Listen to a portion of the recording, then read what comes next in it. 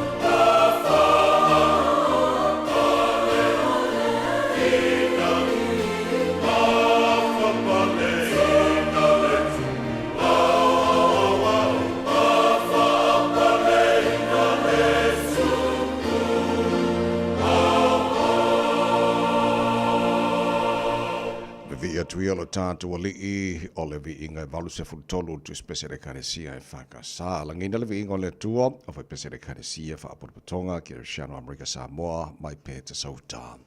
Tu mo re Samoa se lima I wa tolu a mo ta tolu ia le July ono.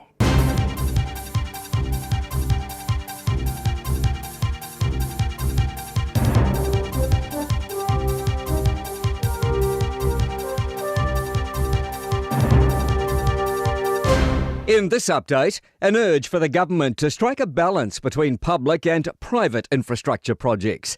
It's pitching changes to the Public Works Act to speed up acquiring land for major projects, include premium payments to private for landowners.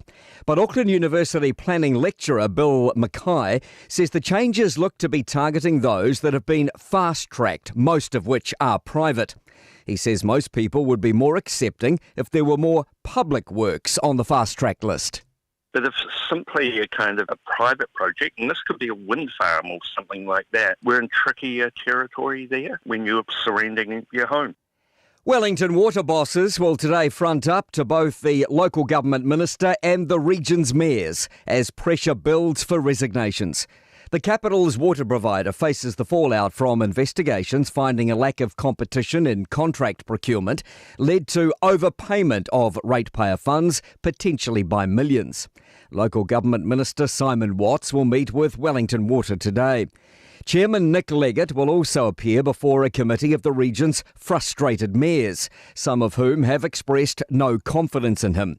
He'll also be grilled about how the Chief Executive of Infrastructure New Zealand is managing a conflict of interest.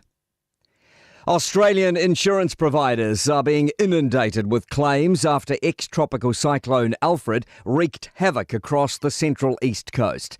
Hundreds of thousands of residents are still without power in southeast Queensland and northern New South Wales, with flood warnings still in some areas.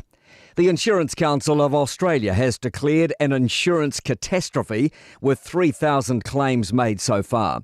Suncorp's Customer Insurance Chief Executive Lisa Harrison told Sky News that number will rise. As power is restored, people return to their homes, and also we are very mindful of the intense rainfall and winds that continue in Brisbane and the Northern Rivers region. Produce is bucking the trend of supermarket price increases. Latest Infometrics foodstuff data shows supplier costs increased 1.8% in the year to February.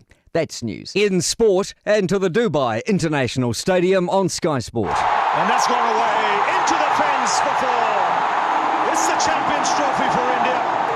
And it's another ICC tournament going their way. They played like champions.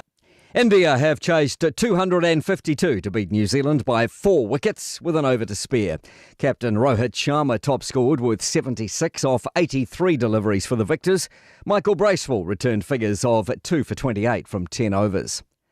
Melbourne have maintained their 22-season Round 1 winning record under coach Craig Bellamy with a 56-18 defeat of Parramatta to open the NRL League season.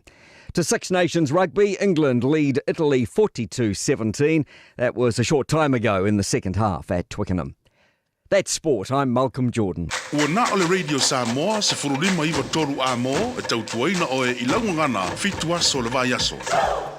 Ele sofa mo malolo tanto di falo yu suki riso mo mono fatalofa mo fa felai mo fa tu limo fo I le le lava mo fa alo sa mo le tu pele le pa ia mo malo lo fa fonga ngala nei tai fo malo la mo so fu mo wi pa malo fo le tu ia le folau mo mo nei tai ao na tatu alanga ina vi ingo le tatu tua wa lona lava lofa o tatu o dia le nei tai ao le aso fo o le aso fai le tua tatu te ori matatu fie iai pa patia langa le lei o le tatu matai siri langi wa lona lofa le o tatu pi o ai mo fili tu petoi lona lofa mo lona anga le lei ina o mon mo lo to si fo mo mato malosi o tatu si fa e manu e mala nei tai ao e fo ye pe o le vi inga ia te ia e le te tunga sa o le tia me uma le fa unga nava yaso te le pokalame ma la singa fo sa fengai ma le tunu le ngate le o taimi ma futa ia inga kalesia ave le vi inga le tua ma tele pe ona la vi tau te mai le tua tatu fo longo le yaso a tatu fo lau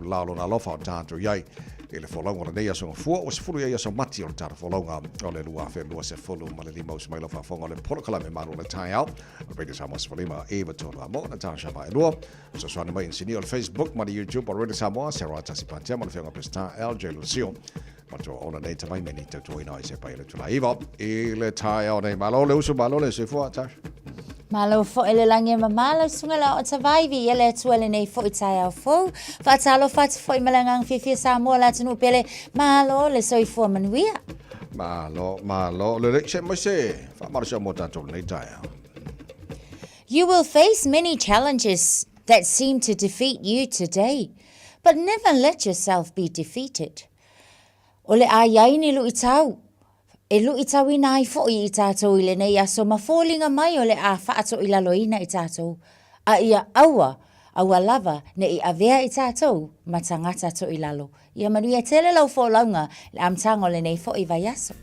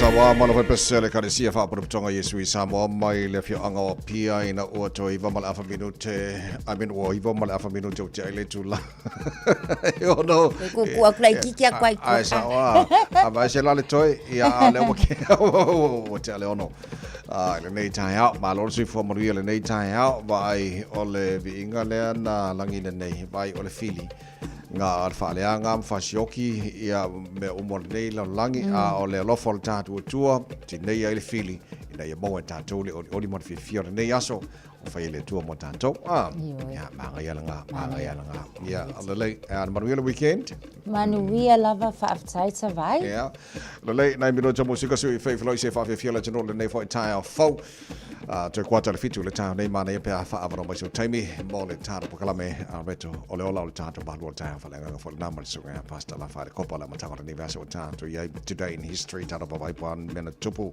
la so sfuro mati le telo to sanga ba vai a le taina il fitu le tai nei fa pongo telefo le ngara ko tani pe taro fitu tanto pokala me matala na o nei fo tai up tanto sia sino wala matanga le tai up Talo fa foi apta vale nei taimi o tai au malo lava le usu ia o lunga o tato wala tele ile nei taimi o le na o lo ofile mu fo lunga le tele le taimi le nei mai ta watu ia ele o ia lava fo se vaenga wanga e mai o le nei tai au o lo to ofia ma li pe tato le is fa lava tau ta vale le o ia fo ini poloka e ono lapta ia tato le nei taimi o tai au tau lava o le ia tau ina ia manuia tele le usu ia tu o le mamalu ave ta vale uma ile nei fo i tai au mafuta mai pea fa fonga mai ile manual tai le radio Samoa fa pena fo i ia ona lipu tiatu ni se vai ngai lunga la tele nei tai au molo o tau mamalu ia ina o tau la mai le taimi se fulu tasi minute se ai le tulai ono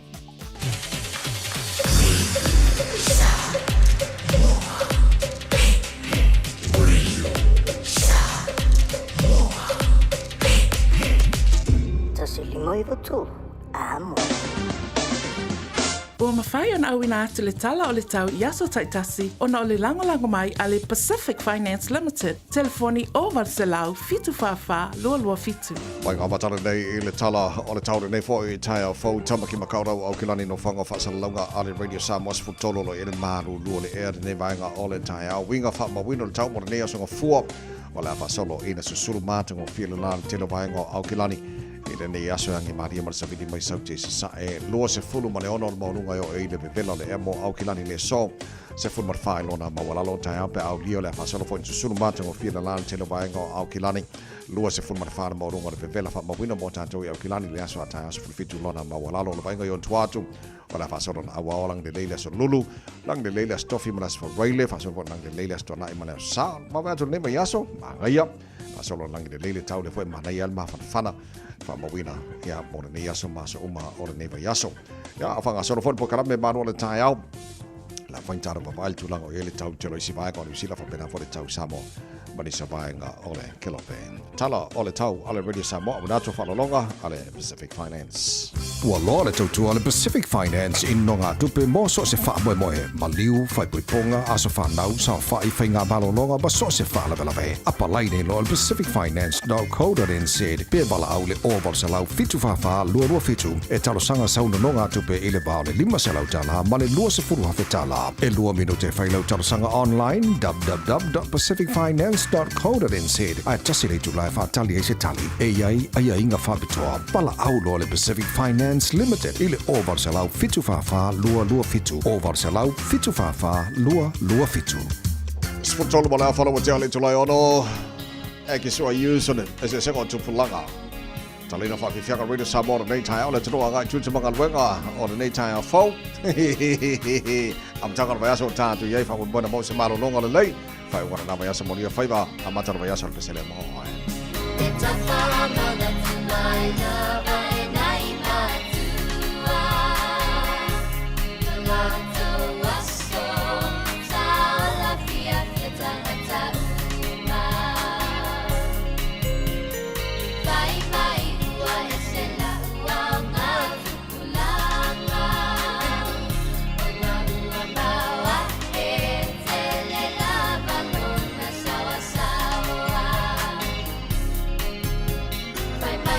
Sola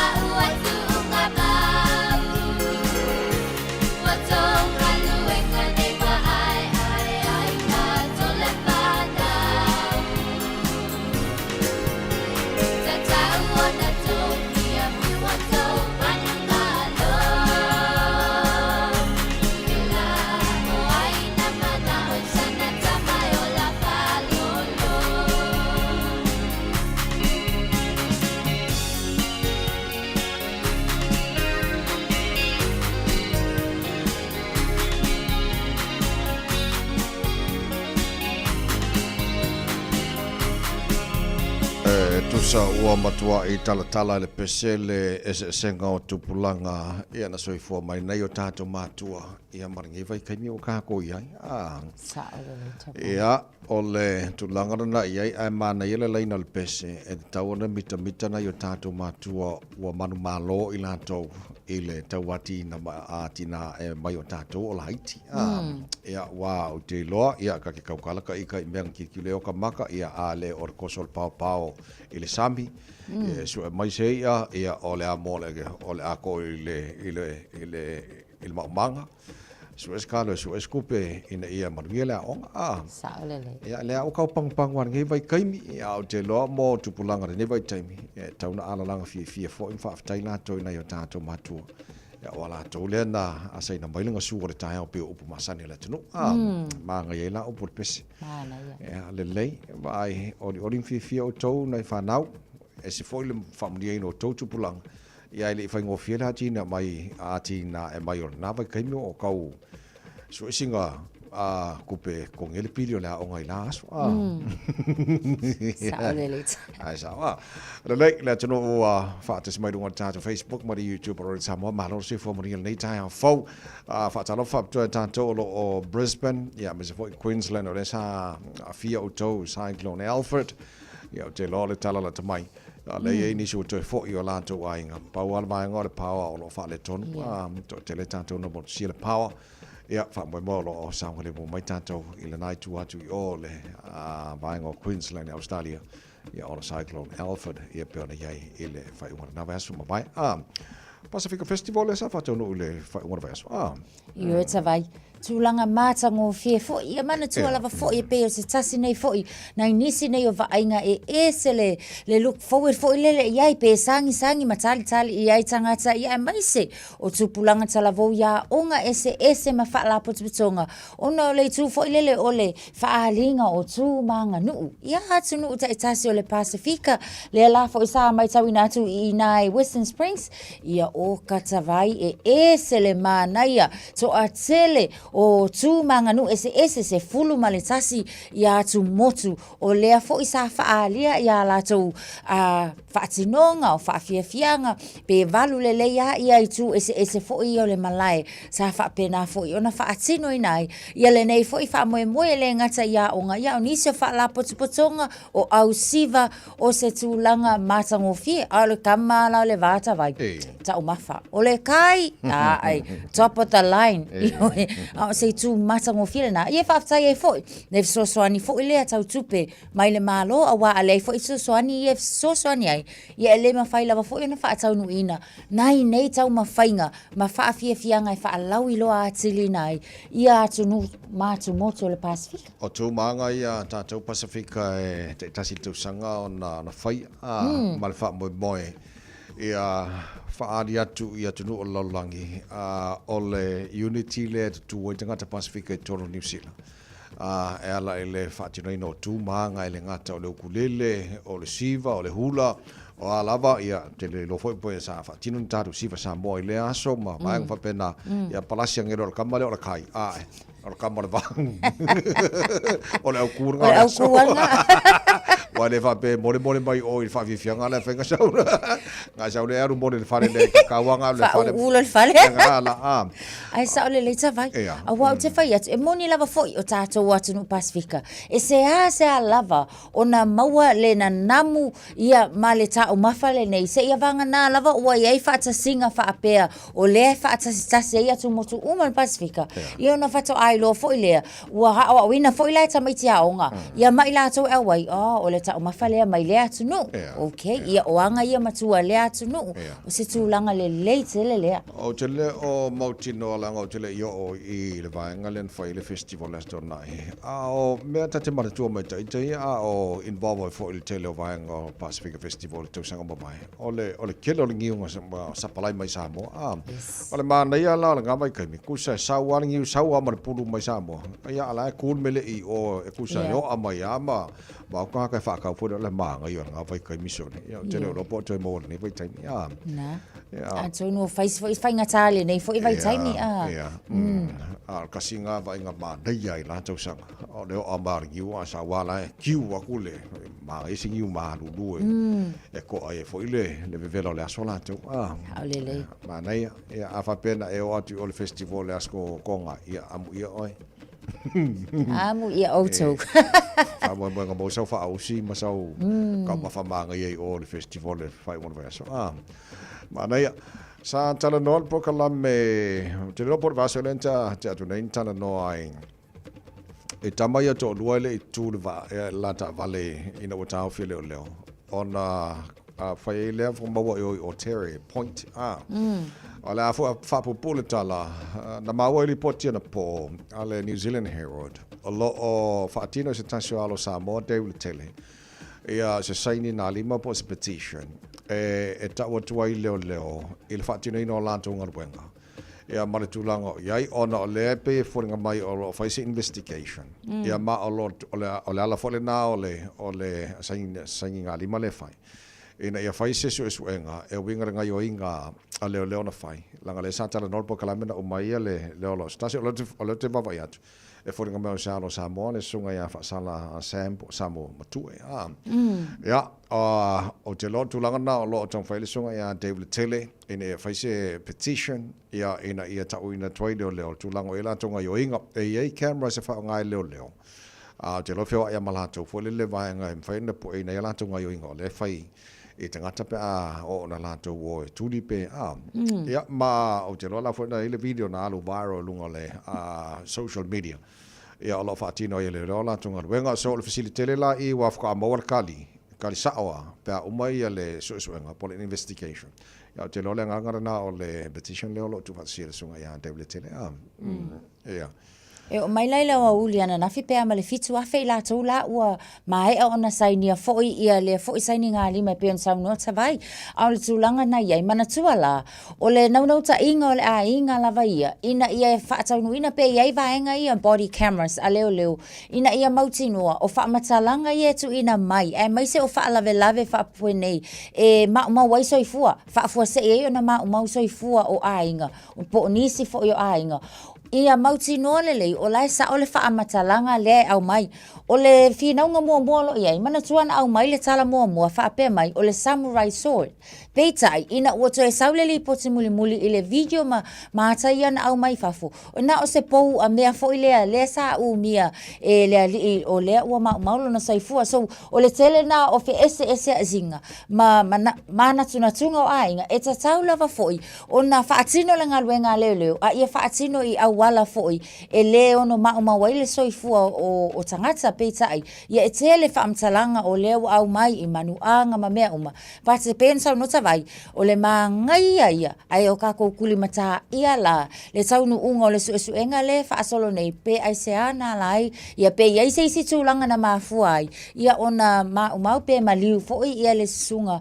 ia Sam o le o tala no ina time nei ai o le sa ua foi o le faia o cameras a leo lava ia ina ia mautinoa o lo sa o foi fa amtalanga ia au ina mai mo le malu o le tunu so fa masia tulenga ngole tua e nei matua wo mai masani so nga fa sala Sam matue ya pe ona yele na fa level na va so mai atu o Terry Point le tua moderator somos volima vitola mo no lo so fitu wala fo tele nei le tulai ono fa fi fianga o tai au mai le tanti ana band o fa fonga de maru o tai already somos volima vitola mo na mtanga nei va yaso Asa ko fora lewa se furu ia so matio tara follow o lua fe lua se follow ma le lima ma lo follow mo ria le tino fa mo mai la weekend.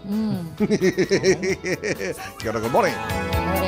Lucio le fa a fofonga se I fai o la utala e winga I le nuu ma le nei o langa e kumea uma o le o langa I le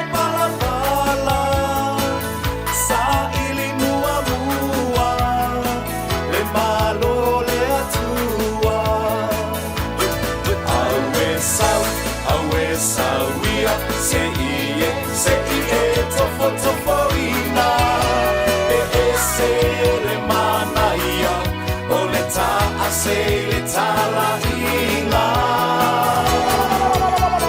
te umea uma fa angalo fo I lo ainga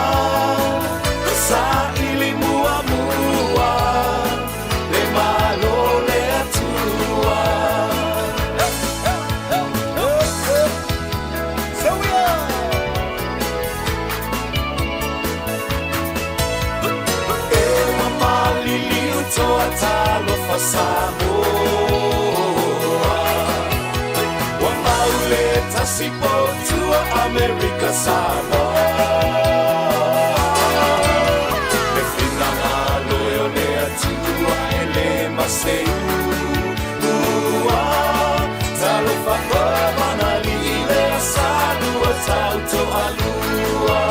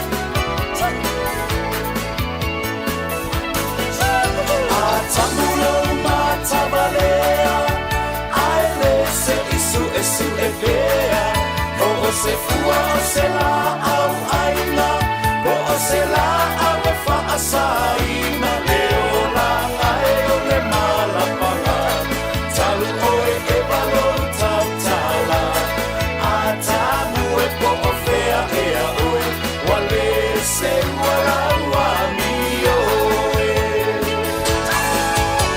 O le whawhine lea o e wa ua malai ai o le lalalangi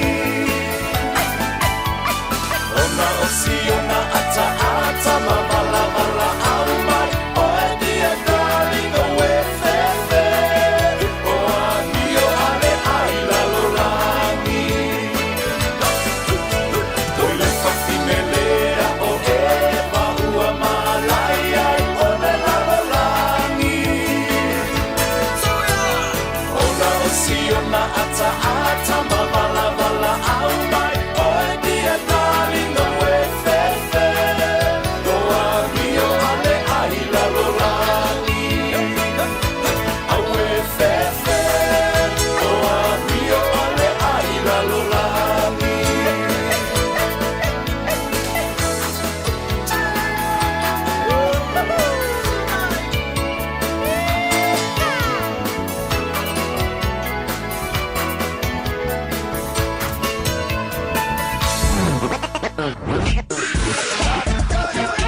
Malo soy fua, ol si fufonga Samoa, Radio Samoa, tasilima iwatolu amo. Se kia Radio Samoa. At ASB Polyfest, experience passion, power, connection, legacy, and culture like you've never seen. ASB Polyfest, April 2nd to 5th, celebrating 50 years.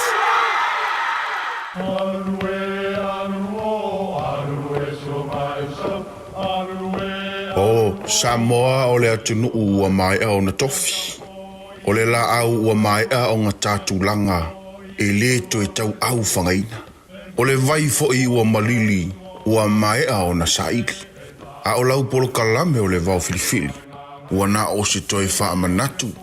Ua na o se toi whangu whangu i au anga nuu Samoa. Mau upu ta oto, mau upu tu. E ala lea i ala ngā upu ma muanga ngana, ma le vau ngana. A wane i emisia le tātou polo kalame. I afi o aso lua ta itasi le itu la e valu i lunga o le Radio Samoa. Ia manu ia tele, lau mai moanga, ma lau whaasaunga Samoa. So lua se follow male fitu minuto lo tora tale le tu live fitu le polo kalame manu le tā Radio Samoa se folima e wa toru a mo o mai Alan Pacifica Festival i le whai ungara namba yaso. Ya le la te pena mai tia onga mole Polyfest. Ya pena fa fonga fa sis langa le na tu nei. Ya le amata le amata kon masina fo. Rila e o pisi anga ka mai ki da onga la ko siva. Ka si o pisi da onga siva fai mea onga. Ya lo mar maru so ko mai ki ile onga siva ele se kai me fai mea onga. Alo fa tai to telepa anga sunga ile to mai loli mesepa sala Jenny. Good morning. Malo fa tai fa se mal nei tai out. Ka fa susta final Max susta uso kalo fai o mai sabo ala South Islanders le sabo ya mal to tele fa wina Tanielo bau Ipolito malo la se fo mari mal tele pa anga fa se mal nei tai out tele sa no po kala me ile mala malamba le leo tanto tanga ta fainga luenga lawa ya ta tau ile va oe male a compagnia lo enga lue ai o le tala na mau le porkala me na po atu se mali poti ale New Zealand Herald e ile tama e fainga luenga le fato anga na tuli ele pule le fato anga ale fai Christmas ngo fai kauma mal momo le loto fo le kaiminga kuli ai ya ostamba elon to luai malana fana fo le a fuala le kai markisi masol tai mesini mana bi ali seleni tele fa le tonu sa fe ngai mai so la fa pul tala good news na finau ya le te baba ya tua tu sai mari potia tasha ya te lo ke deskupelenga wo fa tu ina le ngadi le ngan fa kwang e ko kong ya ngai langa desa alfina o tamale le mafu anga na le ona le io e vai solo se fulu a fetala le tupe atua le wa fa tu ina le ngali la le na e la te tongia mai il vainga le nai Palmerston North Share Milkers le tulang fo le vainga le fatu anga fo ile mo povi so e tele fo ia luenga me fai na fatu nuina pa o tua inga sa fai mo si tama le ia e fai lava fo si te le o tua inga e afiai fa pe wa afiai ia le ola fo yo o manu e mai se lava le tule nei o povi ia inga yo inga sa fai sama pe ta yo le tule le ai ile Employment Relations Authority o le sala tu sa ilia fo ia le fa maoninga o nei fo i tu ua inga sa whapmenau na whaia e winga i se tama lea peitai. E le ai se whaamaoninga, e le i ai fo i se whaamaoninga o se suenga. So o lea ia te tau fo i lale na a i tātou i e ngā lulue. Pe a whapea sak mai ma kukuli kā kou e au noa ma se whaia o ni whonotanga ina ia to e tau ma whaia whaatala noa. Wa o leisi tule na, e ngā o ngā kuli a sak kuli loa. Ai au noa ma se whaia o ni tūlanga fo i e ma whaia o na whaia ni whaatala noanga. Ina ia maua se malilienga i tue lua, so te lela o tātou ai ata tau, e tātou te complain ai pe whaia fo in tātou, mau tātou sa ilif so soani mō tātou lava, ai o le tūlanga le nata vai, e le i wha maongia, so o le isi la, o le lawa la tutongia le se fulu afe ia iwa se lau valu sumal fa mo tutongi uma ia le i tutongi ina talu ona fa amutaina le ngaluenga se fulu valu afe mo le tulanga fo ilele o le tau va aina ia male afia o langona o le nei fo i tangata ia e mai se fo ila ia o le isi se fulu tasi afe o i afe se lau iwa su wono tala ia mo nisi fo i o tau o mea na fa le au ngā ina pe na whaalanga ina. Ia ile nei taimi atoa o malolo ai sia tangata whainga luenga. So whaftai, o le lala ua tūlanga mai i se tau i le lei. Fua tola so sufito te sema o le lua felo suma le lua o le ana tule tamale malanga luenga. Male na taimi atoa ia peona o taua fole le kusa koe vai aso o kisimasi a ke mankuala o le kisimasi e mga mia ka konse lengi ona faisi to lua faisi la whanau nga mai kaimi so I think ole mea na ia whaia le baro mai kupe mai ngai a inga mga iwo ia se kau whaia koe kaimi le o kuri a la e mga mia kupe mo siona a inga ia ole tau ila le na Fatonu la lunga li ia ngal fa malea ina ia ko kongila le fa ngol tupel na ia ese mai ngai lo isi fo ia fi so la e kongela na ia so ole aunga male autu le tala ia o oil tanga ma tanga te fainga luenga ia lo le lei ia la waya te tau ia mau rights ile va o mal employer mar company ia one e kurilo e aru e kangi kangi vale solo ai Ai le fai me kaunga fai. Sa ole le sa mai. Ole sa ili fo ile le matala noa. Fe soani ina ia mauti noa. E ia lava isi o lava fo ile si la fia. La tau te ta ia laina oe fa pia vai. Ole vaenga konga le kaunga e alu e ave ia lau kalo sanga lea ia ma fa upu a fa pia fo if soani ia le la fa upu akule kusilenga e alu le ave o pe ta tau te o fo ole tulanga le leile na le ngo ta tau e ia lava tai me tau te mo mi ile soani. Ia e sa o sa vai ke uka ko ka ko fkangi sim ka ko la lafi. Ia ele sa ile soani.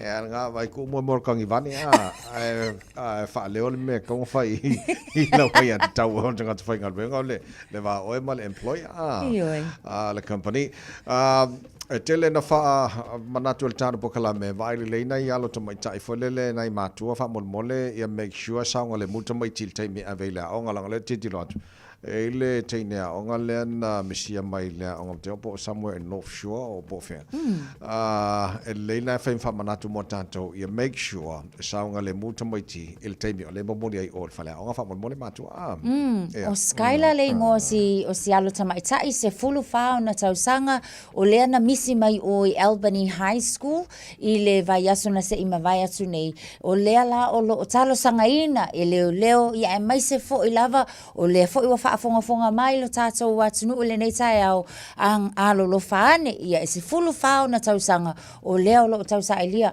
o le ti ngā lofa o le matua ina ia mauti noa po o saunga le mu po o whapei wa o lenga momoli le tai au tu sai fo il whaamtalanga siontina o lea na ia momoli le teine le tai au I luma ia ku le lei o le whale aonga ia ai pea o le te o le valu le tai au le na misi mai ai ma o le aonga so tūlanga fo I e whaamanat fo I mo tātou e mai se fo I alo mafana u fa mole ngofo le leito tonu le fale a onga ina ia mauti noa o le tau saunga le mu lava ia fa pena na fa mua so o tato nu mela la ia o le fo wa au mai le taimi le nei sau lava ona lipoti ai ia vili le tasi o lima ia ili poki ai nisi o whaalave lave ia mali reference number la o le lua lima o tolu o ono ia iwa fa lima numera na mo tātou pe afa pe maua sina whaamtalanga ia ona whaafso taila numera na va jona tasha na drop el tina tene lea ele to dos fuli male iwa le tai au ele onga ai li potia le to se fulu le iwa no inga pe ma los fuli ma minuto mal termina drop ia lo tina le na tu poi le vaenga le te le mo tino po la le vaenga po ia se ki pe ma vai so swenga de no fai ia os fam natu ta wa tele na mo ta to ma to make sure ta to te me drop poi to mai ti la onga mo ti no saunga de mula to ma se la vanai alo teine fam mo le to ia saunga de mula to to po le samo sfuli mai to la mo to se fulu valu e le fitu mai ni so fa vi fianga ta so e mo le se ta to li poti mai lunga wala na so no le mal ta ma lo ta fa le nganga a reto lo la mai pasta la fa le copa la matanga o le nei vai so le va via tau sai fuga ola yo ai ala usu ita ile fai ba o ma fa olo popole ne ite I wale taula taulu wale upu wale au le ina ilau awe se I fai mai sau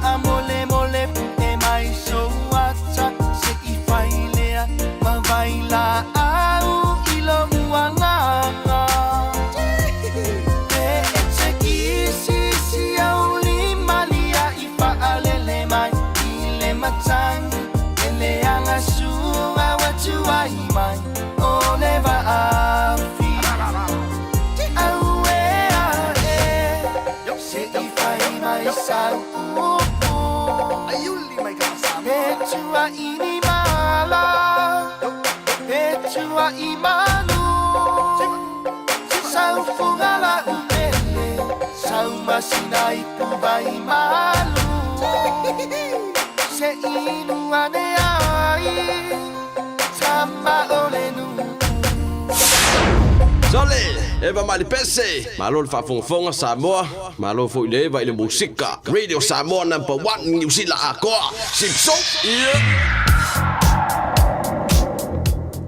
O yese whaalawalawa tau Ta'avale, George Bond Memorial Drive on State Highway Luasefulu, City Bound Lane la o le nā olo o Taofia nisi fo o lanes I le taimi le nei, a southbound, I o lo maita watu o le nā lava o lo matala pia ia ala nā po o lanes la mō tātou, whaamolmole a Ta'avale ia utangia fo I le nai tu o le ala tele ia ono o le whaalawalawa tau Ta'avale, Kume on State Highway Sumaleono, maita watu ia o le nā fo I ua feo lolo mai le pisi I le nei fo I taimi o le tai au o isi lava fo I vaenga o le ala tele I o le nā lava o lo so longa le lei lava fo I mō tātou ave Ta'avale I le nei taimi o le tai au li poti la tamai le nā mō tātou ave Ta'avale lunga o le ala tele ina ua to e se fulu malfa minute na tālea o le itu la e fitu Talofa, we're the Katinas and you're listening to Radio Samoa on 1593 AM.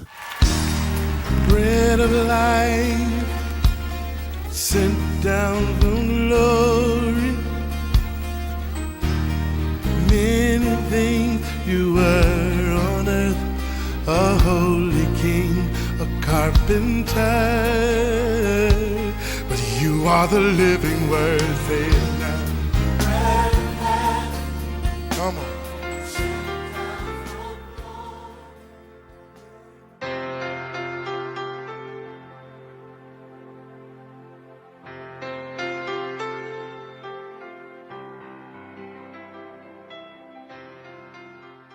O te fia lava e whawhira I tātou atunuu mai tātou polkalame fo le nei o le areto le ola mo oe I le nei aso.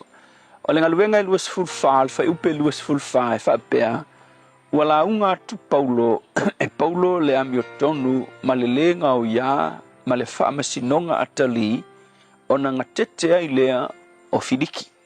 O le upu mo le aso le nei whaalongo manga wai. Whaalongo manga wai. O le tala lea e o le tala e whaitau iai o le teimi foi lea na mo li ai Paulo I lumo le ampasa foi lea Roma I ngoi a Filiki. Ona o le tua inga tangata Israelu wa whatupu vesis ka mo Paulo. Ia ave e loi o I Kaisareia Paulo I lumo le ampasa lea I ngoi a Filiki. Filiki o le taitai Roma ia sa whai masui Roma e tutonu malo Israel. Le la watu Paulo I lumo Filiki. Ia e tali o na molianga. Ia a ke o whai la unga maua malawa no Paulo e la unga tuai le au a le tua I tangata le nei o Filiki o se ofisa mawalunga al malo Roma la unga lo Paulo e vai mata upu na la unga I Paulo na ta ua Paulo na la unga I le mata upu le ta uai le amio tonu a le tua ma le meta o le self control le ngau ia po le amio pulea ma le whaamasinonga atalia le tua o maka upu ia ngala unga I Paulo o maka upu kukua o le mera whai mai ua whaalongo Filiki re ngofo ilono no foa whaalongo I la unga Paulo whai mai o le mewa tupu ua ngatete ia le ambasa leo Roma I le mele po maka upu le la unga I Paulo ua fefe o le mele hapu tupu ua fefe a se lana ingo inga na whai awa eva ai le mea Filiki na whai ua fefe I le la unga Paulo mele o le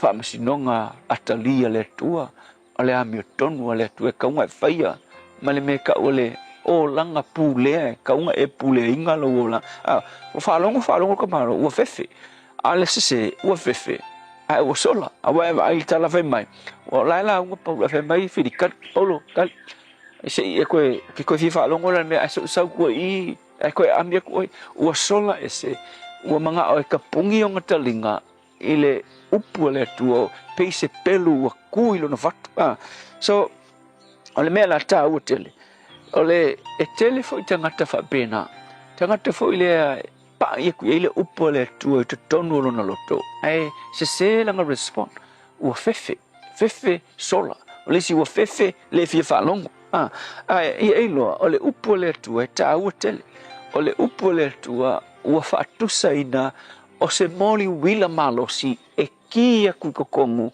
o mea pongisa o le moli wila malosi e ki i le loto o le tangata o le loto pongisa o ilofe mai kara kuspaia o le mea silinga fa o le tangata o longa loko e ki loa o le kuspaia po le upu le atua e ki ai whaalongo i le upu le atua ki whaalongo kua pise mea lai sau faisanga su enga i te tonu i te oe o le malama lama o le upu le atua e ki mai lo loto a e kalia inga e ke manguia o le si vaenga o le upu le atua o whaatu saina o le naifi al fo mai kipikipi o ilo fo mai fo ia tipia ia whaika o konga kipikipi ai ese fula ilo mangava po se tiuma po se me kaunga kipi po ngi maa o le mea fo mai whaika oko oe o nga kipi le ese la sala ese kipi ese le mea lea nga kipi ese le mea ia e whapena le vaenga po le matafa ioia le upu le atua a e whaakanga inga le upu le atua ilo wolanga o langa mea ngai whai e kipi maali ese le upu le atua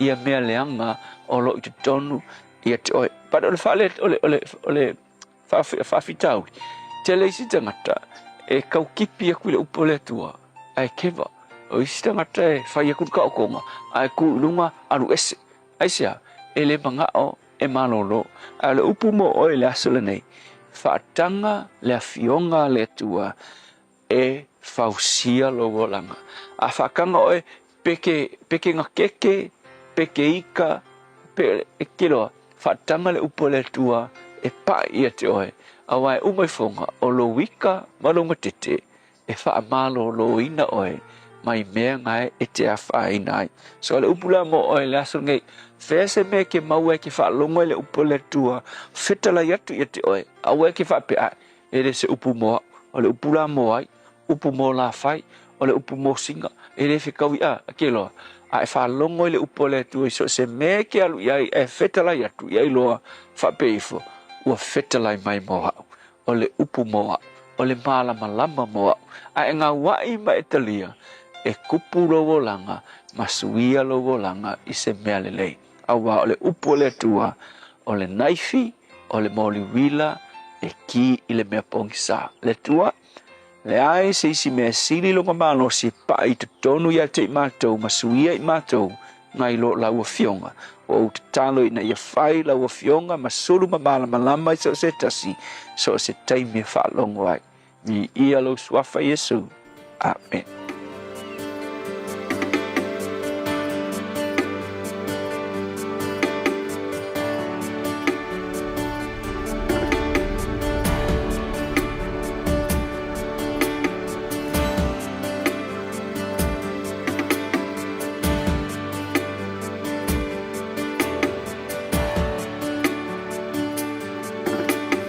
Le atua o e o atua o te tau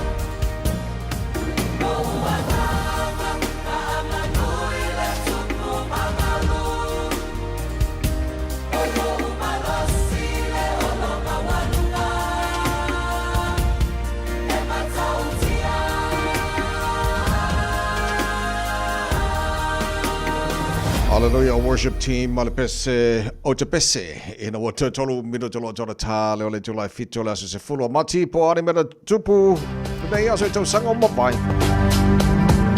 So sanga ta siva fitu tasi le so na fa pena o na fa mauni ai ma fa tu la fo nei ai tu tono le senati le amataina o ila to e palota mai le tau sanga se fulu valu a le tau sanga ta siva fitu se fulu ia o le aso fo ile nei na manu malo ai le au kirikiti mai South Africa ila lato ta alonga ma le va ma au se talia.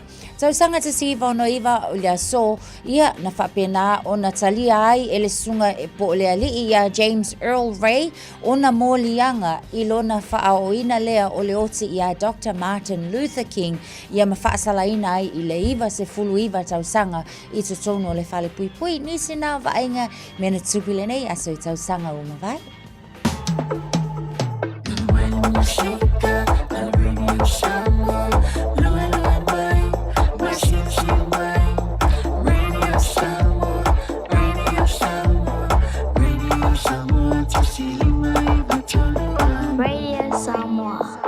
Huge news about Little Chicken. Popeye's all-breast chicken nuggets are finally here. Nuggets the way they used to be. 100% chicken breast, 12-hour marinated, and covered in their signature shattered crunch. Try Popeye's world-famous nuggets today. Love that chicken from Popeyes. Oceania Career Academy, Saudi! Kako hoa, kaule kaua! He whai ama whai! Wāse lumaga i maguia! A whaia sa ili se la asanga fau moe, a waloe te no whai. O le OCA e au tauina ai oe i mtata e sese. Maua visenga fau fale, vali fale, palasa, male soifua maloloina. O le nei avanoa e anga wa ai tangata no whamau masiti seni New Zealand o loo halala i au kilani. Le sitala nei loa i le OCA, i le go.oca.nz/apply, po le vili mai i le o varselau ono lua lua valo fitu tasi. O varselau ono lua lua valo fitu tasi.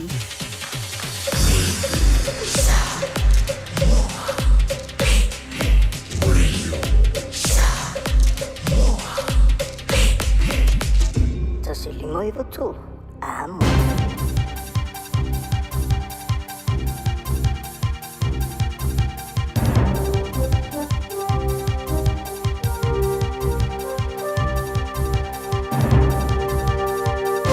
In this update, a fresh warning of more severe weather on Australia's central east coast. A new severe thunderstorm warning has been issued for parts of Ipswich, Logan, Scenic Rim, Sunshine Coast, Brisbane City and Moreton Bay. The Bureau of Meteorology is warning of intense rainfall and very dangerous thunderstorms. Queensland Premier David Crisafulli says hundreds of schools are closed following the damage caused by ex-tropical cyclone Alfred. Where it's safe to do so, schools will reopen, with the exception of the Gold Coast where there remains some significant damage, power loss and issues with transport. A homicide investigation's been launched after the death of a man in the Christchurch suburb of Mariho. Police were called to a property on Innes Road just after 9 last night. Detective Senior Sergeant Tanya Jellyman says a man was located with critical injuries and died at the scene. A scene guard is in place while police work to determine the circumstances around the death. Big changes could be coming to the Public Works Act. The government's proposing an update to speed up acquiring land for major infrastructure projects, including premium payments to private landowners. But landowners would submit objections to relevant authorities like the Minister of Land Information rather than the Environment Court. Infrastructure New Zealand Policy Director Michelle McCormick says it's ancient legislation. It's good to see a fresh look at it and looking how we can improve the process and make sure that we are getting the strategic infrastructure faster that we need. A bump in the number of pregnant people being vaccinated for whooping cough, but a desire for more as the epidemic is set to stretch another 12 to 18 months. More than 1,600 cases have been confirmed since the epidemic was declared just over 3 months ago. Nearly 150 people have been hospitalised and one infant has died. Health New Zealand Medical Officer of Health, Matt Reid, says latest figures show around 60% of pregnant women are having the pertussis jab. It would be great if it was much higher than that, but it is higher than in the 40s and 50s that we had in previous years. That's news. In sport, New Zealand have lost the Champions Trophy cricket final to India by 4 wickets in Dubai. They chased 252 with an over to spare. Matt Henry didn't play with his shoulder injury, and Kane Williamson didn't field after suffering a quadricep strain while batting.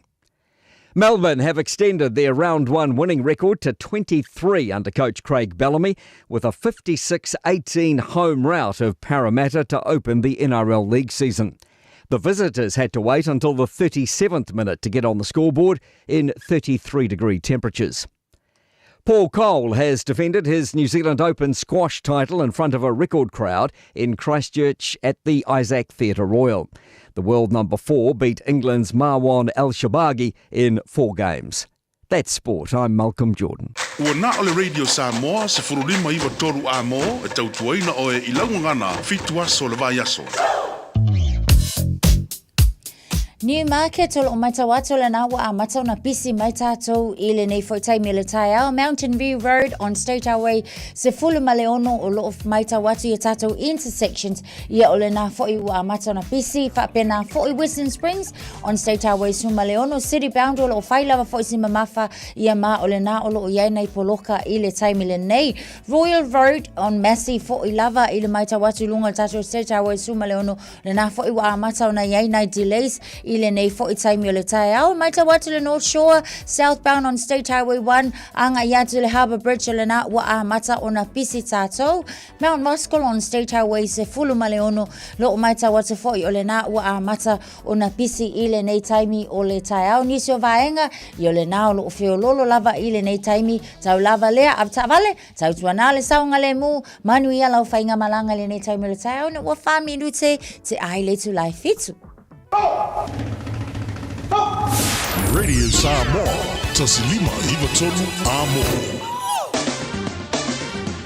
Ua mawhai ona auina atu le tala o le tau Iaso Taitasi ona o le langolango mai a le Pacific Finance Limited. Telefoni o Varselau, fitu whawha, lua fitu. Mano lava se whamaria le nei taimi o le tai au le vainga la tamaile nei I le tala o le tau tātu amata mai Samoa. Wawai atu o lo o whaisi awawa lai titi o le tau I Samoa. Ele nei vai ngora tau o te alfitu I Samoa, te mi tu sa tātou ni usara nei ma Samoa. Oi ngora tau I Samoa, mo le amtanga o vai aso, e te mi langi le ele tau e fuil te mi pa o Waitimu. Ele tele vai ngora Samoa ele so, e ma whaina o le tolu se fulu tasi degree Celsius, mo runga le pevelo le Samoa le so, lua se fulu maleono. I lona mawalalo, ia, o le fo e mawale tātou fusata inga Samoa, na minute, ma le sui roi Samoa pia, le whianga ngan mana tu mana bao, tanga vai, tipi o tanga vai. Ona maua e fo leo le atoanga o tulanga o ele tau I nei tai au, ele ngā te leo wha maunga fo e lawa I tau mona nei vai aso atoa. Se mai le talo le tau New Zealand nei, te lo vaenga o New Zealand e le motu I saute, good morning. Pa anga le maru o le tai au, so se vaenga le motu I saute, luas fulfitu morunga le pevela o le ea Alexandra. Ora sulumatango o fia le la, fa solo I le luas fultolu, morunga le pevela o le ea Blenheim, langi le leifo le tau, awawa I Nisio Taimi. Wawai atu I Nisio Vaenga I Inmega Angola langi le leifo le tau sifulu I maulunga le malu o le ea. Fasolo langi le leili tau I Kaikoura, langi le leifo I Nelson, Omaru langi le leifo le tau, mana I sura le la I Queenstown, luas futolu ia le maulunga o le bevela whamawina le so, langi le leifo I Timaru, mabena fo I Wanaka, Dunedin, langi le leifo le tau luas fulu maulunga le mawhanawhana, ma le aio fungala au le aio Kariso Karastete. Good morning. Malo se fo maria langi le leile tau e whasolo na awawa I Nisio Taimi luas fulu. Maurunga le mawhanawhana whamawina o le ea. Ia mokala estete le so. Motu matu. Mana ia langi le leile o le tau. Pitola venunga le motu matu I Kaitaia. Luas suma lima o le maurunga nai o I le vevela whamawina mo le pitola venunga o New Zealand. I le la mua Wellingtone whatara whātui pa angal tara pakalame malo lavar se fo manuia le a whasolo langi le leile tau mo o tau. Angi mari marsawini mai saute whasolo nangi mai matu. Ini so taimi o le whiawhia na nei luas futasi mo lunga na mawhana whamawina mo Wellingtone le so. Whasolo langi le leili tau I whanganui, langi le lei tau ranga, langi le lei tau po. Whasolo ina langi le lei fo I tau maranui, hauroto rua langi le leili tau, maraia langi le lei o Paraparaumu, langi le lei Palmerston North, New Plymouth, langi le leili tau, Napier. Whasolo na awa oa pa unai wanga I Nisio Taimi. Whasolo fo ina awa oa. Langi le leile tau Masterton, te rawaenga o Hastings, la awaoa pa o timu Nisio Taimi, whasolo fo ina awaoa pa o timu te rawaenga o Gisborne, whasolo langi le leile tau Kirikiri Doa Hamiltone, ma losi fo maria nei tai aluas furuono, le maulunga le pevela le ea mo kiri roa ine so tama ki makaura wa kilani no fanga fasalonga radio Samoa sfutolu o le malu lu le vainga o le taia wa vai atu sole ko le ama singa mala malama o ka waka mai fafori nga le valu ulo la ka pono ko nga mala malama se ioti of ale ba pongsa lava ya le late wing o le tau mo le so o le asu sulu mata o fiele la te le vainga o kilani a lo sumo le ono marunga le pevela fa mo wina mo au ke lani le so tai au pe au dia la langi le leifo le tau fa so la langi le leifo le aso lulu langi le le stofias forelias to nai mala sa le va ya so va ya tu fa mo mo la vai tau la matele la van langi le tau le foi ma le ma fa fa mo ina mo tatu au ke lani ya tatu ye le masina mati o le masina ya lo ye le vai time le autumn ya wangatu ile marulu ka si ye fa pe ha maki a ko sa ma pirila o ka fe le mse kai ngamea Walu tele tu la fitu la ngala tamale na le talo le tau nei table tai. Wa lo le tautu le Pacific Finance in nonga tupe mo so se fa mo moe maliu fai ponga aso fa nau sa fa I fainga balo longa ba so se fa la vela ve. Apa lai nei lo pacificfinance.co.nz pe bala au le oval se lau fitu fa lo fitu e talo sanga sa nonga tupe ile ba le lima se lau tala ma le lo se furu ha fetala. E lo minute fai lau talo sanga online www.pacificfinance.co.nz. Ai tasile tu la fa tali tali ai inga fabitoa pala au lo le Pacific Finance Limited ile oval salau fitu fa lua fitu oval salau fitu fa lua fitu. E pala mo tele tolai fitu le por kala be malo le tai on radio sa mo se furu lima I betolo a mola matanga nei vaso tanto ye fa malo si mai ngar wenga matal ba yaso se fa kuku ka yo la so fu o le fa kuku ka yo mengi o so fu o le mena mana ye mena public holiday pa ula so fu wa manga ye mi ya ka ko malo long fo ile ya le salong weekend la sia ka ko mi fa mon mon fa malo si mai fa ina ni si le final and final time e Dubai ma in kia ole championship ICC champion of cricket ni ko sang sort ka feri ya pe fa e tong fanga sato a ya nei ko nga malolo ye ka ki fi ye le malolo em ko fi nga wa ko mbanga ya wa le pe nga le fa ya weekend se nga malo ya ai ko ki kia le mo wa ka ro fa ya ku luang yu sila ai malo ya intia malo le tato talonga sa fanga solo fa ngor va yaso te loi talonga super rugby le na fa Io e vai. Mana ia fo ile tau unga na talon nga ia mai sela fo ina I awolo ta aloi fo. Ia ma awa vainga fo nga la nga ia la ko au. Ia la vainga fo nga le. Ia. Mai tau atula mana ia fo ia pela ole talonga ole fo sa pe sa tuli mata ia lava ele malo ole atunu ai mai se tato uma. Ia ole talonga le sa ta alo ele tato le hurricanes. La ngol talonga le ele ngatala ina o fa long fo ile tala a o lunga fo ila to ia o ala leo fa sala lau fo e fa Britania ai pisa o lava fo itala ile ta alonga le vale hurricanes male mona Pacifica e ai valo anga sa fa e fo ila to na ye yo la to fa alinga manatu ia ai manatu la fa ko ai lo ilo aka mai lunga malai yo o ta to ia e moni lava e ta to se fa ia ta to a tal no ia ai au lunga lava le malai e lo ila le aulo le la ma to ma na ia tele ta alonga le ta vai o le ulu ai man malo le alta tau au moana Pacifica ile vai asun se ma vai asun po le weekend na ma vai atu lea fasa fula la tau ai ile tolsu ta se hurricanes ma ngai ai ata vai ma ngai mo ia di male au le moana o pe alo malo mo le ka ko moana Pacifica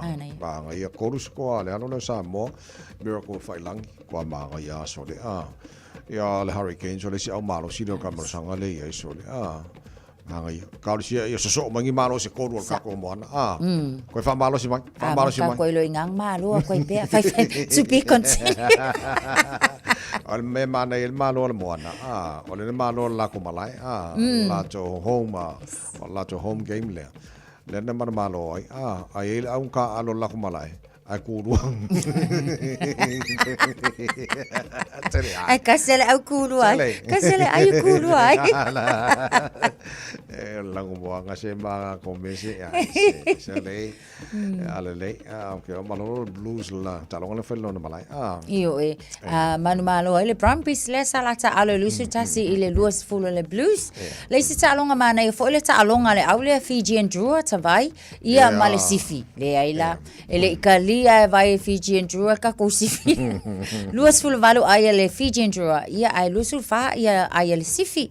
Le se talonga Waratahs and Force dolusu fa Waratahs as a full le Force Crusaders and Reds ia mata watu fai fo sima mau Crusaders tavai fast food tolu ai ile se full wi vale Reds. Ja, so tato Super Rugby na fai ungar vai aso ana fa ngaso po chama sanga le NRL ia chama sanga liki fo ile ia le ka ke open ka le Warriors pe.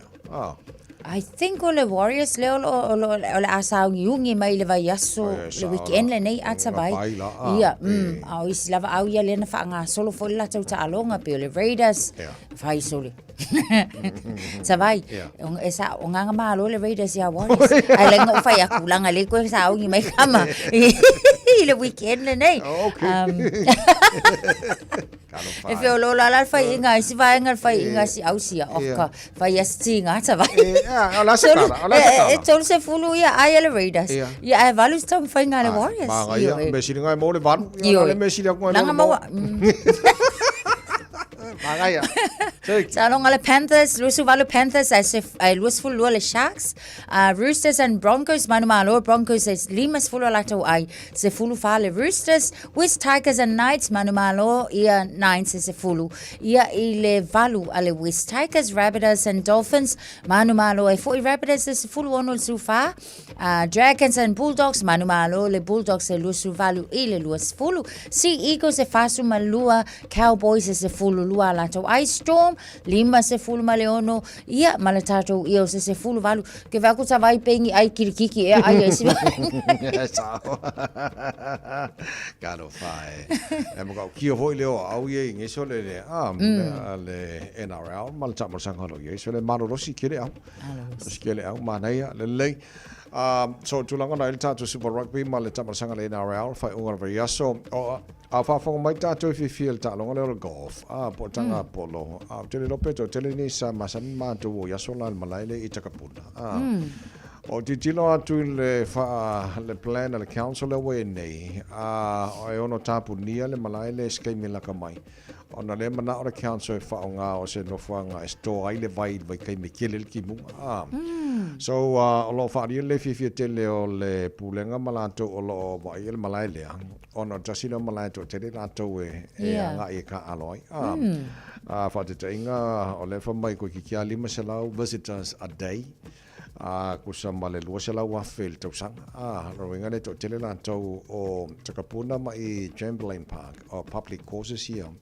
to no ki lani so le plan na le council le nei fa tu per malo mal council it's either fa afan malai Liverpool Paul fa ngal malai atu vai nga to le malai fa nga o se no fa nga fa ile vai nga sto ai le timu le vai o ka sile vai nga fa de kongo ka ko yo kirangi fo le al mana wi o swa vai ta sila le vai nga le ti lo nga ile kan se fa nga ya be se vai nga ba sa kai mi ke le ki mu nga ye sto mo le vai il tu langa le so le mo ti no la temi nei pe o ma kwa ka pungi a ko uma ia pe fa nga le vai nga afa nga le 9 hole ia fa nga le si afa mo le plan al maloli ni le fi Stephen Dowd Dowd ole vai nga le takapuna golf course va mai al malai sa ka aloi li dia ko ia sa la ko fo ia le Ryan Fox fa ia langa practice o vai la ko driving range ia to telefoni ni si lo le golf na ta aloi o ia la plan al cancel o ka lo fai ia lele so se ikilo akiri mo mas fai un council ela ba ko mo la ko fi de ka no ka no fai ia lele o nga le loi marmarua le se fu no mala fala o chale chula fichul to mo de sama solima i tolo mo fa ponga bata le vai asal pakala me think a minute da mai fa fanga mai as well da le tanga mo felicity samba o se na o fui bata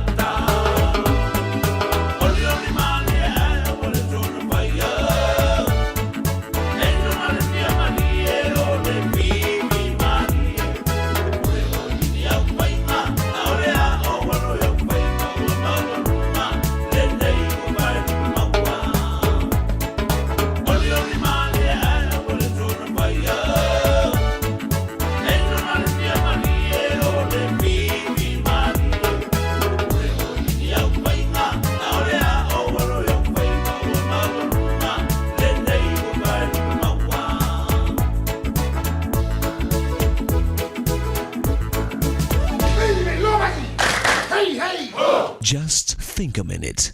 It could change everything.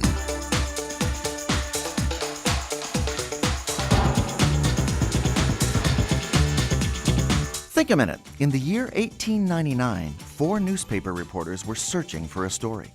They each worked for a different newspaper in the city of Denver, Colorado, but by chance ended up together one Saturday evening. All 4 of them were desperately needing a story to publish the next morning in their Sunday newspapers.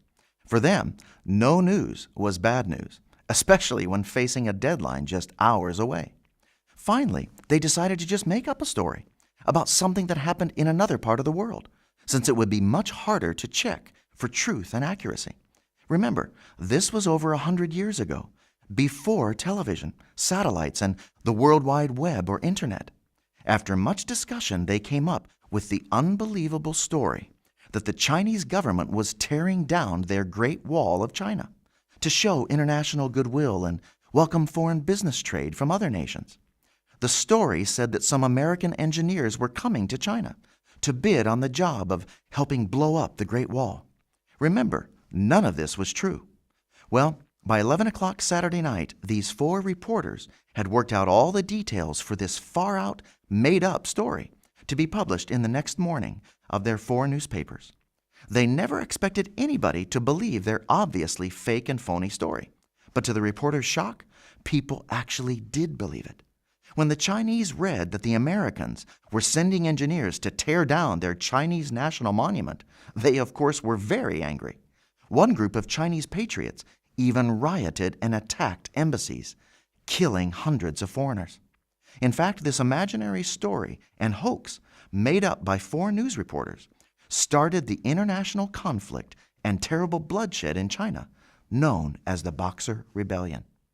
You see, the power of our words can be used for great good or great pain. Even what we think are just small jokes, gossip, or white lies can badly hurt, even destroy people. So won't you ask Jesus to help you control what you say before you start a war of words that hurts your family or friends? Just think a minute. If you'd like a free CD of our top 40 programs, write to us on the internet at www.thinkaminute.com and catch us tomorrow at this same time when we stop and think a minute. Talofa Samoa o Jerome Gray le nei. Pe o e ti e lau ta vale po e whaafonga mai ilo maota. Ia tu pele ni lo lau le tio le 15 a mo. Radio Samoa numera tasi i New Zealand. Lo sumal tolu lo challenge live fetu na Natasha fatas mai le fianga le alo le Serial Radio Samoa i pia. Ngal mana tu mra ba o tanga vai tipi tanga vai taru tatal no foi falo tele ni se vai ngomelo tupu i Samoa. Ia le ngata leo le talo le tau ia malanta penang fo e wan fa fonga le tino e talo talo ma Samoa pe talo va. Fatalo fatu fo i le vi ingo le tuale nei tai au lawa fionga ngal malamana fa aftai le na fo i mo lo soi fo tato mo tato feilo ingal nei tai au ma lo soi fo manuia. Ia se fo manuia ia te sala fa pele sunga te vai. Ala se fo. Aftai ho o le tato feilai. Pa lo watu ia na lava e se lua malo lo si le fo. Sala le ya. Ala ya se ku perkanga ko anga usu. Tato amata fa mole ngal mana ole ma wa sa tu langa fa le tonu tau Samoa. Mal fa ngora bayaso. Fa mole. Ia sa le te vai. Sa le ya le winga tau me le sprayed so mai ai le stonai. Ai pila o le po le stonai fa solo mai na. Ia le la sa ia ta vidingo matangi sa fiel tato. Ai pila na mo to poru le na ma lo sia ia le matangi. Fa solo mai ai le pia fiel na fim sa poste me le lua.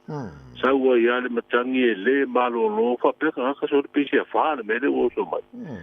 Ia wa tele mala au pa u o le tau langa ia mo ko ma ko kiwa i le tau langa ila au pa u o wa e le tise po mo li mo tu langa fa pe na sa na lu ia le malo lo le fia le sama na po ia le ofisa vo io le sua vai o le vai no fo io le tine mum fa le fa ku sei ma no si tau el tise ono le tele o vai no fo ina fa le tonu ino ai disi o wala o tafe ma vai tafe le fa ina fe o ita vale no fo fo ina ye mo me vai no fo ina e so po ie le vai ono o mo tu tafe la le la pin to a mai polite o se furu fa so mai suta si na po to ai le sabit le la o mai le ta ne o le to o le se tim ai o lo ye pe la pta inga o le tau mo le ta tu su o le fu la o fa lo mai tanga lo nga o ngama nganu o ta puria u ma o nga le tunu u le so le nga to o nga le malo wow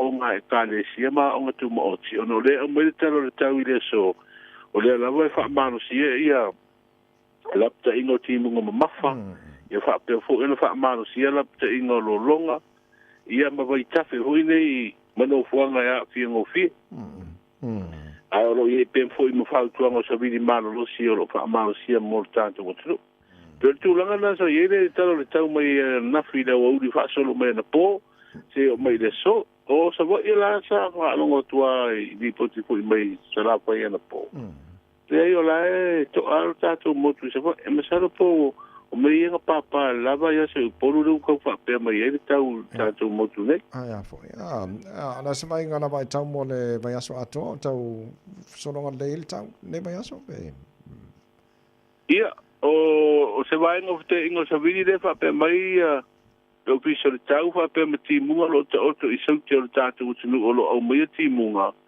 ia fa pe wila ma fa tidi lo a fi ai sa mo inicio tebi o poru ai ma sa va ile soe ta pe solo timu de mafa ai pu e fa pe wila ma fa tidi ma fa ta usa bi inicio tebi a o tu langa na lo o pa marsia la te ingo timu ma mafa ia fa marsia pe foi ia la te ingo lo longa ia ma tu langa foi fa pe na lo fa marsia ia vai te fe uma i ta fenga io no tu langa na wingo le tau tar si wa le ai fa solo tu pe ale wa e se atu le mtangi le sa fiel tatu butunu okay ma lo fa te tele tatu tala no lua la fo le fa tu tuaina te ingal tama te palmia le pasi mana la fo lo no ingala tu ma wal fa tu tuaina palmia man ka peneta mol fa fo ina malo le fo ila fo lua mo la vse ina fo fete lai mai le mota mai le fo le mota ele pasi fo em fa fa lo tele ne ba fa mo le ila le se no la fo ia o la fo le fa tu tuaina o le ana tali al fong fitalai au mai tono le mauta matala no ai foi el palo te tau wala au sa ili ele lu mela fusia na te ena umala foi e lua le si le fie le tino o la fola e lua na o mai ele malo i le stofi ma das Friday ina ia faase ese ai pe fa mutai ia le tofinga al fong fitalai mai de tau beina le sui foi pule o pasal le anga numela tolu ia ma le sui fong fitalai mai le sui foi pule le o ainga tai ele itali el fong fitalai ma fu ang fo na le o tulanga ia sa tula mai le tawal manga le parlemene de stopi ma des correde na tele ia le anga fa mutai a fu manga ruanga al fono ele i fa ia senga ruanga ale la wa tolo po nei se isia so wa le la wa o tulanga fo nei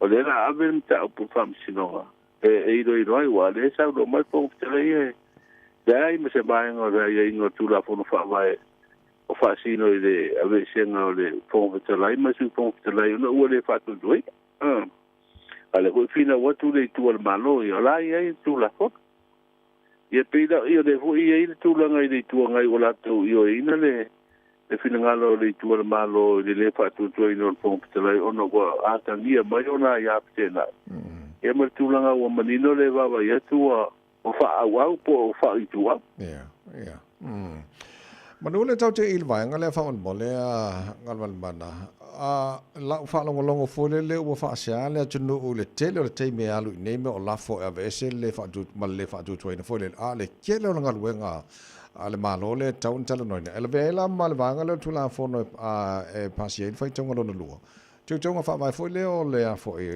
fa sino no es full percent ne ono foto mai tai tono le al parlamento e moni le tulanga le ta vai o sin mai ai awa ta to mata o el nava ia so atua po le so fu le na matai o sur fon ia na mata mai o sur fon o le la fo le fa to ina le lo na lu ia awa sa fa pe fa awa mai de so fu le te tu la fon to fa o fio tu ngor fa vai le ia no fu pesen fo le on fo ta mata e ana tauto umanga ngana to fa ui umai tu el kapeneta po le malo ia le ia te ngai le teloi ai se foi mo ane la fole le fa tu ino lo na lua e pe nana nen tatu baba ina o tu na ia tu le si ba ia so sa patino e fo ile teloi no le la fole fa tu ino mo len tu ina tu le tu ngai ia ai te o mai le si vai so o la fu ia le si da fu le pe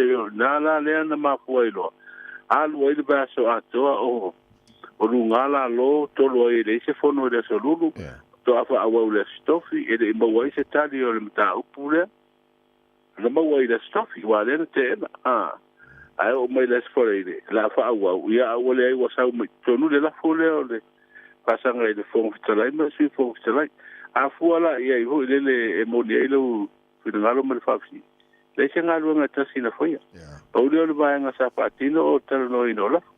Ai ia wai, o ngā luanga ia patino i le parlemene. A wa ai ai ni ngā luanga hoi le poni mita upu e whisowa ina ai le loto i whale o le parlemene. E se mai ngā luanga tu ina atu e patino pe o tala no ino li poti ma tu la fono tau whaofi. E te tawana nga i mo le parlemene fatino. Ai mai se la. O pe o mata upu e watu i tonu o lafo le fatu tueni. Ia pe o mata upu e fito i tonu ai loto i whale o le parlemene. Wa ia i no se tūlanga o le fatu tueni le fonga vitalai. Po o le fatu tueni le malo. Ia tauana whale mo muana mata upu o le i alo le lato sa e fatino ngā ruenga masani. Pe o ina. Le tātou wā i fo i lele. Amu i fo i ngā ruenga ka koi. Ale wa kua e fai tu la ko uma ka pe ala ma wat ko ya ko saule ya tu ai ko la wa kua alu le fono ya osin tau langa sa lesi uma ya alu talo amata ya amaka kuloa ai amaka kamana ya nada amaka kua fa papalo mo ya la uma nga so pe nga fa i kurale nga papa mbongo ya ko karu fa u tap na ko fo e ma ho ko kare fe nga ro tua anga sa kau su ku le ngal fai ku la ka ke la ku li sia so ngal pa nga ku la ko mi ya tama ya la ko fai ku la ya o ma i fo lo i ki o le ka pe esa on ko mo pode sino ba ko na fa so lo ngale ma ga ya kile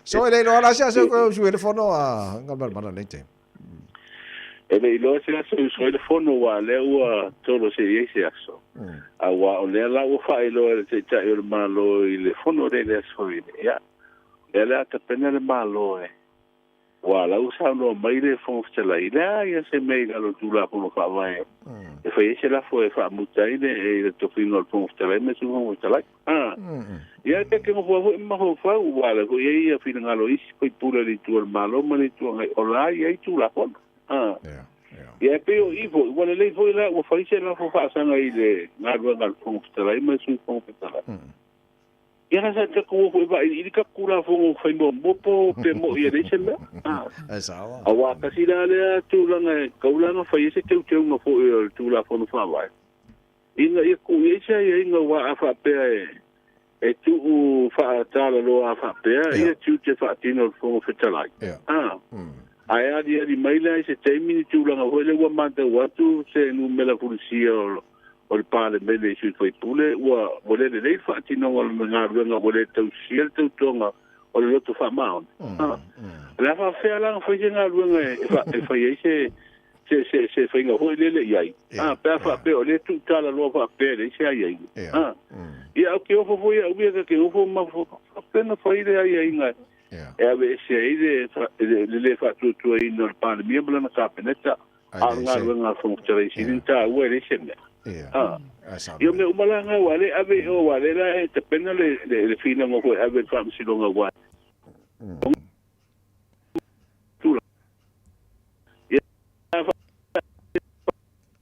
ngam mana tamu tu mo lenga fa mo o tu langa na tau no foi ese ai inga mas te tu tu la por fa ba ya wa le lan tu la fono pa nga me mo ngo fo lalo ave fa ko mai ko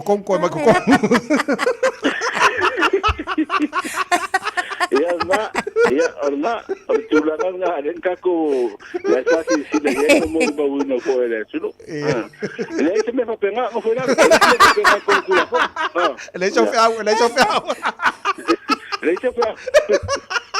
Ora ngana tu te vai tu mata wina I fela fo ingol na vai aso ko ora ngana o fai si ma fo ngana wa le to ya fi le ngana wa le se fa alo ngana wa me o malen tu mata wina mai fela fo ingol na vai aso wa lengala e fai le mali e le state e o so lo ka fa ali ia tu langa na ia ka ko wa vai fo ia o tamari fo foi la unha sa o fo tu me tu si sa topi atu e ve mo ta tu sui tono le moto le tunu o la tu e di po ina o po fai ia e mo ni la ka ko e wi angi uma o su fo me le ka ia o mo le ka e a le lo se ma fo de lo ika le la fa pa ia e o mena o ia e de ko fa ka wi o pu ru ma la sawa Fatsai. Le si tsato tsala fia le mai tau atu no le o mai. Le ngaluenga fo le sato mo fai I le va ale na mangoto ina yo tato o nga sami le mana manui le mai tau atu o mai. Ona vesena le swa o lo fiong. Tarsia sa oli pokire la mai ko va ali te mai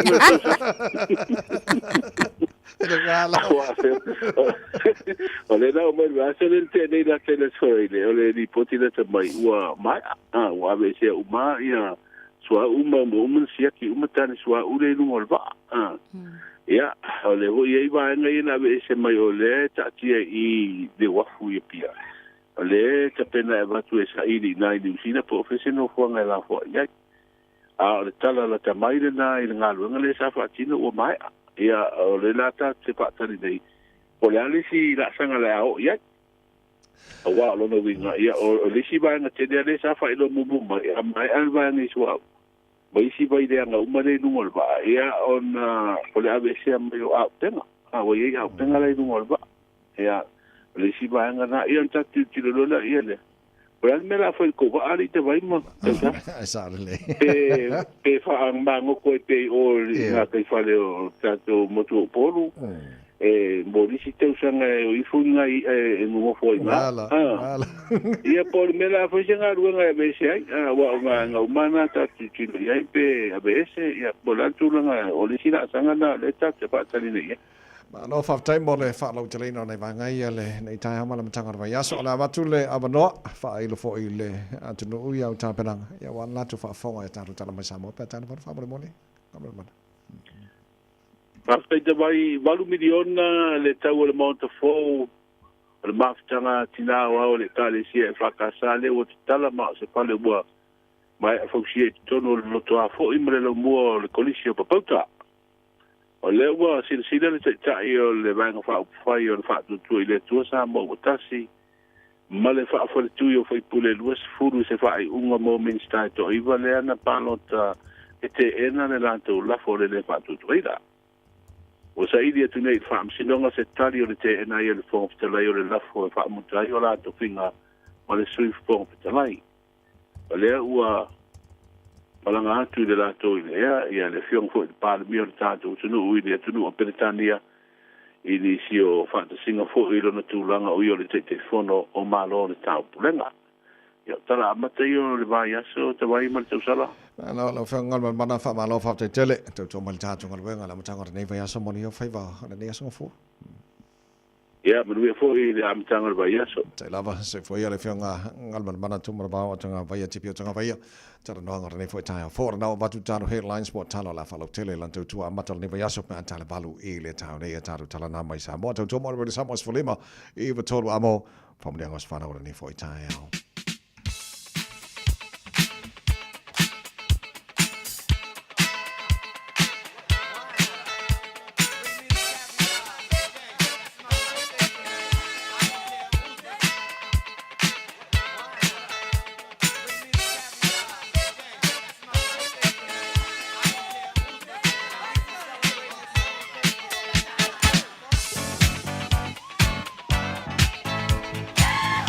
Ngas fana ola so fora nei se follow mati o matala le telefoni mo o tolu fitu tasili mai batolo lo mo fo le no ngol tanto email on air at radiosamoa.co.nz Papa na fo ngol tanto Facebook mari YouTube at Radio Samoa tanto telefoni nei tai out alofa Morning to vai o mai dos tungale nei tai out Manuia fa fe tai lava o Luisa Io o cafe fe o mai o Luisa Ale mangui e whaktai, o ka se kere o aswanga ui nge mākunga. Ai sawa, ia whai roa la le whamunga ngora aswanga. O e asu whang, o e kakare o a kolang koruongo le nge aso. O uturo David, lanu mawaenga sa mati. Ia le nge o a tuolanga ongos, langa tolu se furumari ongo tausanga le nei aso. Ia loa o ka se kere o ngā kausanga o ke ofo pea e le vi le kue le nge kausanga le ufo ai aku yate oi ia o alo whaanga ia mai no cousin o Luisa ma auntie ma uncle ia tu taima Martino ia mai se foi isi kako ai nga yo Australia ma Samoa ia ai o lo pamangianga le ia te foi isi tausanga e fa popolo langa ia tasi ia o tamaiti kai i o kamaiti o Mercy ma lafo la kiki. Ya, pasai la vayanga le la walu e usui o le la onga. Ai se o foi mai toi fa manu e foi do asa nga ni. Ma pasai la Luisa Mariela onga nei aso. Ya manu e foi lo tiu te nei aso. Ya fa Luisa. Ya, Tina manor si fua. Malo se fuera sunga ya wa o ma sala pasai la mole vano. Ve ye vano mule pero fa anga si ma so anti. O Julia Sangoti o le so ba so yero na fiti suliva sanga. Pasai de tua matina pa io ma viran singa ye se oi. Wai au lia mai ele tere ni sanga fiti suliva o sanga. Alo fare tua sanga fo ai ni sanga stele ye se oi tina. a wale la wina lo salia mo ma so lo fa na fa ronga ta ya ro fa anga na moria to your nieces and nephews I fa si ro fa anga ro nisa de pere ya o sina mo fui mai pa kurva sai lava mo lava no ta jina manu ya la vala nei tai ama ta fa ma lo si fu Mangile, pola leila sugala wa tabai. Ai. Soi. Tua ia e famang ya kuas fa ngau te ka se fa ngau lai auskalia le lido poseta wa ko ngi no fa su fa ka usanga ya alo fa le kua ma ko fa popongisia so lo ngola i wa fo i le senga i mananga mo ko le kalisia ya mongi ya o ma le fa ngau mo ko lua ia pa mau ngi feninga wenga ia lo fa nga ba ngi i sile ni vini ya ka fa ma elisa ya ma fa ngau mo ai ngi sida ko ma Samoa pe ka vai mangui lu aso sai la ta fa ma ni fo le nei tai ao ia o is fam na no pito ta vai le ia se ta to fa ma ni anga wo o mai lunga ta to a bifolinga ia fa pena fo le mai ta wa to le YouTube channel o ka fe be el fam ni anga le ta to no mai a ruta bi ia Vi alo talatai tawai. Whamani atu la sa soifua le tina ia peniana i sa ako. Whaftai le atua wa e maua nei tau sanga tele. I maua le maalosi e tau tua i pēla na ngā luenga. Alofa tele atu manu ia fe au matiute o le nei aso. E pe ia lau ka kourunga. E pe ia o tātou le nā. Maraia. Lele. Ele ava ia pisi ala so sfura maki. Ole. E a lele. Sangala sisters so le vasa pede foi se me alo for ole as fangau e awar kangi sar kangi nang le fa mai sa vai kai awar kangi ngai kangi fua to tu lim fa tai le tu nga wa ngi ka sanga lo ko se fua maru tele lava to wa se fua le fa maranga le o tala matai lange pesele mo o to es furono ile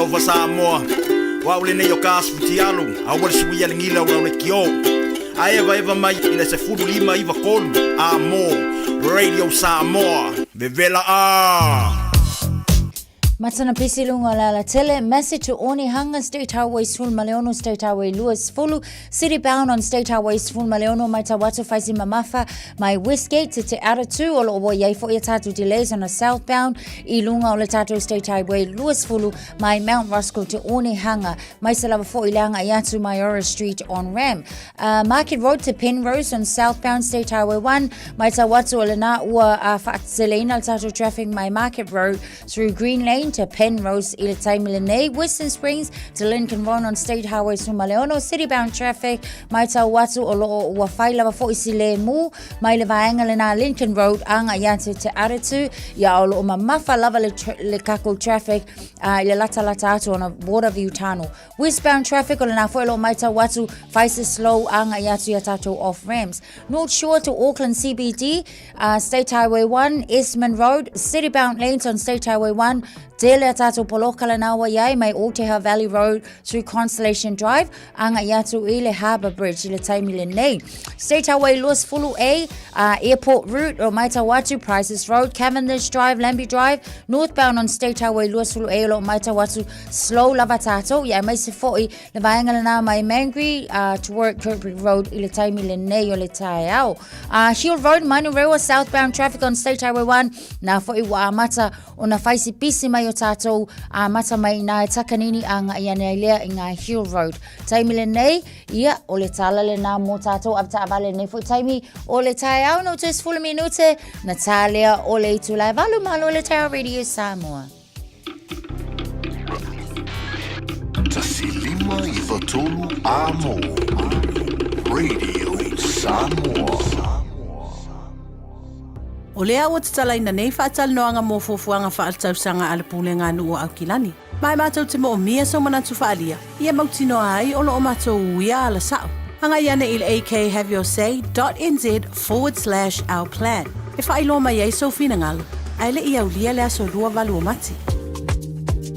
O le aho nanga le sabe mawai o lo ananga tae peo TV, speaker JBL, telefoni Samsung, moenga Sleepwell, City no 4, pusa aisa ma o loea o ngā i leo mukuka. Maua foi o lotu aisa, vai tau mawha maisi. Tutongi i nei New Zealand e piki alo a ingai Samoa. Whapsota mai le Facebook po le Instagram a le Sapa Pia Samoa, pe emaili mai i le buy@sap.ws. Sab, lau fale o loa numero tasi i Samoa. O le whawhangal po klame manu le tai, aro reide Samoa swali mo tola mola mtangara ni vaso o tātou i eito iwa miro tolo tolo tālo le tula e valu o tātou tala mai Samoa pia tāna valu le tāo nei wa umana mai le sura reide Samoa i pia le whiangana mana tātou headlines. Whala tele lantou tua pia tāna valu i le tāo nei malo tupu Samoa. So la tapu nia o ngai Samoa mo le whawhong mai le tunu tulanga whare tono le tau mai le whai ungara vai yaso. Na paurenga whaftai o lewa maua ua whasolo i na suia mai le tau ia pauale o vaenga whaalenga ina. Mai le whai ungara vai yaso. Le o lo tapu nia ima le mau tonu le leo tulanga o i le tau. Ia mora sao le mora i whanau. So le tulanga nao te no. Oro e ia o ngana i whanau pēna wharia mai nei le tai hao. Whatala whatu paanga le tāra po kalami so se vaenga na tenu pele Samoa. Malolo on sa. Whaftai ngā o ngā i Savidia. Ia e le o peo la o le Sawala Sawaia Cyclone Alfred o laiku lungi. Io e ta vai. Ia so le tulanga nao iai. Bol whawhong mai tino. Tato lo i Queensland, Brisbane, Gold Coast, Sunshine Coast manai vanga na fia. Ia, whamoe molo o Mose tai au fau le lofo le tua nei tai au. Malon on sai, malon whatu toa. Ia, maua le pauan wha le tono le tele o la au pa u ma maenga wha le ngaina. Ia, ma le tise le o maua lava nei nisho ainga le tise ina. Ia, ai whaftai ua te atu le manosio le whama o tau. Ia, kaurisi at wakuro marua i nisi vaenga e de o ing kangaka ngofoi. Sa olele. Nu ule ai na. Na ro waftai nei tai au, nei matua. Ma lolon sa. Kako whaiaso ngiu amaka. O se mai, te pena nei whanau tai au. Mone aonga. Whamon mone. Sa matua. Sa fui whanau a onga. Malosi. Ia, ai sa oa. Le lei, o lo fina win i tono parlamene New Zealand, le toe tilo i le term, tolu tau sanga pe whatau sanga. E tau ona whaafoi e se whainga malo tule mai le whainga malo. O te loa toia o New Zealand, manisia tunu o laulangi, o lo o iai te tonu o le tolu tausanga. Mo so se toia mai manamaro e se whainga malo, o te leusia tunu, Amerika wha tausanga. Whainan whainga palota, tātou sa moa 5 tausanga, o isia tunu la fo i o le tai wha. Te roto anu sila mai nisia tunu o laulangi, o leo lo o i te tonu o le tolu tausanga.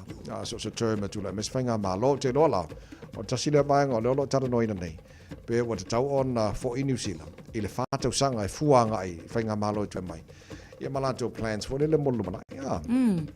O leo ua pasialo na whaitawinga mo tawai o le pili nei te tonu o le palemene. So o le tulanga la leo o lo o iai. Ia ai mane fo i whātupu manatu fo i mo tātou. O a manatu o leo ua to i titi fo i. O na uma leo le term le tolu tau sanga ia ale whainga malo po le coalition leo lo o iai le taimile nei. Ai o leo ua whaanga solo ia le whaatala noa ina o le nei pili. Pe whaamata e alanga te tau. Ia o na whaahau fo i le whaatau sanga ta i whaatau sanga ai le o le tolu. Ia tau ia ese lava fo i fina ngalo. Ia wa iai ni se whaapea mai. Kolo kau sanga, ma kua pupu kele pe a fua le se lau, ma tati ai ana au mai te tonu fo i le ina ia whaatau nuina, i te tonu no fua inga, ia ai whai mai fo i nisi. I le ai wa lava le kolo o mako le la vaki nga inga ka unkau soi fuanga le ho i al taimili nei. So ese ai lava la fina ngalo, ai se o tatou tulu matai po o fia o le anga, ia o le wapasia whaitau inga momu. Sa le te le nope to testa tatou sa moe masani on a pre-book te ala tau tickets fo i mo ni whafifianga po i show fai. E le vanga le pre-booked. E foi vanga le ia. Wala titilo e ia consenti sa tau na faia. O le fa tau no ina. Woki ako o mai ala tau na pre-booked ala ko tickets wala se refund. Ia te lo le finau ina ia to refund mai la ko ia le lopo ia mai kupe ko refund ia ko kupe la ko tickets Io o le isile ngai o festival fo ia ese le tuli mata ia tangata mai la to lava fo i fia ne vaenga le Juicy Fest New Zealand o le la mai tau atu i le vaenga la le Rotorua ia ni sin fata wina la to tickets o taimi la nei o le ua le fata no wina la pela o le tulanga le na fa ia si fa le tonu o le book online onga o le na sau no atu tava ia o ia la stasio o fa ale no le fia ono se la tolu suma lua ter tupe na song ia mana tu la afa pe book online au tatou e le no nofal no fanga lea e kokongia ka ko accommodations ia po afo i post fa nganga avale haya fo i pe rent se fio ai o tulanga na a o tongi ia ele mafaila a tono ia igni se ke wa maua se vaenga ai le mafaia ona toi maua uma le tupe tele le o tso ole fale tonu na fo le ia wa te loa a misia mene o festival fo le e mako lu fo de mo tanga te fia o ka pepese o la fa fia mo ko lu fo de ai ia on neka minute cancel ia ma cancel ko ia ma le ko mo mai la ko kupe kalo fa ia ka o tiki se le ka o fieri ka fifi ia le ia fo ile pre-booked ala shua e o mai before ia mai mau kupe pre-booked ia tickets ai le o mai ia me paula le memo yo wa mai se lava i festivals ia po vaenga fa fia ia walawi loa ma wa tele tau sanga ia o le na tolo po mai a te sema ila sulua se fulu le la na fa pe later this year ia o ngai kangaka ko kokongi foi ona me wa masani ai foi ia al tulanga la na ia mota to ia fa tu manatu foi pe sil kongi online ia pe sil ale tongi lungo le counter ia fa ngo fiel na mota to sa le to lu mana fa minuto lo talo le tula balu ia la fa ka fa malo stino tai au ia mangore ku ka ko fa ya onga le e o malo fa malo stino so mata tala mai sambo lam tanga nei vai aso alu ya halo lunga halo lunga Naya, yo e falo papakua. Naya, halo yang sapa. Naya, solo. Fa, lespiko kasi. Lua, solo. Fa, lunga. Naya, yo e. Halo iluma. Naya, sapa. Yo e. Naya, halo ilunga. Faso le. Luma. Tau au, yes. Haya. Lunga. Yo Mangaya. Lunga. Yo. Alu yai. Alu luma. Haya. Atapa. Haya. Iya. Esse pico. Alu. Haya. Luma. Oh, boy. Yo. Haya mangaya sabali. Yo. Atapa. Alu yai. Oh, ya we. Luma. Tua. Sabali. Haya.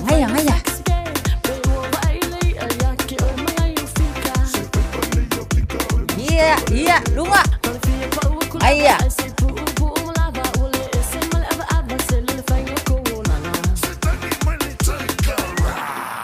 Iya, kangolo kuy yo au. Haya ah. Se furuse kole. Kuy sabali mai luma. Sabali tua. Ui. Mana beso. Tonu. Ana vai fafo. Manguia tele ne yaso. Filo aisa so mo. Soy fua. Usi mai alau whaafafonga. Telefon mai Samoa ia so taitasi. Wa au mai mo oe ona o le langolango mai a le talofa voucher. A matanga le nei vai o sa fau fa talofa i si o tātou utino o tala mai Samoa. O whetaui le whailonga ia Samoa o le aso whaavao malo o tina o le lalolangi. I le nei masina o mati le ana pa utonu le aso tōna i le te nei. Ma le umusa i le aso whareile ua mawai o se mōta tele o se hall. A le mafutanga tina o au le ka le sia whaaputoputonga kerisiano Samoa. E peo na fausia lea maonta i tonu o le lau mua o le kolisi maua lunga o papauta. O se ngāru wenga i eile tele tonunga e tā ua mō whaata singa te tele le ka le sia. Ma le mafutanga tina ai mai se fo i o isi sauninga e to tere ro tātu utinu e a wai. I le whaasara laumina i e le whare televisia le ka le sia o le sauninga na te tala aloa i aile ngāru wenga. Na whaeloa i e valu miliona valu se lau ma le valu afe, iwa se lau wha se furu lima tā la le tau atoa. Ai olo i aile ai tā lafu e siria le tolu miliona, fitu se lau ma le valu afe tā la. Wa talo sanga ile mafutanga tina ile kale sia wao, na te totongi le tolu miliona, ai ngā lulua le mafutanga tina e totongi, le fitu se lau ma le valu afe ma le iwa se lau wha se furu lima tā la. O le masino i ulai o le tusanga le tenei, na whai ai le sauninga o le suaino le ele, ai o le aso se furufitu o se temo le tausanga lava ua mawai, na tu uifu ai le maa whaavai o le ngā luenga, ma amata i loa o na fausia. E tolu vaenga o le mafutanga au au tina e whakasa, na lato u whaatupe le ngā luenga. O le komiti o whaletua o whiwhi auto e ina, o le sosaiete o le tautua puapua ngā o tangata, ma le mafutanga au au. O le fionga le masiofo o le fionga i le au mamalu o le malo, le fionga wha mausiri le inafo tui mele li whano, sa ia o oti le lipine e aloa i aile te teleino le maonta po le hall, ai sa awa i foi, le fionga i le awa malu o le malo, le fionga tui mele li whano wa le toa sualau vi le lua, wha pea tai ma le maave ese o le kale sia, ai mai se o malo vala au lia. O le langolongo ina i min stai to iwa o le lafo le whatuatua ina, na tu ina atu i le pāle mene le whaipule o nganga i whambaunga tolu. O ia fo i o le taitai o le vanga whaupu whai o le whatuatua i le atua Samoa utasi. Na whasiringi aise whina ngalo le sunga la auli le ua te apolata i Vaufosi Smith, ina ua tawhea le lato u lafo. Le ana autu le whaasolo muri ese o le pāle mia malana kāpeneta. E peo na si le fioni vai aso au lumana i le whaatino ina o lea lafo. Sa tuli lo aile taitai o lea vanga whaupu whai whaipule to iwa wai to tonu o le kāpeneta. E ese mai le to ono na mua whaia i aile whai unga e whaatula i ese, ma le lato vaenga whaupu whai. Na whai loa le sunga la audio le to iwa lea, o lo tu mau pēr le lato whaafare tui. Ai le moni mawina le atunu le tūlanga na o i aile lafo, ina ua tūtula i umar kāpeneta e to asfurulima min star, E au fiai le pāle mia ma te ena le lafo le whātua tuaina, a le whaipule o ngā ngai whamaunga numera tolu. Le ana wha popo i ai ma le langolango, a le tai ma sui whaipule o le tua ngai ma waile au whai ngai taulis furulua, na pālota e te ena le lafo. O lewa mai a le lafo, o lewa o te whea le lafo se kinoi, a te sile o tula i mai ia mese lawa i la e la tau e to iwa, le sa whapea o le i le langolango i au tau sui o tau. What's next? O nala le sila asanga o le anga i le to iwa na le whamoni. O le mea siri lava ma le tāua lo mato manatu. O le ua manino i le mato le vai, i le mato fo i tala. E ma le tala le sa tātou tau whai le manino o mai. Awa o le whaupunga uma sa mato no nofo mato, pe a mato whaaso o tai atu. O lato, o le tū lai vai ma whai. E leo ese ma le tau tinonga, wana o no i ono tō whinga, ai atu la ilo la ina ilo mata upu whapea. E na tūro leo tangata ilo na tūlanga e tau tinoi. Nana tau tonga le na umana saini mo le vang whai. O le meta uala mo mato. O le ua manino. E leo i nei le lango. O lona winga ua ole ngia. Lo mato utau mo whai e tupea i le wha lima fono. Ai wha noi. E whai le wha noi e whai ma alofanga. O le meta upu. I le mato tau mo whai atu e whisiringia. Po whea tonu o le tuai. Al talia nasa a mai te mi umanei. O le mato te i ona o le tōwhinga. A o mato o nei le stala lo i mato whatu la fono. I le lau o manino nei i le lafo muli lea. Wa i nasa mato mai tau inai. Po whea tonu lava la le ami o tonu. Ia ma le truf. O le mea le iai. E le ia whaina tere la ia mato le tūlanga o le pālota mai. Le ai. O le mesa mato turi loina. O le ami o tonu upu matala i na whai mai. Ia ma le ta o tonga. O le i whatu la fono. O le saini i pepa uma na whai ia inga whatu la fono. Ia o tūlanga na le whamanino atua le temini nei o le wātangia ma whamania nei.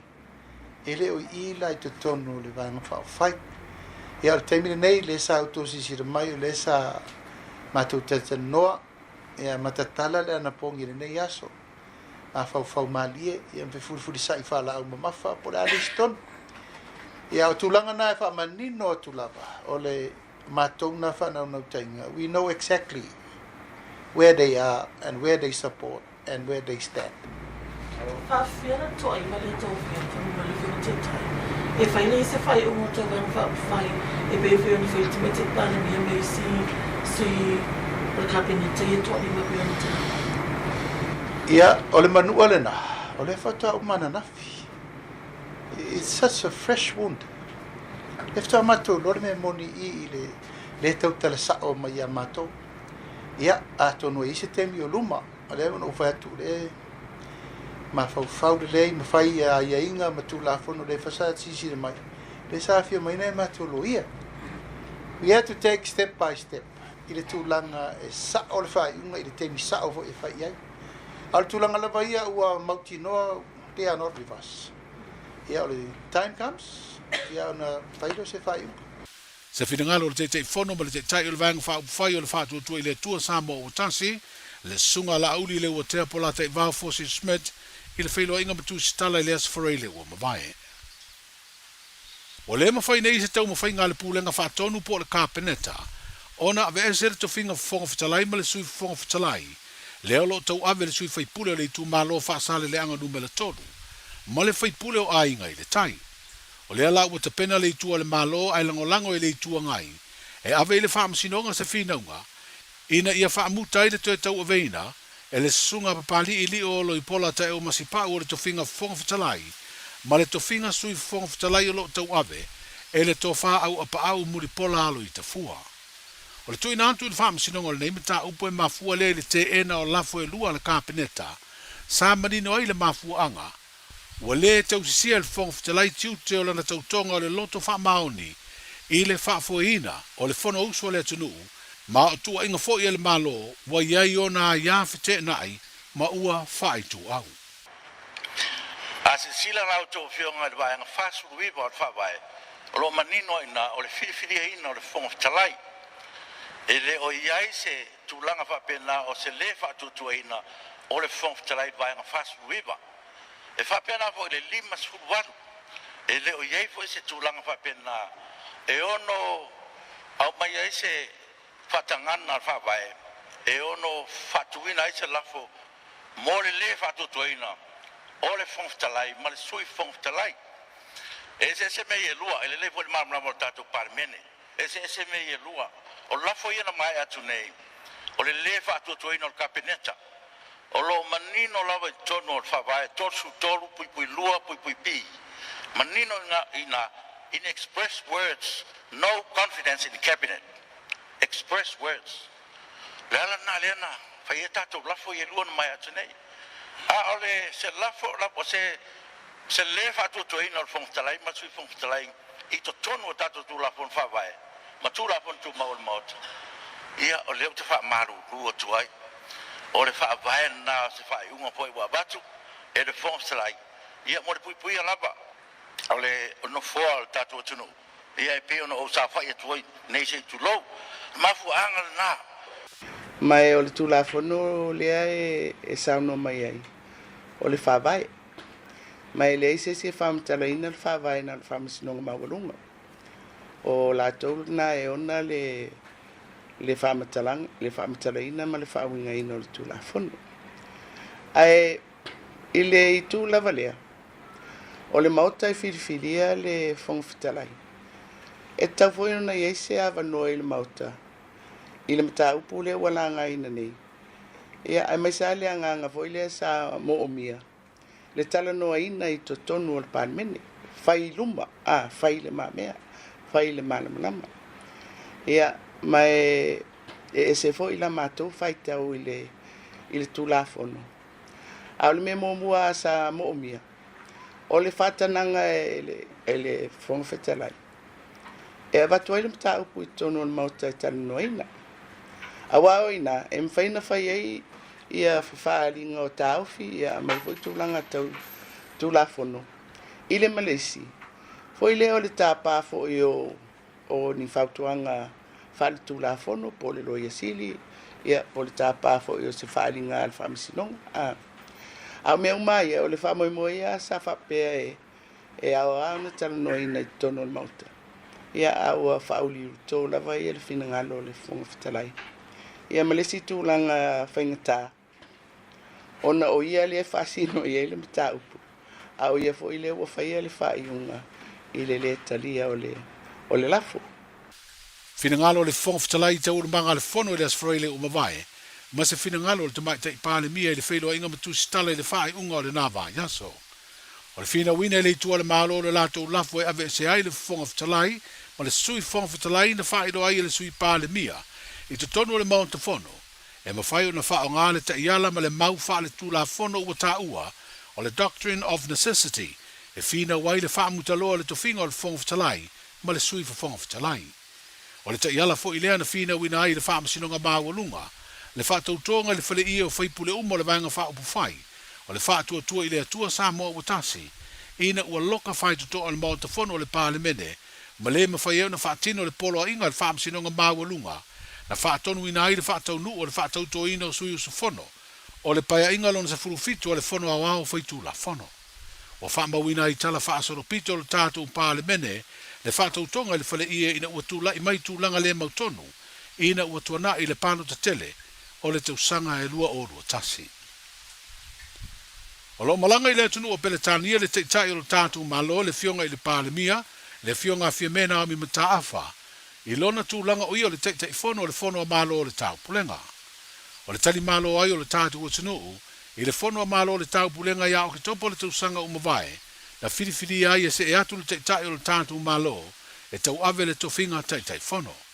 Stasi leo ai e inga moa tunu e tali malo e peifoi, o na whaatino i fono malo le Pasifika sa tātou tali malo ai, ini tau sanga utuanai, le ana tātou tau avea i fo i le tofinga teitai fono. E leo whailo ina mai le umi o lo to e se ai le te mai te i pālemia mano tātou utinu. O tala amatai o le nei vai o sa fau, soifua. Talofa, we're the Katinas. Talofa, this is Pat Lamb. Talofa lava o a o lapi marina, mau pela o litio. I le radio Samoa tasi lima iwa tolu amo.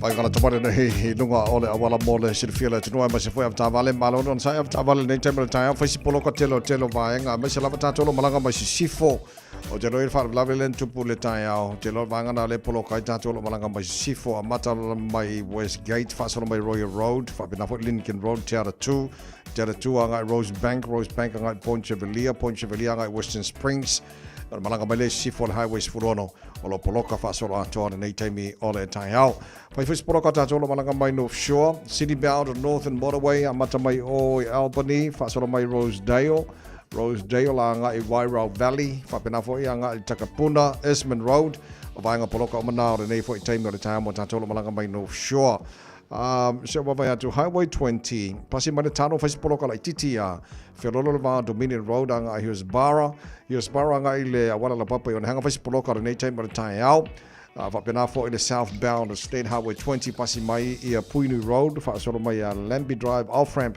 o poloka fa solo atoa fa solo mai Rainbow's End fa solo toile link o le luas fulanga i le Highway 1 southbound fa poloka nei taimi ole tai ao tolo malanga le taulanga i Kilani mai sauta nei faisipoloka le va o Drurin Papakura laile le mai le va Papakura Takanini Marurewa Marukau fasolo atu East Tamaki on ramp Matan Poloka High Brook Tip Top Corner Mount Wellington Poloka for the time of the tile Fiololo va Green Lane anga in New Market fa penava Gillis Ave mo tolo malanga taulanga ya kilani o vainga na lunga la wala nei time of the tile after vale fa mone ia lava mai le on sai ia mai mauti noi le tuai tamaiti la onga i le nei fo i tai ao ole li poti la tamai nai lunga la ole awala Malo soy fua, ole se fufonga Samoa, Radio Samoa, tasilima iwa tolu amo, se kia Radio Samoa.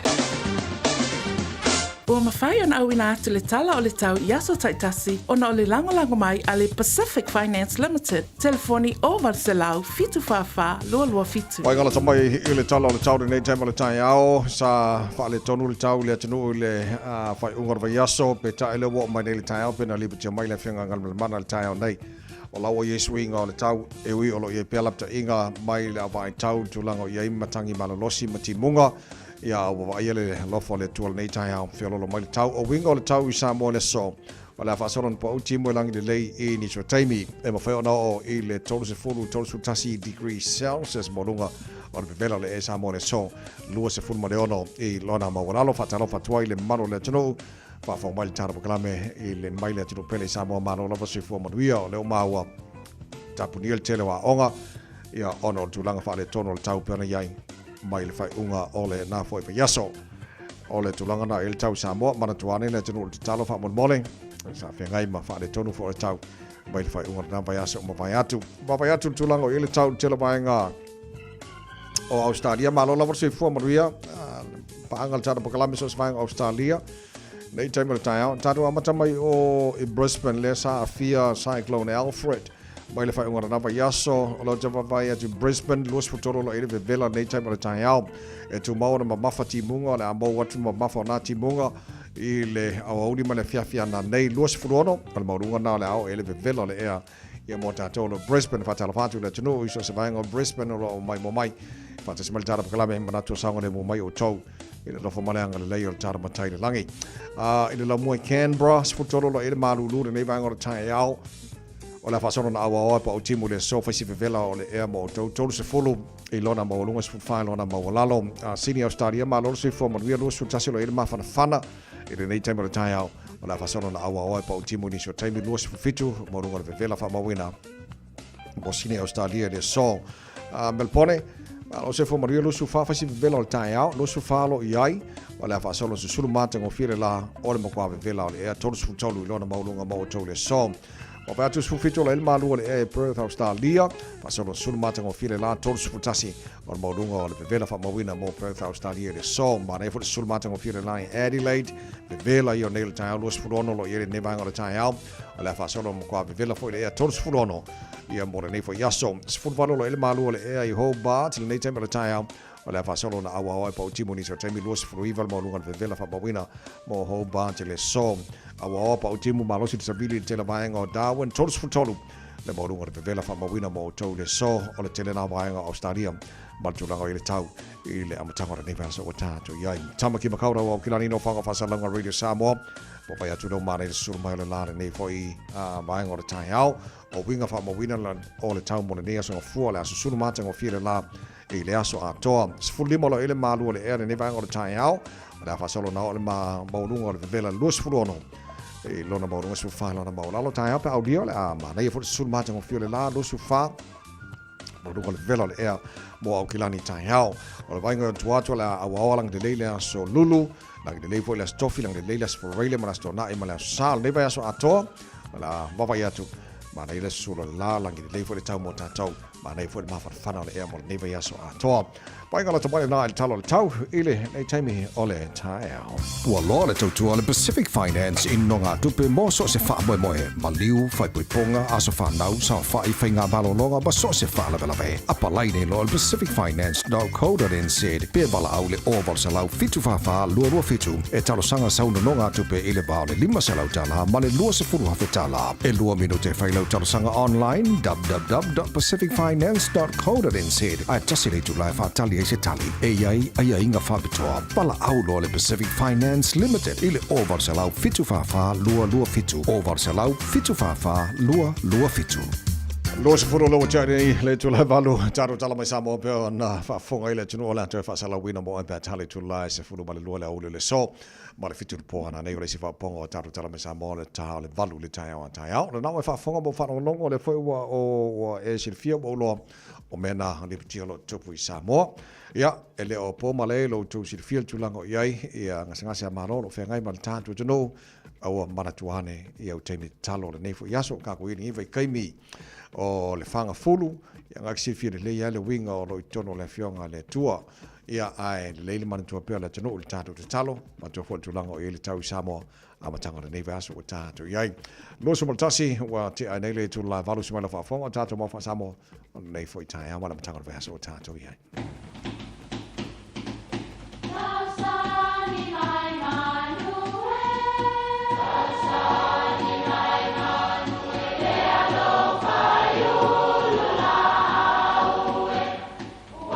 E o whanga manu i ululu o la au, awa e whawhanga i funga o la au. A o le tangata, e whawhanga i upu matala.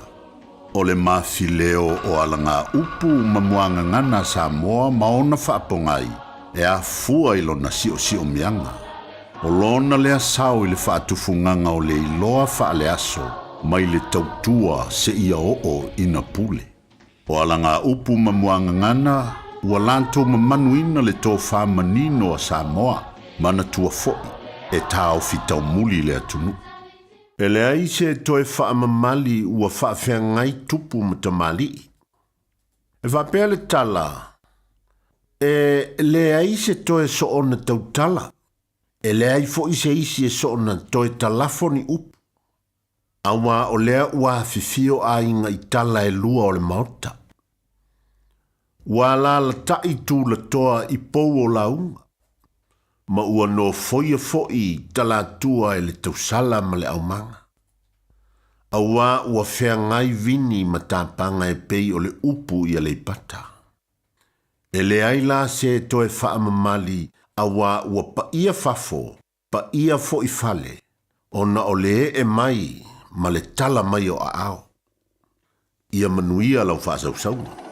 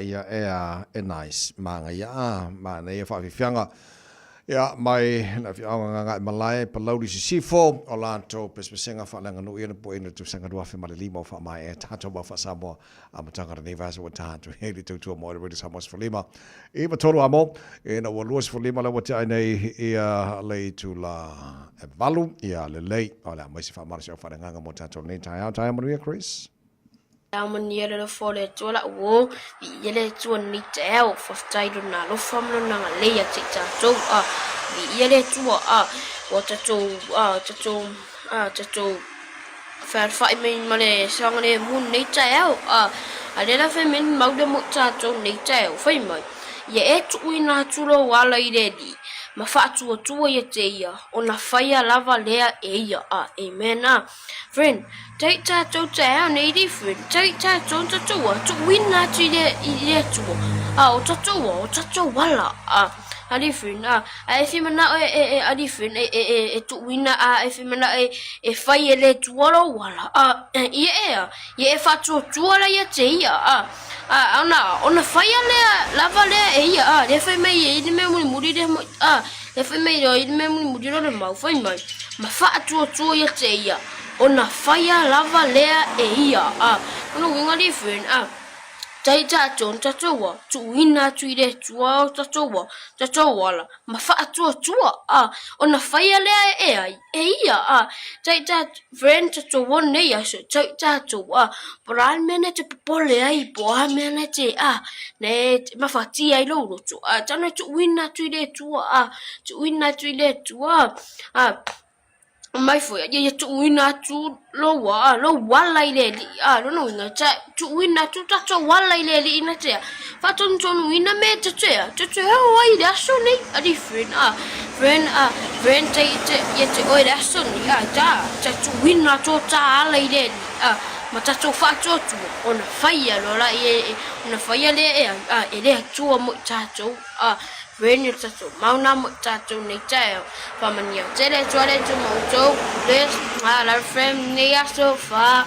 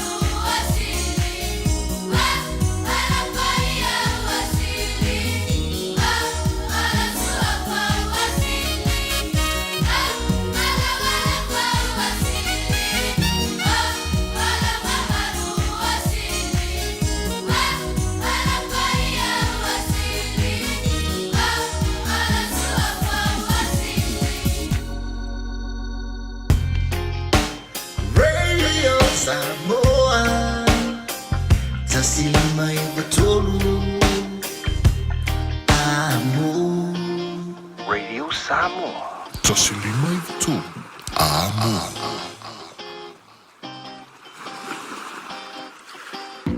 Talofa wa o Salmasinga fale lua Tim Toilolo o le loia Samoa. Fapitoa la o nanga I mta uputau immigration pepa malanga tangata overstayers so stoinga visa. Apena foi le taxation por tu la fono tau la fonga. M5 foi on o tau avena mta upu fal tu la fono I Samoa. Famal mole vidi mai numera o iva lua nono o tasi lua lua. O iva lua nono o tasi lua lua. Faftai. Talofa Samoa.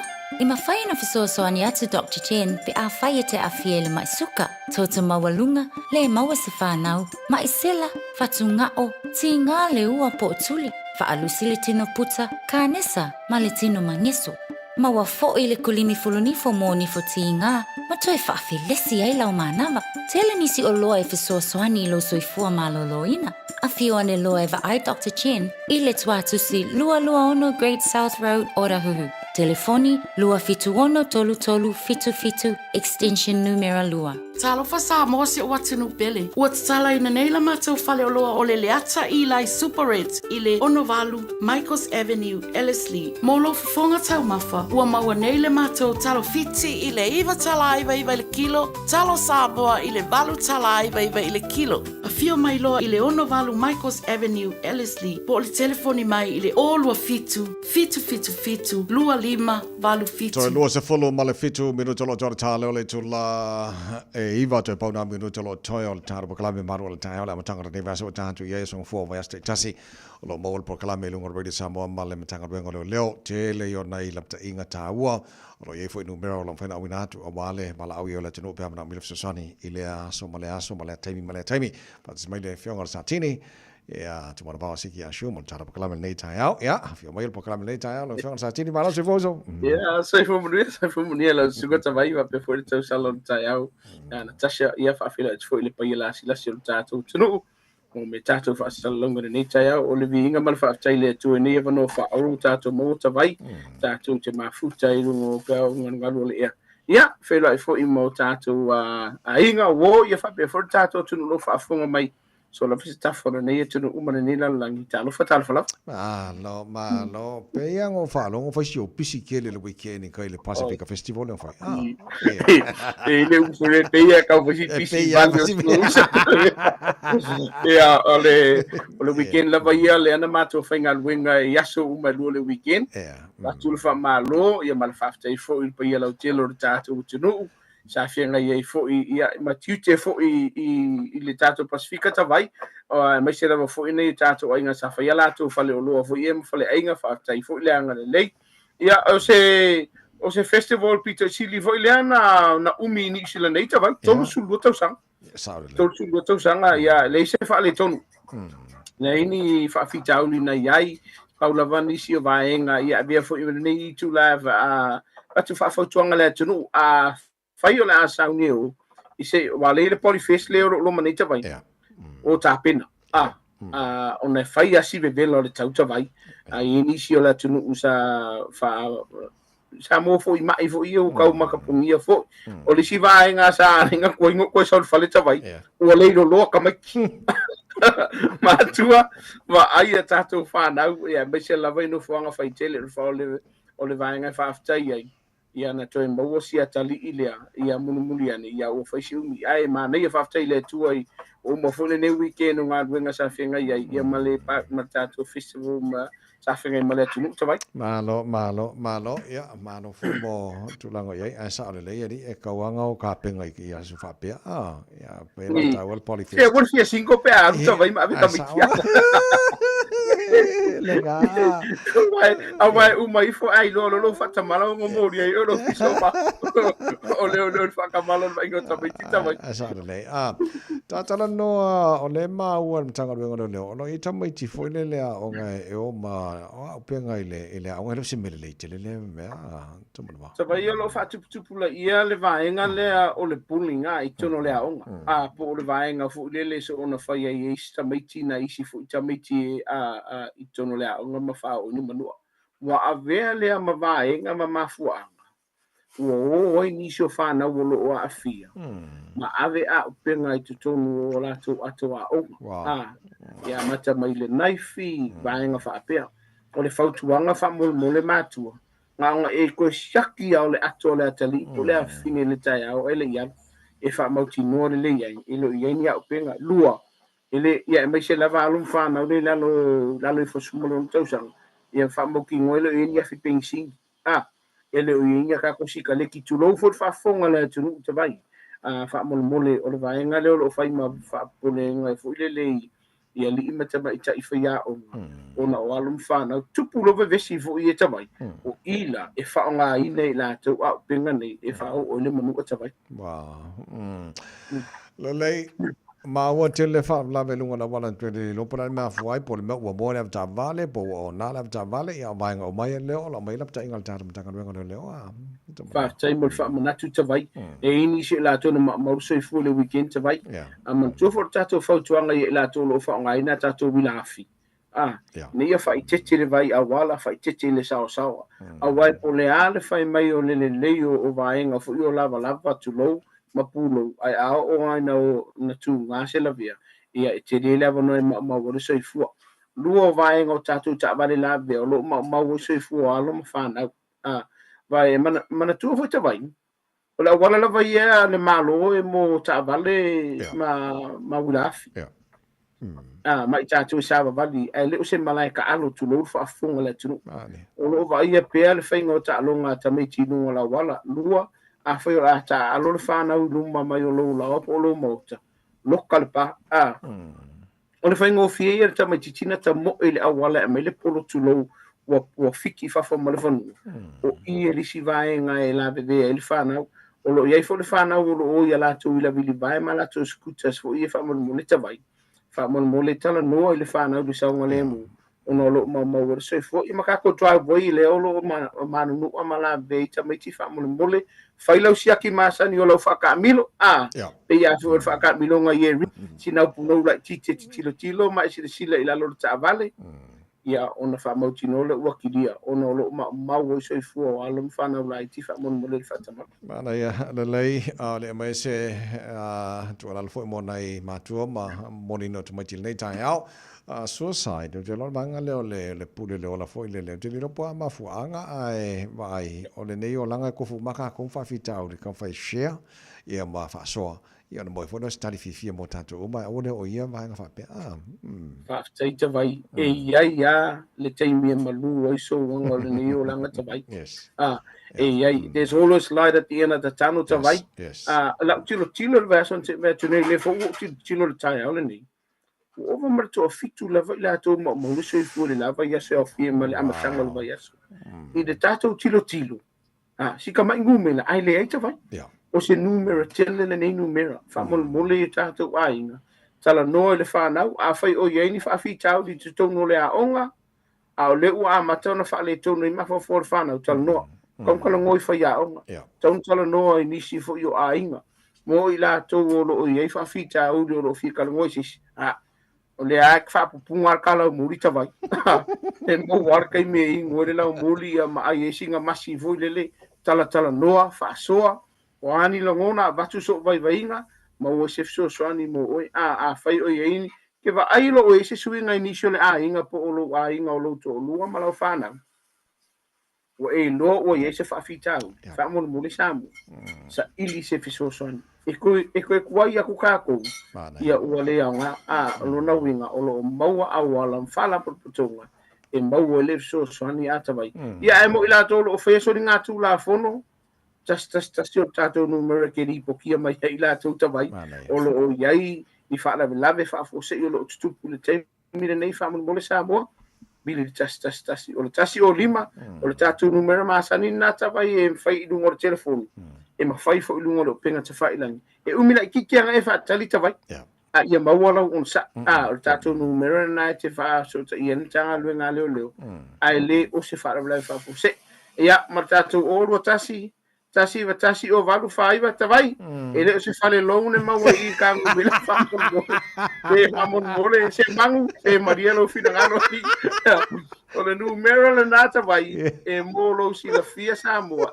e mo le so sani mo oi I lau la ngana I vaenga o le tula fono ma wai atu tau a le lona ia ka vai ale su e tanki vai sau do mato le nei tai au va tai le tua fa tai voi ta vai mo mato no fa o le nei tai au e ta tonu lo ngata to por kalame mo tatu tunu so la se vaenga ia fa so e se sasio la tali ia fa mo bole fa mangalo le tali fa miele tu fu fanga tatu tunu I le nei vai aso ia me nei fo ia so fo fa pe fo lo su ta vai ia na tosi mo no fo alo ia fa pe fo tatu wale se fa la tatu tu e fe lo ilisia so fo le vai aso fo de no fo le tu so I fuo me mo nei taimi ta vai te lo fionga sa tini mo le proclame nei tai mo ni foi fai va mata nei vai aso so ala fatu tai dava sai fo ia le fionga sa tini tu mo ba siki a shu Maltare proclame mantanga no ngano leo nei tai fo de tu mo radio sama so le mai to la mo no to se fu ba minuto lo to ta lo le to la eva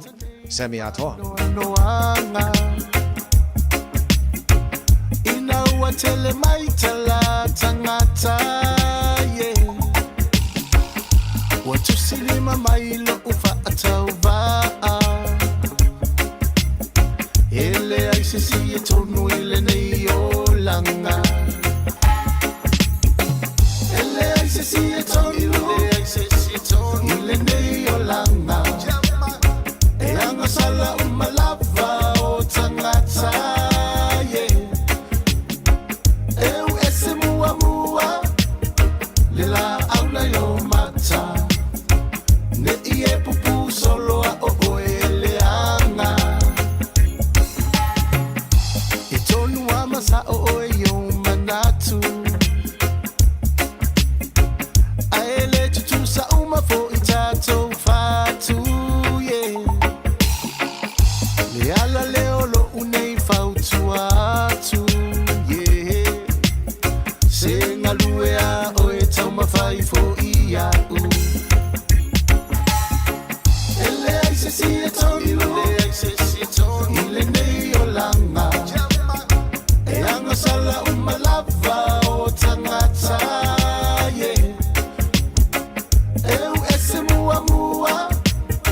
Lila aula yo mata ne ie pupu solo a o ele anga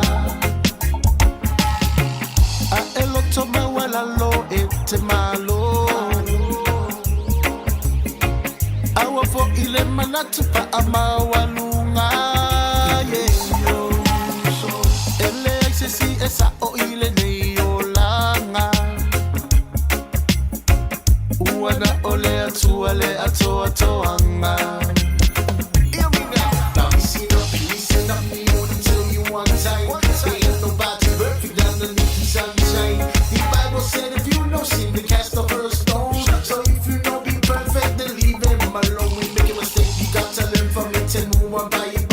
Forgive and not forget to let them feel the good vibes. So don't be quick to judge if you don't know the full story. Just live life to the fullest and love your family. Se tonu ile nei olanga e anga sala umalava o tangata ye eu ese mua lila aula yo mata ne ie pupu solo a o ele anga ele ai se tonu ile nei olanga sala umalava o tangata ye eu ese mua lila aula yo mata ne ie pupu solo a o ele anga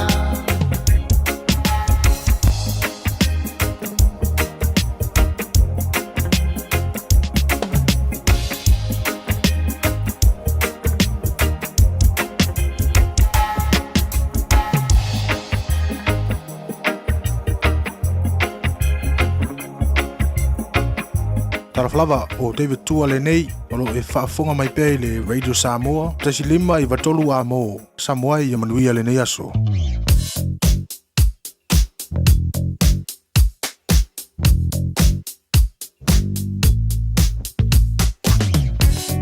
Spotify mai nunga wala nei foi tami ole taiao I na ua toe se fulu male tolu I le iwa olo to maona polo culture le isi vaenga mo tatou lo malanga mai I sifo State Highways fulona le ufelo lo mai le va West Keitanga Royal Road na le va o te ada Tumaros Bank Point of Elia Western Springs olo to maona pisi na malanga le taulanga ya kilani o isi vaenga o mala so longa le lei olo faja polo State Highway lo se fulu pasi mai Mayoro Road Whapena foi to Minion Road on-ramp o whaisi poroka nei te mara tai au pasi mai Hillsborough flow le leia mai lava I le warala papa tātou e poroka le malanga le balai le losi furu a ia whapena foi o lo tu mauna poroka foi around Rainbow's End southbound o the State Highway losi furu nei te mara tai au o lo tu mauna poroka foi Tip Top Corner ngai Mount Wellington on-ramp whapena foi Alice Lee Penrose on-ramp nei te mara tai au mo tātou malanga tu nei State Highway 1 ngai taulanga iau kilani o lo tu mafon poloka tātou malanga mai North Shore ngai taulanga iau kilani around Rosedale ma Wairau Valley Takapuna Esmond Road o vaenga poloka na nei vaenga o le tai au after bali ma lo on side nei tai au fo saunga le mo te malanga inga nei foi tai au fo to jo mo le samo soni ma I tolo amo ino to se fulu lo mino tolo tolo tale o le tula eiva pa vi fianga mal fast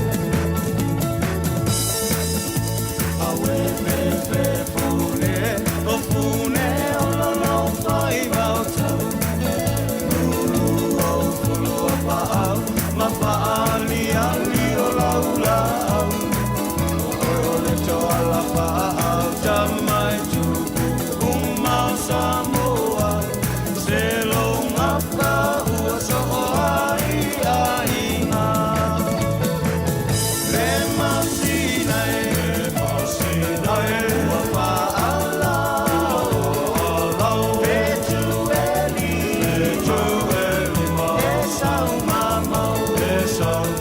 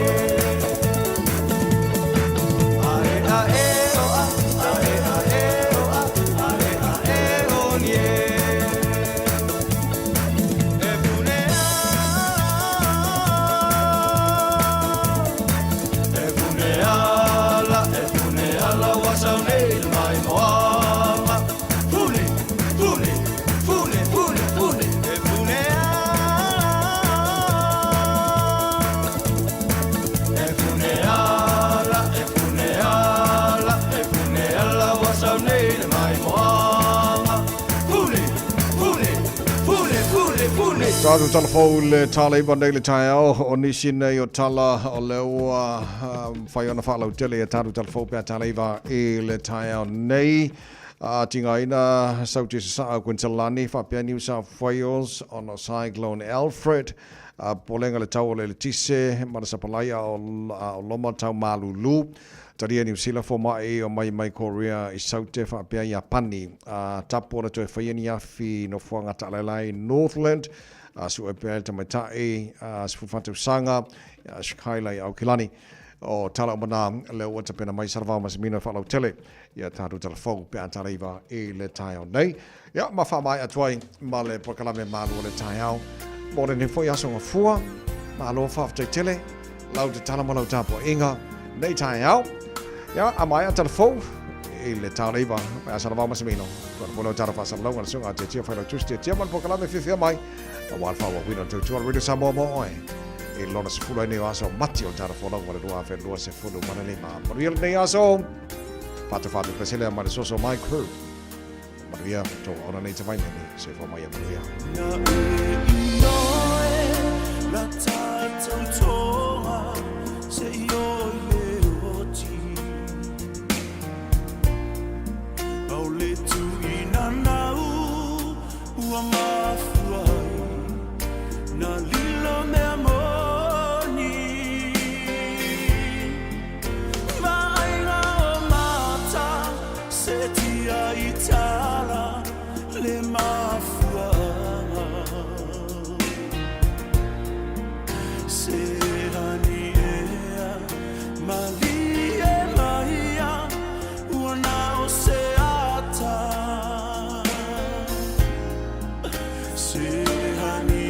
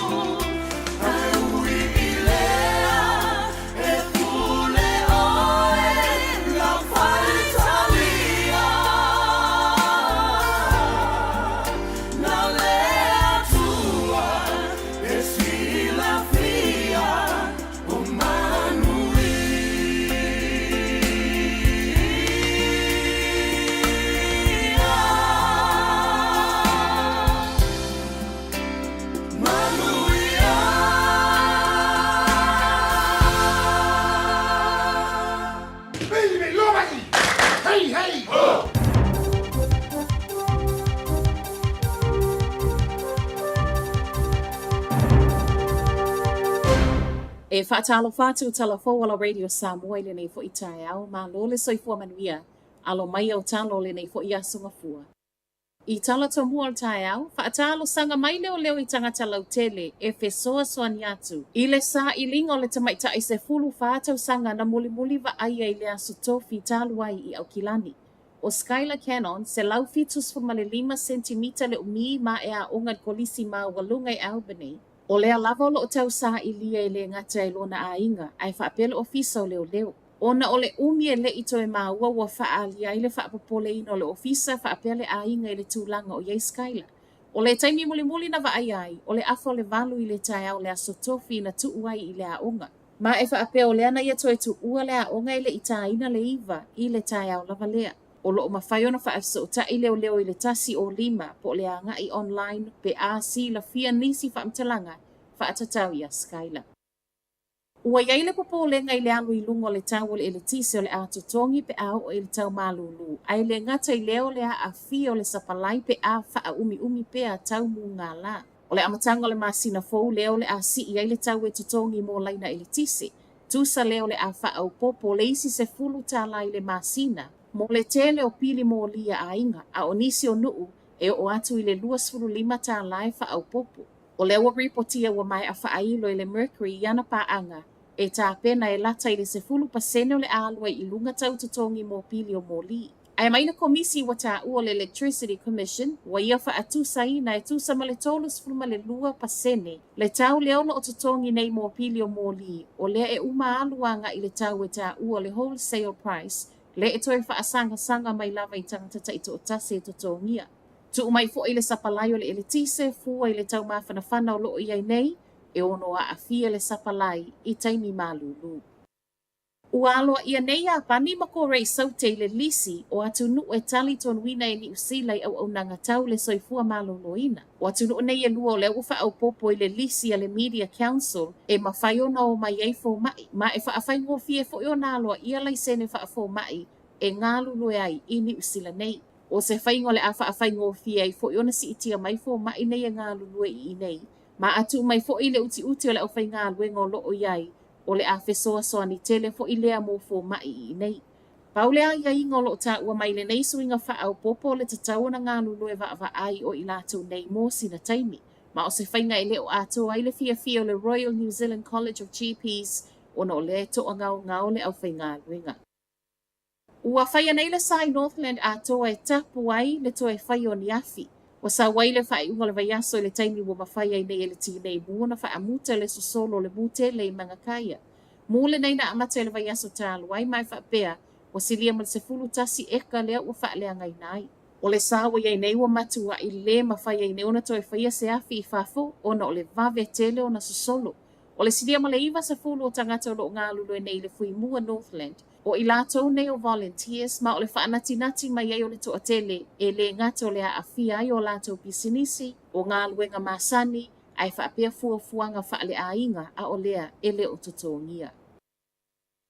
Whai watu i tala mai au se tālia, whaawau mai pea i le sona le ini a onga, motu sia pea le ele tise, ma lo losi savili whaapea timu ngai le ma tui saute i sa e o Queen Selani. Whaapea New South Wales ono le whao Alfred. Ui o leo wasau i lalo i le pui mua po le category tasi le whaatūlanga ino le malosi Alfred. Reportia mai ono o whaawau peona mawhatia le toa tele i savili malolosi whaapea timunga walono vai ai le tele o no fuanga maula lalo. E tu whaatasia talo le tae au asilia ma le lua se lau iwa sfulu 5 afe whale o ai ngai saute i sa e o Queen Selani leise ele tise. Ai whaasfulu lua afe ono se lau i New South Wales. Whaamatala i nai o ni fua numero tele lea u whaamawina i le tala whaasolopito Queen Selani mafua mai i mala whaale natura. Lea pea ma le fitu se lau 5 se fulu afe tangata a fia i le lea o se ele tise. O loo whaawau peona le ini a onga, ma au whaawau mai ei ngā luenga la vea i lau whai ngā luenga ta ua mai ana nafi. Le la vea o loli e lua le Defence Force i New South Wales manu nu ai le tusa ma le tolus fun ma le ono ma o nisi e ti ngā ina. E whaafale mai na whaasoa i eitangata manu nu a fia le whaalawelave le nei. E se mai lapata inga mai pule ngā nuu ma pule nuu taitasi, o lea fo e wasaule lapata inga le pāle mio au se tālia Anthony Albanese tangata uma, E aua ne I manatu mā mai le lamatia mā fua mai I winga lolo wao le tau o loo whaaua wai nei. O Talanalo Radio Samoa, manuia le amatanga le vaiasa. Ua mawhai ona au ina atu le tala o le tau I aso taitasi ona o le langolango mai a le Pacific Finance Limited. Telefoni o Valselau fitu whawha lua lua fitu.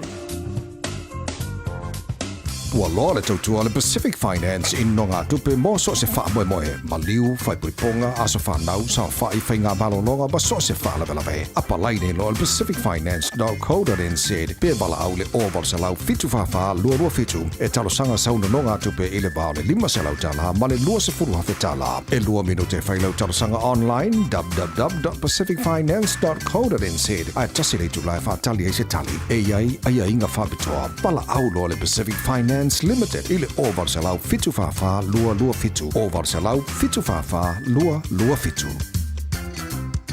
Talofa, we're the Katinas, and you're listening to Radio Samoa on 1593 AM. 24 hours a day, 7 days a week. Radio Samoa streaming live on www.radiosamoa.co.nz. Faitauina le upo le poto no le tautua matavela linga Fusi and Sons Funeral Services I Mangele ma Samoa. I taimi o mawhatianga ma whaanoanoanga ona o le maliu. Manatua linga Fusi and Sons malana au nanga o le a wha maa avenga atu mo oe ma le ainga. Wala au I le telefoni lua fitu lima tolu o fitu.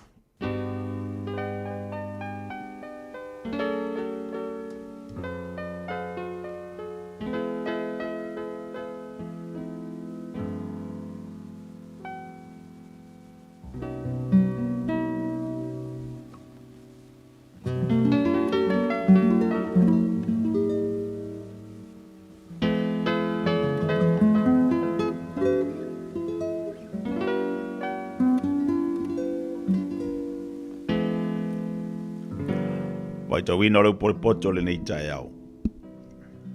Wale tusi al fata auto lona mtaa po esifuru. Fata auto Solomona. Ola tali poto na te fia lona tama. Ale tama valea e whaano ano ai I lona tina. E lea ngā le faula inga oloa o le ami o leanga. Ale ami o tonu e lavea I lea na I leoti. E le whaala ina Iova o e ami o tonu. Almana o e ami o leanga e te ena lea e ia. E mativa le unga lue ma le 5 vai. A o e 5 malosi e mau oa I lantou. O le whaatupu I le tausanga vevela. O le whaaputu le tausanga vevela. O le atari I poto lea.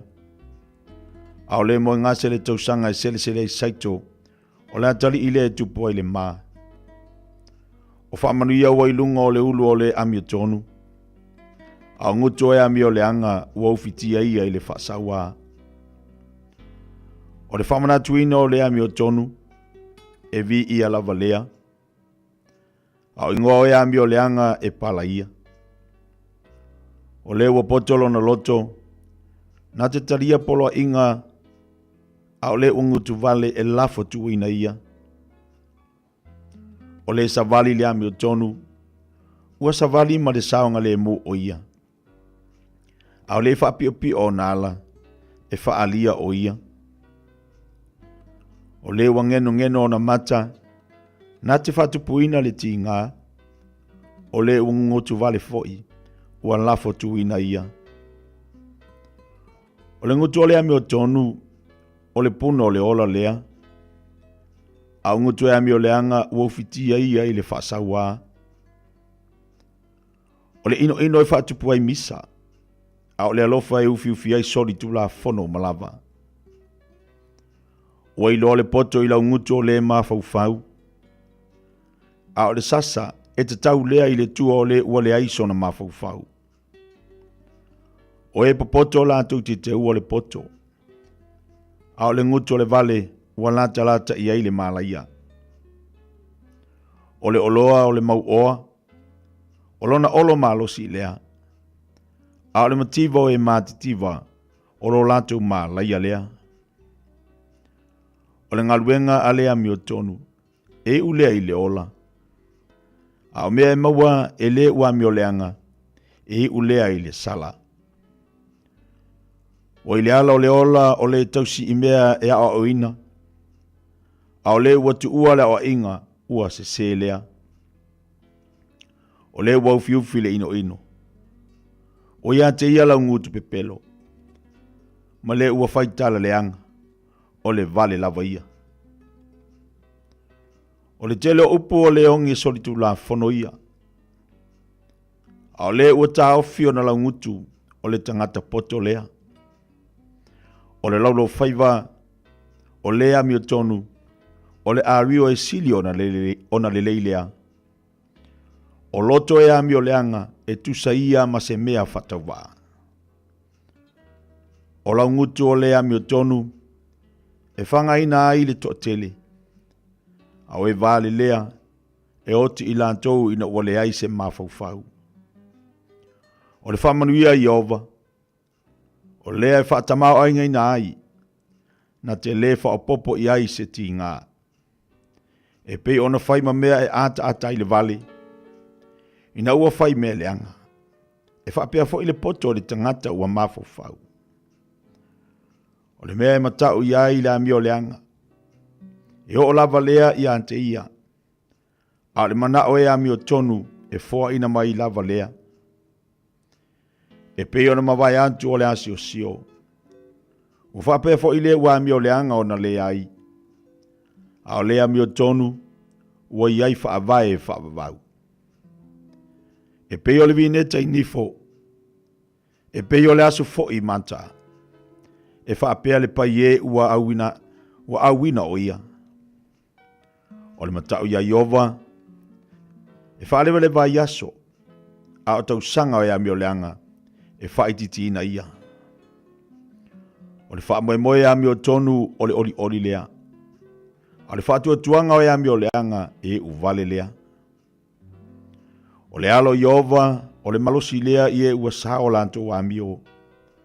A o le malai o ia mi o leanga o e whai a mi o leanga. O le ua mi o tonu e le whangai e tia lava o ia e whaavau. A o ia mi o leanga e le mau i lanto le do.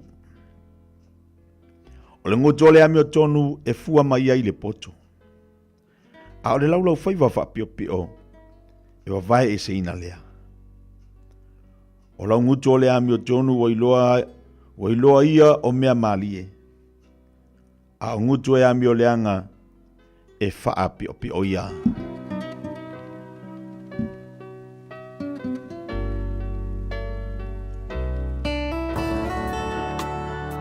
Ua awina atu le upu o le poto i le nei aso o no le langolango mai a linga Fusi and Sons Funeral Services. Ua mawhai o na tu whatasia o nanga tala whea ngai i ni tau ngofia tele. E fsosoni atu ai a o whea ngai oe ma le popole ma le whememea. E mori whatasia atu ai ma wha mai senga, ma wha mawhana whananga mai a linga Fusi and Sons mo a inga uma o Samoa ua whea le maliu ma le oti. Malau mai loa ia lingalinga Philip Fusi lingalinga. To ia whaapo lingalinga, to ngia si ulavea, pesu mai i le luas fulvalu Canning Crescent i Mangele.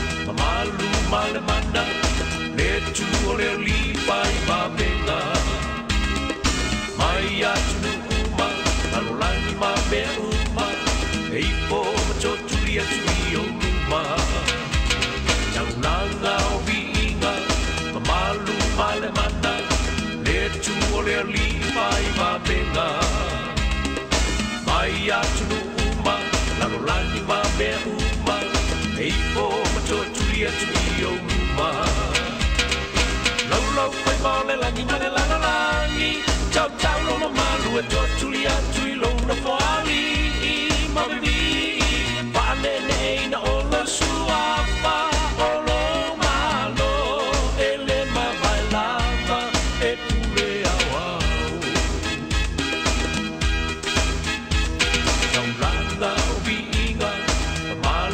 male mana le tuo le li pai ba benga mai atu uma nalo langi ma me uma ei po ma chotulia tui o uma lau pai male langi male langi ciao ciao lo mamalu e chotulia tui lo no poali ma bevi vale nei na olo suapa olo malo ele ma bailava e pule awao lo malo e pule ile la langi pi ile pule awao ele ai se malo si e beito ole tua e pule awao male langi male langi ciao ciao lo mamalu e chotulia tui lo no poari mami e pane nei na olo suapa olo malo e le ma bailava e pule awao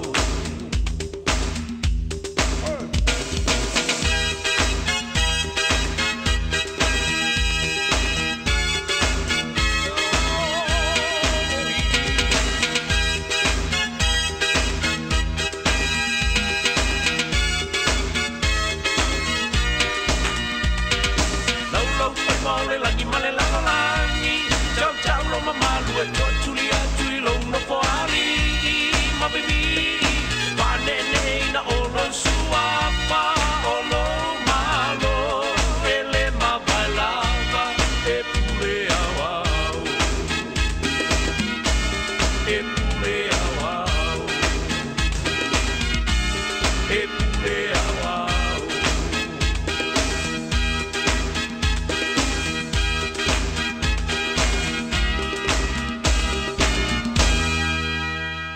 24 hours a day, 7 days a week. Radio Samoa streaming live on www.radiosamoa.co.nz. Ole Casa Beds and Appliances, ole tali o manaonga, I oloe whaatotonga ilo mauta, ini taulelei, toi anangata, e mawai moenga ngao si tutono ni usila, whaapea se tino fōa potumalo lo, laulau aimanofoa, TV, la au pese, usa aisa, masini ta lava, telefoni fe aveai, maisi. A few ane loa ili whawhituwha Great North Road o tau, po le tolo fituiva Great North Road I Henderson. Le Casa Beds and Appliances, telefoni o valu selau, lua lua lua, 555, o valu selau, lua lua lua, 555.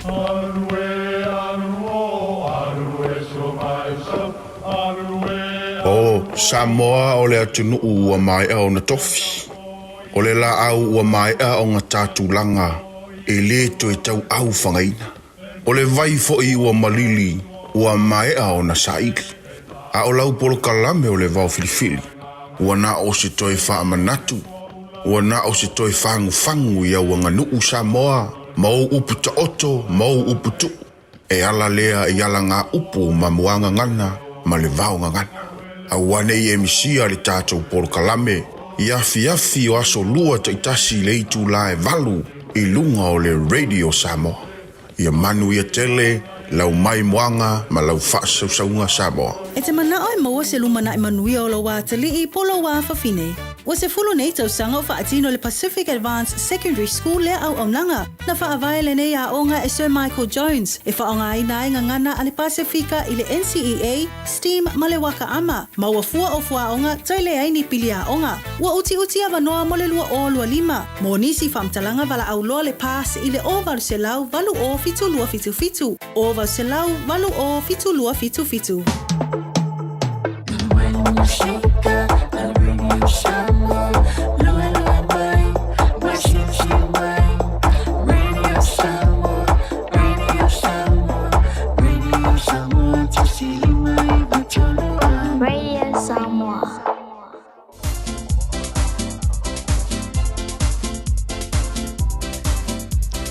Ia lau se mani mali taima le wati le nei tae ole waluas fulu minuto te nei le tu lai vale tae ole ni o le asonga fua.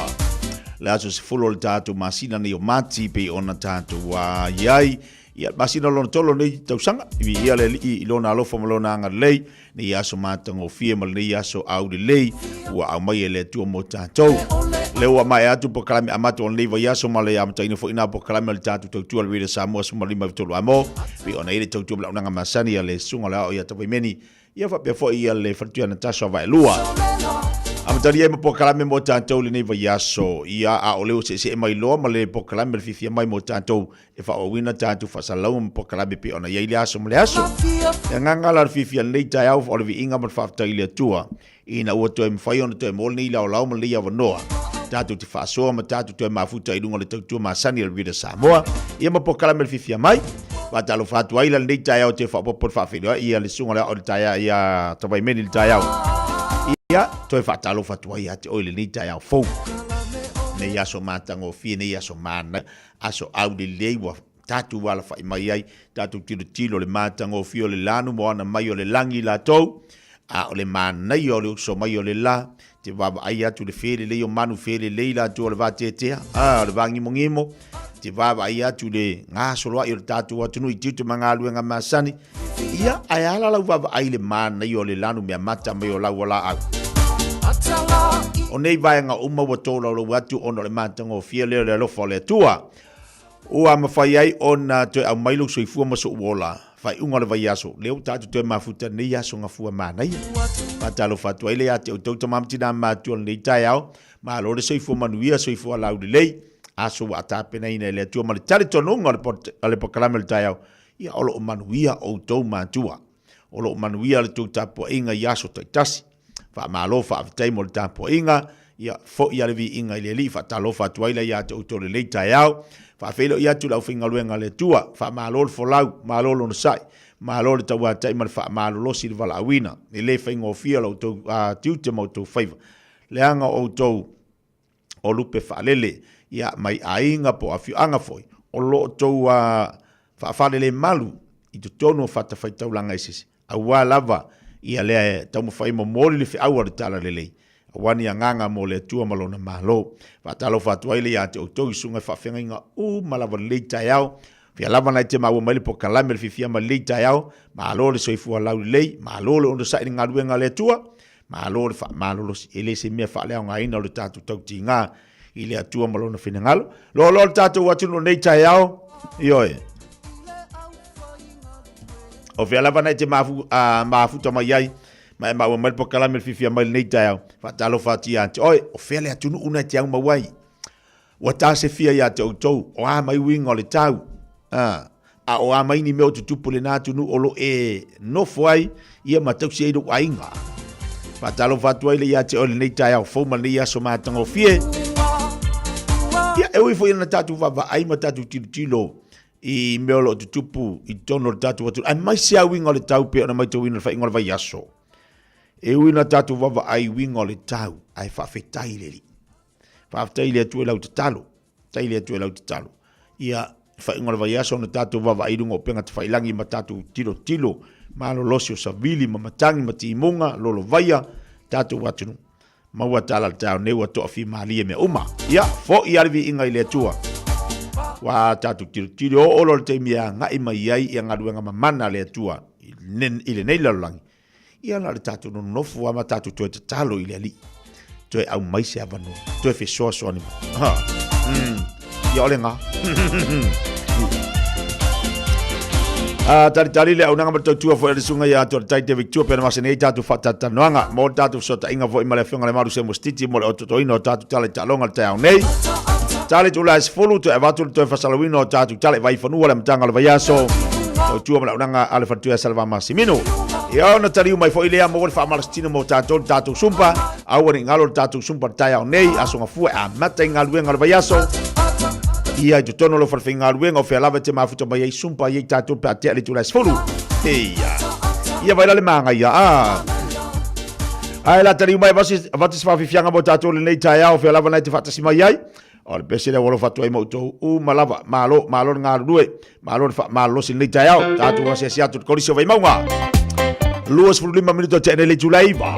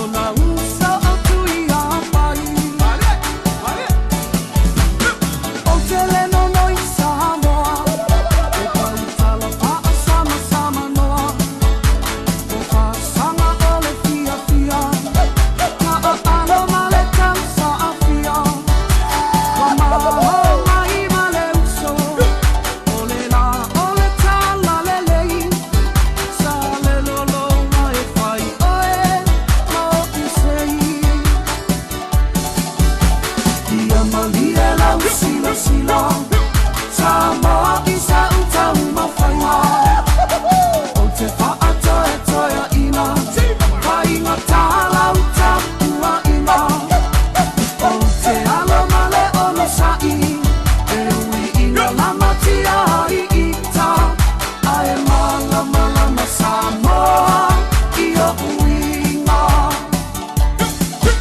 Ae mala mala ma Samoa I o uinga Ia malie lau sila sila Samoa I sa utau mawhainga O te whaatoe toea ina Kainga tāla utakua ina O te alo male ono sai E ui ina lamatia I ita Ae mala mala ma Samoa I o uinga Ae mala mala ma Samoa I o uinga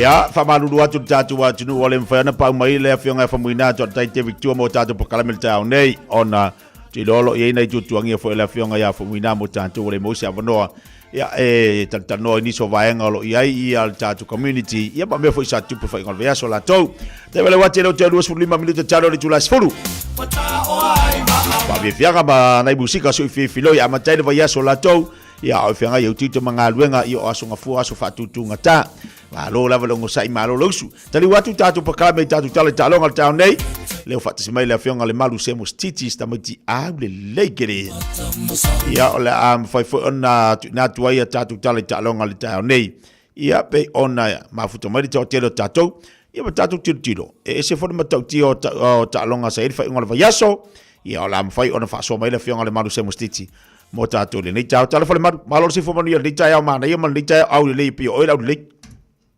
Io ia ngai sa kupe wa vaku se o sa kupe tia ai fatalo fatu ia e lauto fati tia me se foi fa fo anga se ta to no so se fatu fai ta langa lo va penan va falle malwai sunga i fa fenga sunga to ina fatua ia le ngata le tapo inga nei o tatu tamama tina ma tua ia me se lo lo se ta to no mai lava i mongo tele se mongo iti ia fatalo fatu de nei fo i ai tai o manuia mai fo inga wenga le weekend ia whaafitai te tonu sa tātou awai atu i tapo inga masani pe ona iei ia tapo inga masani e kare sia la ngaina lo folfola la na wauna ia toma tawai le tātou wala whaatotua i ne whi vai tau te tia te tonu le nai manuia oe lau tō whaafitai vo i o e le umalawa le me mai tau atu e ese aso leo sei aso umason e makau kia te lo ale maru ale fasili mai nei sa ni so tatu atu no bona i panga pa pe yo te telefono le fakasa i la mata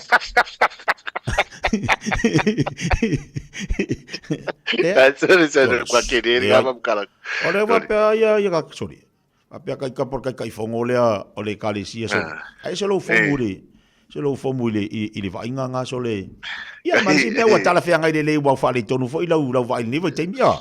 Ia le o mea kau ke o ai mea va pengi ma kukua ma e va penga ni fa ngole olanga e va pe e si o kupu talo la ka ko ke e alu runga tau sanga malu e runga male suinga mari ro tino e le va pe la e ma losse ya e ale te mi vai e ro tino e ma fau loa ai ma ue le ma losi wa aku ya e le ma fa anga ko ku mau ai sa le sa o le le ia le si to ina ma si do matu ta i vas fudu ala le va inga ia pio le vai temi wa te ia pe le manga i fu va ngata te se ta le talonga ia wala sungal fo mai pe se ala se ma fu anga ma fu na fia va afia le va ai tangata ile sida ia po la va ai fo ia ke le ia me o ia wa runga koko ia mo runga koko wa runga le mo pari wait o le mo kaule ko anga savat ia o le sia me ke le ia kilo le laptop ma me ke mi ke mi ngai e ka o ke mi fa penga fo ia langai e fankapi o ve ko se sia kai mi o kanga ma de maros e le pio wa e la ese nga nga mo ko pa ro wa fica voi le ya le u di ro wa le valia ai pe ala pa wa o swinga le ola ya wo fia pa e ro u ti o mala tua i le la unga se taso fifi au na mangi lo Facebook fa mena fausia tatu le pala mari io au fu alola i fa mena la unga fifi au tu sala tatu le pala a tatu tu fe ti foi la tatu te foi pala o le mea langa manga i lau wharongono o kako ke unga vari kako maka vari kako lau nguku vari kako kusa o le kau ke vari al pala whakoi ai le fea mai wala sa vari lau pala o kala laga le pai fua laga au fua o wapea sorry ia mankuala fa mai le fefiau ahora eu que coi foi para pala longo vinga la le si mea fa mai ka ke fa lua ia la ala ka ke fa lua fa pe po fe se mea se kai mea ka coi foi para pala o le fu ai sa o le lo sa ro ngatia yo mea ye ka coi ma fu fa ya ni sa wai e bo aka ko ke ungi e ka kere o manga ko ke unga mangi me ka kere o manga ko kupe mangi me o e ko wa me ra lo ngi ya e ka ko no vinga la ngala ka kala foi le longo vinga le ka ferwa i ngole la wili ele mal pala o ka do fo ka i pala a ka vari la ngo o le ka ki vari al pala e ve mai o mai fora o pala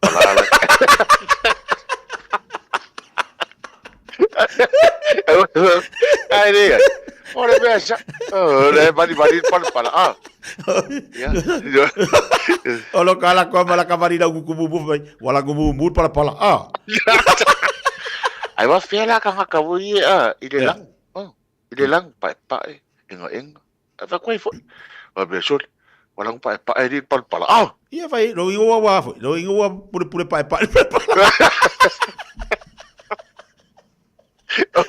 o le mea ua nga le la yegi o le fa ma fala nga vale pala o ka koi foi al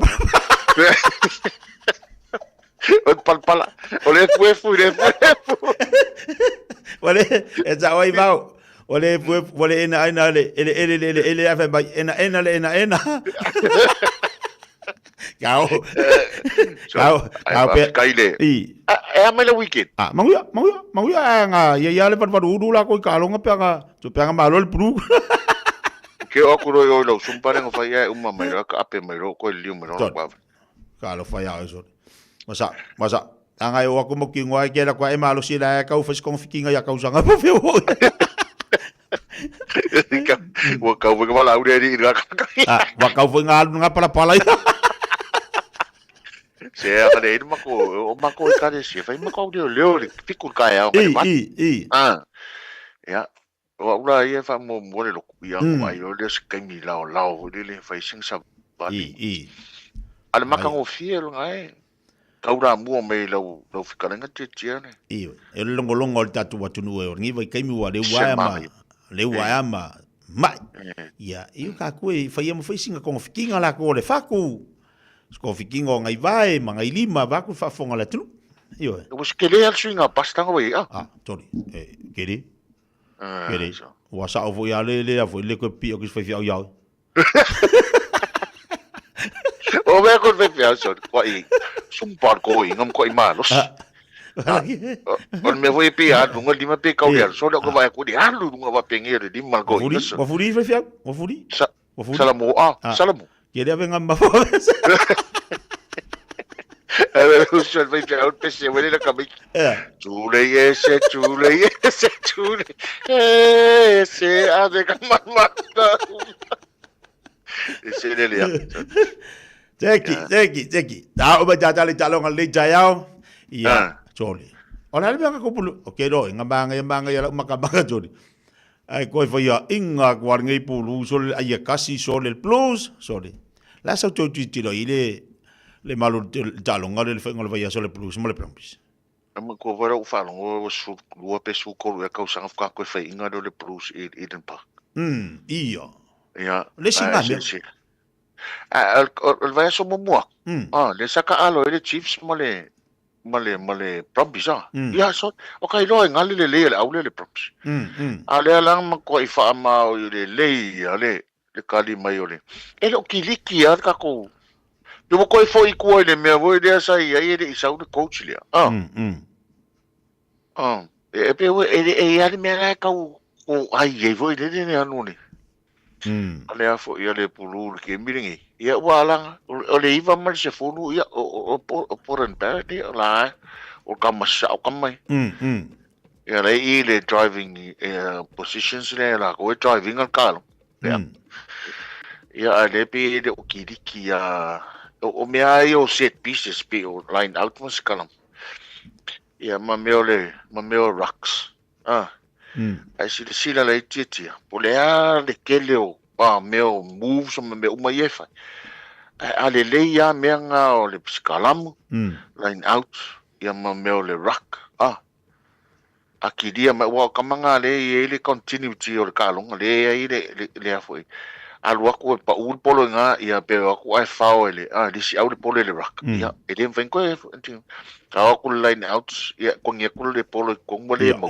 ya o kiringa o le skalamu malo si me skalamu disi au fa sala ya o le se polo o me nga ka ki va e fa ka ua skalamu line out ya me rock attack me rock defense ya mo me nga count ka ke lo ile e mo me por ya defense o le singa va nga kau ale o ko va ko se puso wale of kiliki mai ka ko in me le ani iyo a fuala el talong el blues mo le Hurricanes le vasita tunele na todo luiva le promise la to mo le our Chiefs le na 5 to 5 le na malo mo le blues la talong ma le Hurricanes ai malo mo le ai fa inga mo le promise fa inga mo le promise le wo mo le fa to tawi ya pe o le fa ko akasi le malo le promise ko akasi le malo le promise ko akasi e fa penga vo le mona sot ia mane ola sa tau sida ma kwai ai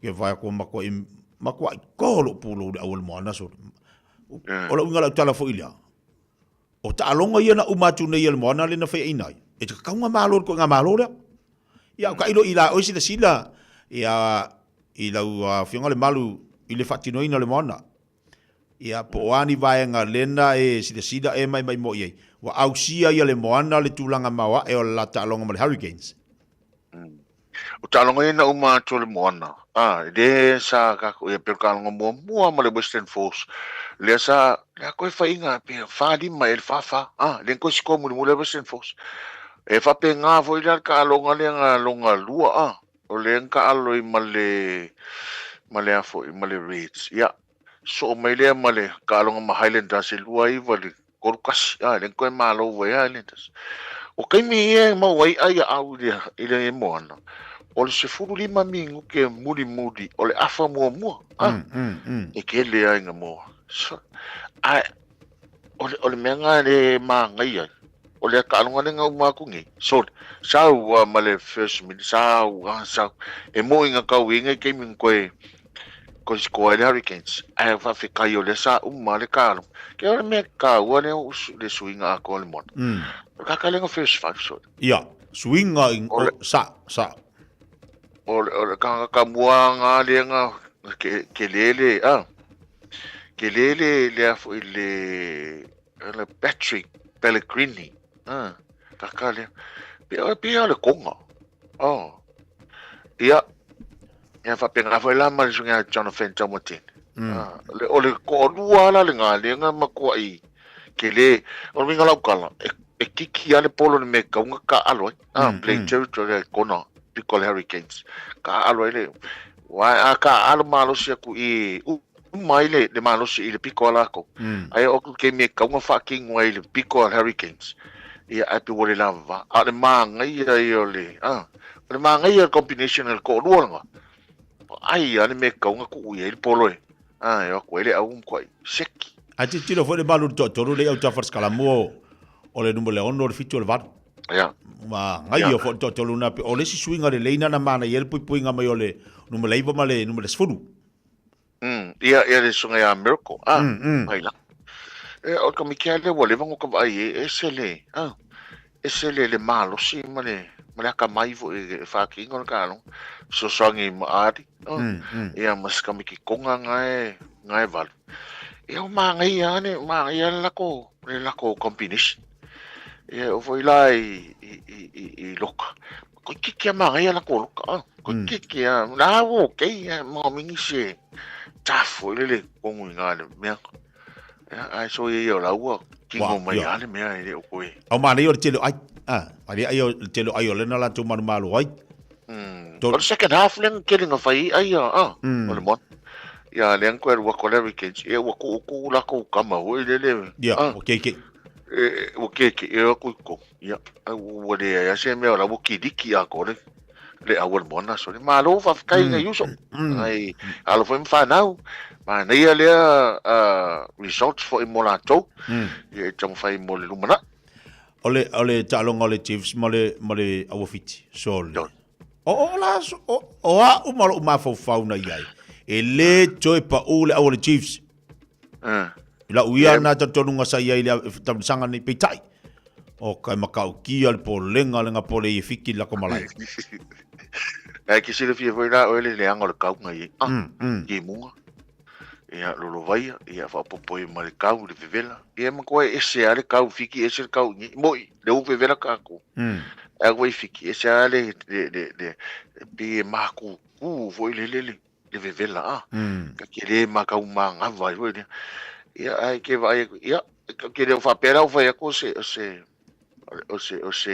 excuse foi e pa wanga venga de Chiefs kai e ki mu no me so le eu caule o camas eu olho Chiefs que vai ele polo swing ale polo foi ele pas é manga ola ko e play le expensive game ne ka o coaches ole rock speed ko do se con ele rock sau fa fo polo at rock con sau fa fo at al manga ia ngai vo ele o ka o ngale tu ole se le me ko la comes me ran ku si a ole ngo foi ko le loli le alo lo fo ngi ka mana ia talonga al mana ia foi le fa final tapo inga fiti wa tasile ba nga ta wal talonga le ona wa ole o tapo inga fiti o tasile atu e se le mana ia la tu tapo inga pe al final la tu talonga ya me se fanga solonga su pa le la o mana ya o fa inga ila o le lo pitonu eso esa ole le ia la sa nga tia o le wo mai kau o a talonga e fai fiti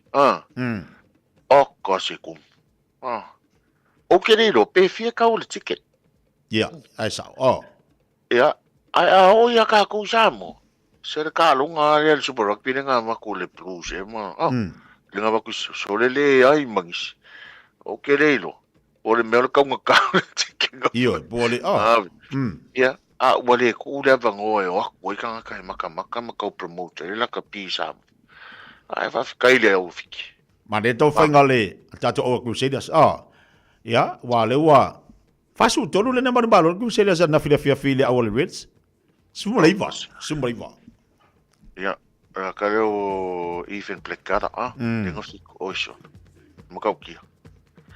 Mea ngā leo kamai kau. Mea le physicality le malusi. Whawhikau I airuma. Ia wale ole awale Crusaders o la kuanga. E malusi alfa wiki malusi le. Gary, Clean, Ilingi. Al menang ko ba le abu ko makan ko sa. Le ko makan ko sa Crusaders. Yeah. Left ko afa ia round. Yeah. Kele round che ko ko lo ke vai ku pe fia ia. Ai I o oili. Ka Eva olo. Is fu wongo round. Te misi da marsi ko ha vidi na misi dungole. Ka singa si ko. Kole. Ya. Au kele fu swing o ka alo singa kap. Le kap ki. Mai le kalong al weekend. Mana calong al weekend. Ta fai mo calong al foi ale Warriors mal force le super. Yeah. Enas furuai ai al force le torfa. Ese foi mana ele só le Warriors ele nível tem. Ja, wa vele ye us kam ki voi le leo. Le wo sui ai le vo o le la ko foi ka. Ke me leo sui ali. Ja, le manga ye foi nga. E pe ye ka lo, pe le ba ku ye ka. Ja, tele ima. Tele ima wa talonga na ile fa ngol yeso. Ai pe yo te lo ri tal taman. E pe yo au ia Australia le piko lunga ke minge yo le au le Brumbies ma ma le Warriors. Ja. O ia e mo I fo ile Western Force. O la o le manga ia lo ko vai ku la ku fa solo kama ka alo le Wallabies. E ka alo mai au is. Mai voi ngai di fi mai dunga le ia au nga. Ia manga ia ma la ko competition. Pe ka ko ngi. Ese uma au Hurricanes, the Blues, Chiefs, Highlanders. Ja. Manga ia tough fight competition. Manga ia ka no weekend. Talong al verso nei le malu le ale ta al tatu mona. E lo te baba ya te le si talong al tatu mona al verso nei ai ole awole Blues mo Chiefs. Ola sa ko ike talong ole. Fenga tape fenga ofi? Ele fenga ofi. So se kalonga ke mingere ko fenga ofi. E o foi I vai o au e. Ole Chiefs mo le Blues. Ja. Kalsie. Ja. Hurricanes mo le Highlanders. So so ia kauno Hurricanes ya. Ele ko pole marovo. Ia ke milingi. Ia kau makia le equipe sa o le upo. Kau foi pe musi malu. Crusaders mal fos. Crusaders e malo. Wa le fai foi la lo. Ia. Brumbies male abo fiti. Ia o le fai Australia. Ia ke longa ke longa Brumbies. Mo. Ia. Wa e uma wa malo la wa ke shout ya wa. Ia, au la fikima Brumbies. Yo se me ngai o. Me ngo. Ia la ya du ya Brumbies. Ia nga. Oi Chiefs my Blues. Ja, the Chiefs. Ja, Crusaders my Force. O the Crusaders. Highlanders my Hurricanes. Ja, Highlanders. Ja, maar ja. Zeker. Kom van Amerika ko Hurricanes. Warriors my Reds. Kailangan ole Reds. Mooi. Kasi na kalong of kare la ifang verso.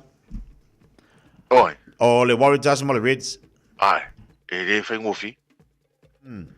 Kalsie ka ko au. Mana ia. Ia, Kalsie pe na e sa no ni tai ia tatu talonga ia walu pa tatu mona mana i tire lewa fa sina malo longa tatu mona mo liva yaso. Ta pena de la talonga mal Chiefs verso fo. O verso fo da la pinge mal Chiefs.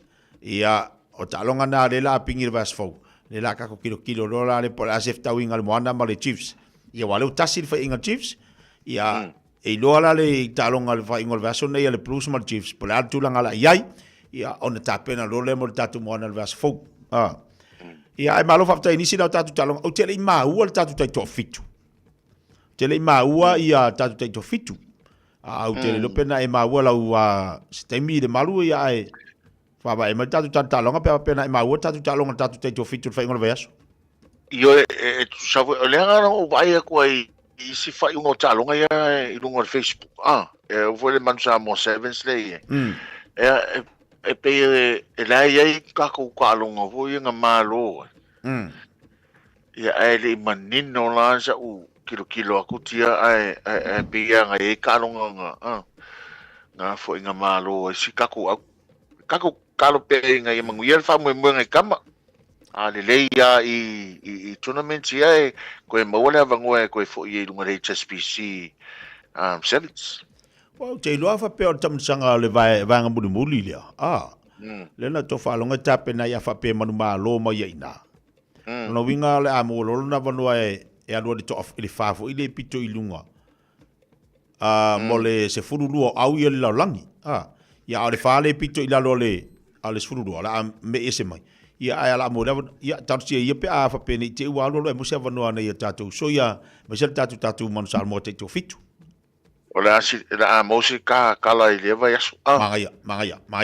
Si kau sa idia tu fa ya onga. Pola si tu langa la iona. Mo voi le statu po kala mel vas fo mo tatu tali talong. Ia, malo fa tai lo fionga. Ia ai malo fa tai fo ilo saul ni yaso tatu tali talonga. Ia me voi le o to ina ni so vaenga se talonga fa ngal vayaso. Ia, mal mana tu mo lunga sa manuel fa ngal vayaso lo fionga le sunga le tiakono ko ina. Ia me voi le Fianga i tuta mangalu ngale. Nei vai yaso e sero au le leila maka sore. Ya, ale ya se kupe Pe ale maka pe nga kale ile kupe, ale se kupe. Fa maka aku urungal maka kilo va ingo e fia se meru. Ile o maka le ngale. Na mo wo so se me ngale le. No ingala ele kaunka. Ele kaunka? Ele kaunka. E fo vai. Lau ki kele vai. Sare, manguia ni yaso. Ala pa ko si tato atu no. Mandia ya, pufang po kalame ni yaso. Dai lau sunga, te lo fianga le balu mo ta po kalame tai talonga ni vai yaso. Alo fatu mo lo so manuel versi tutu mangaluenga. Ya va tai se foi ya. Ya so foi ya.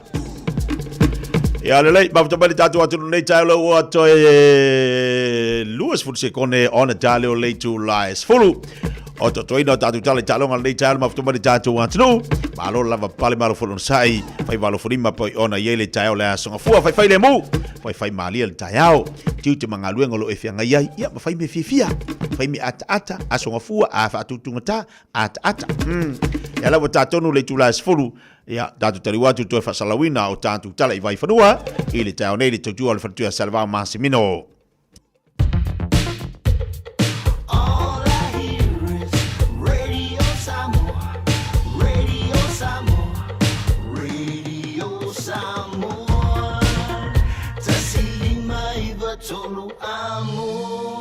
Radio Samoa, kasilima i vakuru amo.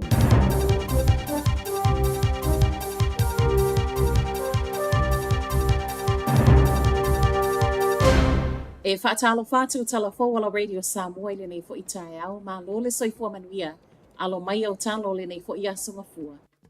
I tala to mua tae au, whaatalo sanga mai leo i tangata lau tele, e fesoa soani atu. I le sa i lingo le tamaita i se fulu whaatau sanga na muli va aia i le asu tofi talu ai i au kilani. O Skylar Cannon, se lau fitus fu male 5 centimeter le umi ma e a onga kolisi ma walunga i Albany.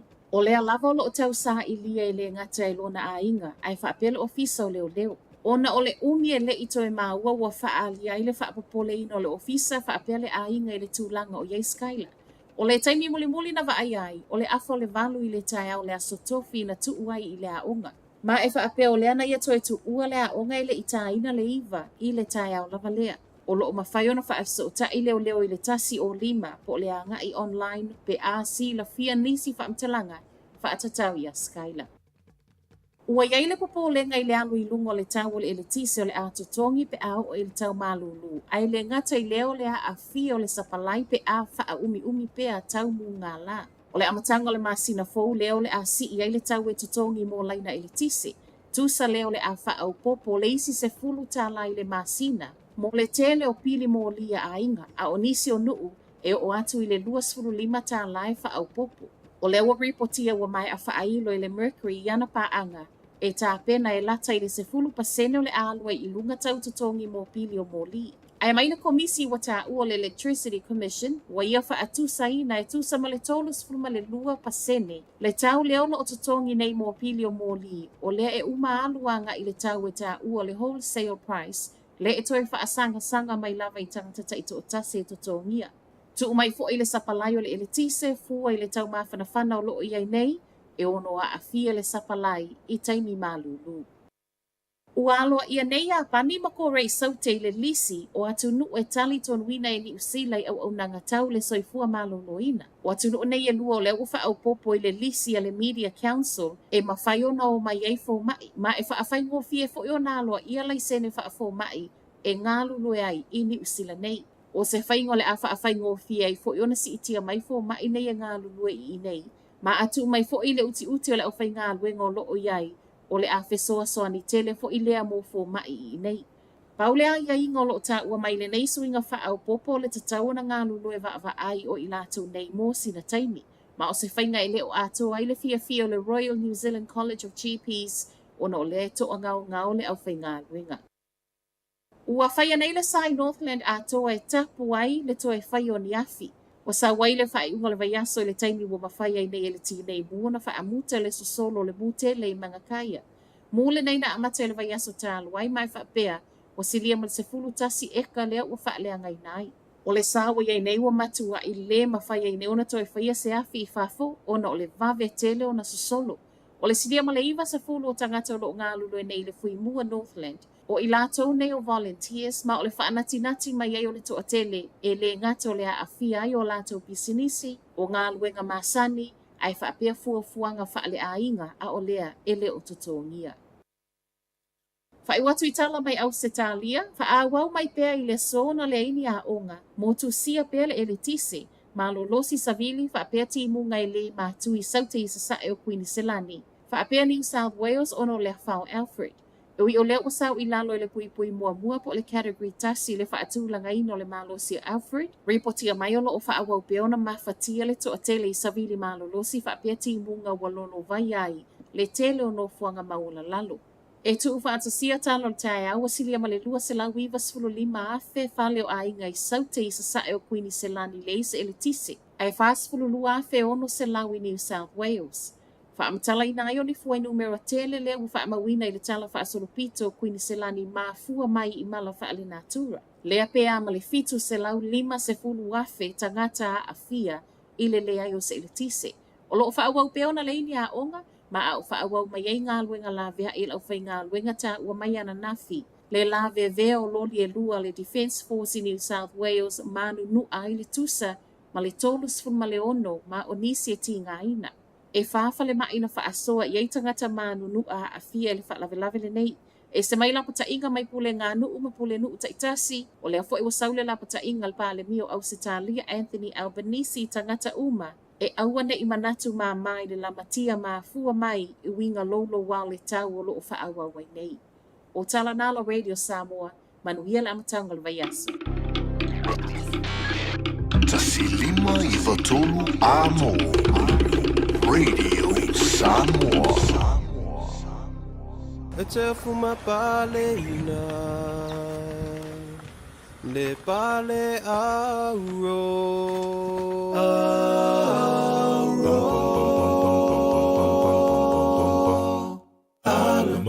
Maya leilo le so e fio Maya le po e tau le tau le lei e te fuma pale ina le pale auro ala maya leilo le so e fio Maya le po e tau le tau le lei e te fuma pale ina le pale auro Pale ia, pale le pale ro, pale ile au, pale le pale ro. Ili maya le pe, ili maya le pu, ili maya le pe, ili maya le pu. Pale le pale ro, pale ile au, pale le pale ro. E te fuma pale ina ile pale ro. Baleia, Baleia, Ili Mayale, Ili Mayale, Ili Mayale, Ili Mayale,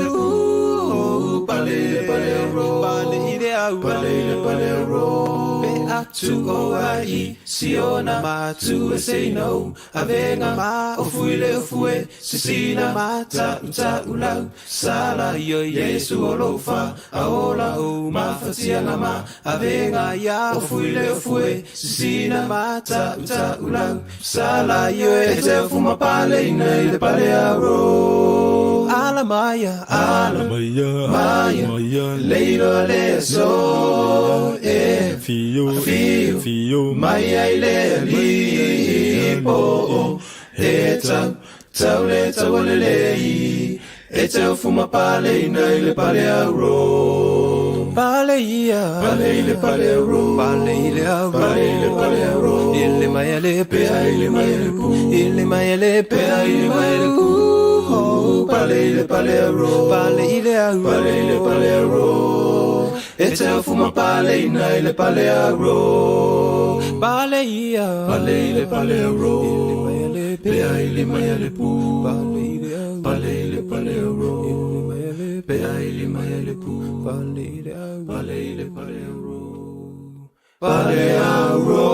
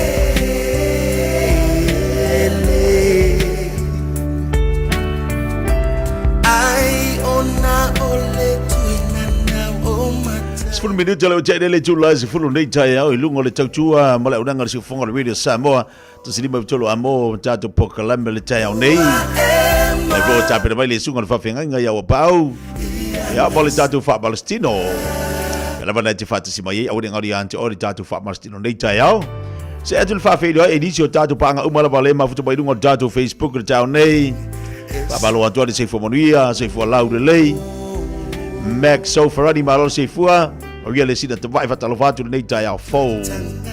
Good morning toto su e K10. E ava malati a pele motunga fa tel ma mai nei California America. Balota pale fatalo fatu nei tai au. Balota fo ia ngafo Racha Mariko. Balota si fo lau de lei. Le vata si mai nei moteli sala fai. Fatalo vatu ya mea fau toa se fu manuia fa pena fa Filipaina sione alo vatu si me mala inga nei takanini e seta tanga mo fatalo vatu fa pena fa ya fa ma seve se usia tau sanga fanga io brada yo e malo lava lele malo lo ai masi nita saudo fatalo vatu nei tai fa pena fa ya Samson yo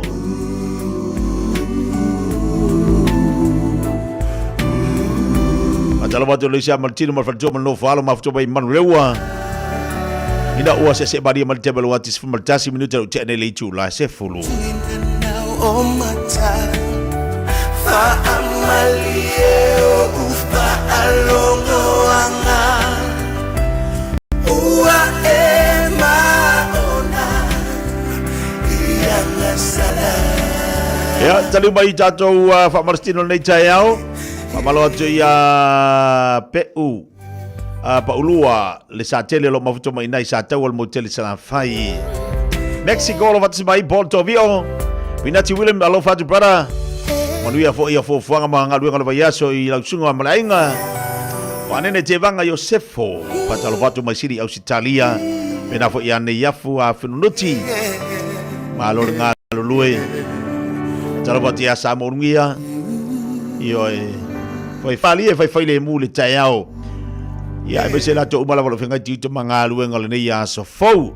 Tali watu le lai tu o le tato po krame lo fati mari singa fa fenga nga wal tato fa marstilo nei tai au. To se fo mo ia lo singa fa fenga nga pau. Malo se fo la le nei tai au fou. Malo se fo mo malo langi mate tia le tai fou le lo fo malanga le tu. Malo le usu, malo fo lau. Tai le tu nei a so fo po ia so lo se fo mo so mato ola. Matalo fat foi lat no malo le al fai mai fanunga le fo nei tai au fou. Lo fo malanga le tu. Ioi. Ese le Mario le tai au a mai le li mo tātou e whauina i vui o tātou tito mangalua. Ia, ai mai se le, ta po inga ni a tātou mātua i mauta malawa ma lau whinga luenga le tua. Ai, o le whaftai ai o le aso a mai le li. Sa o le lei o te tia. E le manga ia ia lo whasoa. Wale pi maadi e lo whasoa ma te o i ma le maru. Ia. O le palpala. Ia, sa o kako o le palpala. Walanda la whamari le whatpese o i e upos. Weo kako waso kako ke le lo lunga funga ele la or ke mire le ai pe ia le o mukia foi. Ia ngo wingo ka sa o lo ka ko el palpal. Winga avali aku polar ko inga avali ai ola ai vali palpal. Be al fale foi. Pe se foi singo lo ko ku so ka se ia el palpal. Io. Okay. Yo kako umbal palpal wa sa ila ba o le le foi. Ole no u fight u farango longo fo ile la un alfefia. Ma na ia la fa soa. Sunga fa fengainga tātou na fausia palpala ai pila u alu la un al fa fengainga wa mali o kako ke ungo o le palpala te ungo tātou tino ia se yang ele furfur maka fa ma fiki yang ia la maka vari yang ia kako la un ku se tulo vari yang kako ulu kau fa ma yang kako kingirimba sala kako ke vari el palpala Wala ko ka kol palpal. Wan fausie ka kol palpal. Be foi dai ko ele me umai. Be foi len ka ku ngau ai. Lang ka ko kingon fausie el palpal. Nei cho me nga ku lo me. Nada fe me fi au pas. O faro. Aka fero ngire lunga la weleli no palpal. Mo ko va vai. Pola se ke mira ka ko. La ka ko fo il palpal. Esa o mama ka fo la u. Papel. Ora ka fero ingi po le por vaso foca ko para ko. Ko so de kai ka. Ko kala alfe fia. Wa ve ko fe o ka yo ko lu. La ka ke fero ya baso de para. Ayer ke be so le kai. Ayer ke be so de kai ka. Ya, wa mo ya le ka ke or fo wakang. Se tu lo fa fo ngala tunu. Ole para. Le va para mumu, para moanga me. E fiu e vali ka, le ki o a fiu e vali. A vali ngei. Uma ngei ko e vali ka e au. Uma ko vali ka e au ko e uma lele o langa fiku sula la e vali. Al mea kasi. Pe mumu, pe uliuli. Po le arko inga ki ko e fo ere nga engal propa. O fiu e vali fa suya en palpala e ku ba wal palpala. Al be foi da ka ko vai. Ka ko vai le langol palpala ma vali. Engal palpala vali fa enga ka ko ulu. Io ia ka ko foi da re lango enga. Vali enga foi la ka ko foringa ma el vali enga. Vali enga langal palpala. Al palpala. Ai el mumu. O vali mumu. O vali enga. O vali mumu le lang mumu. Ela fez lá full maca, vai que se vai o pio vau. Ela não foi enga foi enga. Da se full maca. O senhor vai se ia se enga vau le pin pel pala.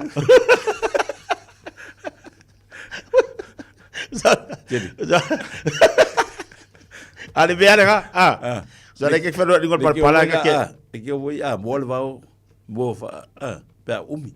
Ya ka ba gis ka ka usei ful mak ia fa pu inga fa ka fa pu ia vale ngol pal ka ki kari ale ka ese manga ia la ia la unga fese o ma mata fo i la unga pe ia sa fe ngai na le wa fa ilangi fo la unga ai le ma nei pe o amatanga tu sanga Elena malanga mai il fono la assembly lenga yes fe fa nei ia ke wa o vala yele tu pe le ma nei pe vaso elente nei na vala yele ia fa mai se foi le tu ia o Laus Towers ia stamo soina ia ele ainga le fatua me se no faru ma pa le kali sia ia ma na yo na ainga io e va io lo alu was balangal fa fenga ile te fo ia tu le fo ai te fo ile nganga ile tua alo no fo maule upulunga fonga ile io ma na ia lan fa so ma na ia tu fa mai nanga ka ko o me umai na faita to ile tua ka ko el palpa ko manga bala ye ol manga yol kala al fefia na fai ki kilo manga balo ye manga wa venga manga bale ko palpa oh so kaukio le fo fungi o ngal venga mana le tu ani mo kaukio mo kaukio yol ke mbel salmo mo kau vari fo lo na ngale ke vari ke mbel salmo wa lo e ka vari fo ka vari fo mo vari fo mai le sfu mal 20 minutos che le tu la sfu lu ngal tu la ngal si fonga radio sa mo testima tu amo po kala me fanga solo mo tatu le nei taiao ile mai mo mai tatu wa tinu la tatu se tatu fa marstino ya awa ia le tatu wa sumpa le taiao fo ya ngai mai tatu mo tatu umala va ia lo ma futo mai fiala vana tu ma futo mai alu taiao la alu ka ko o fa ia o le fu ia fa malo si fanga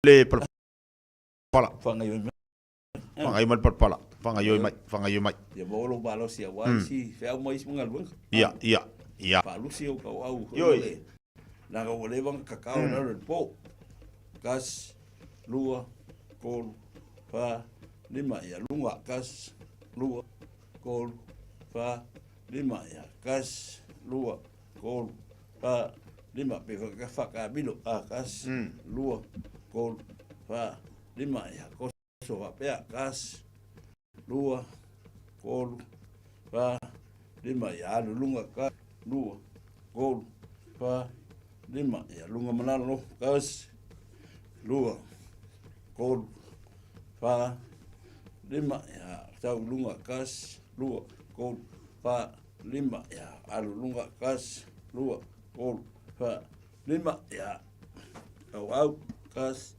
lua kol fa lima lunga gas lua kol fa lima ya te tanga luma fangayoi to au lua kol fa lima ya kua gas lua kol fa lima ya gale fa pe gas lua kol fa ya alu ai kua gas lua kol fa lima ya Vali ka fresh ke lungo vai malo mai wo maso anga yo mai maso wo vai gas lua kol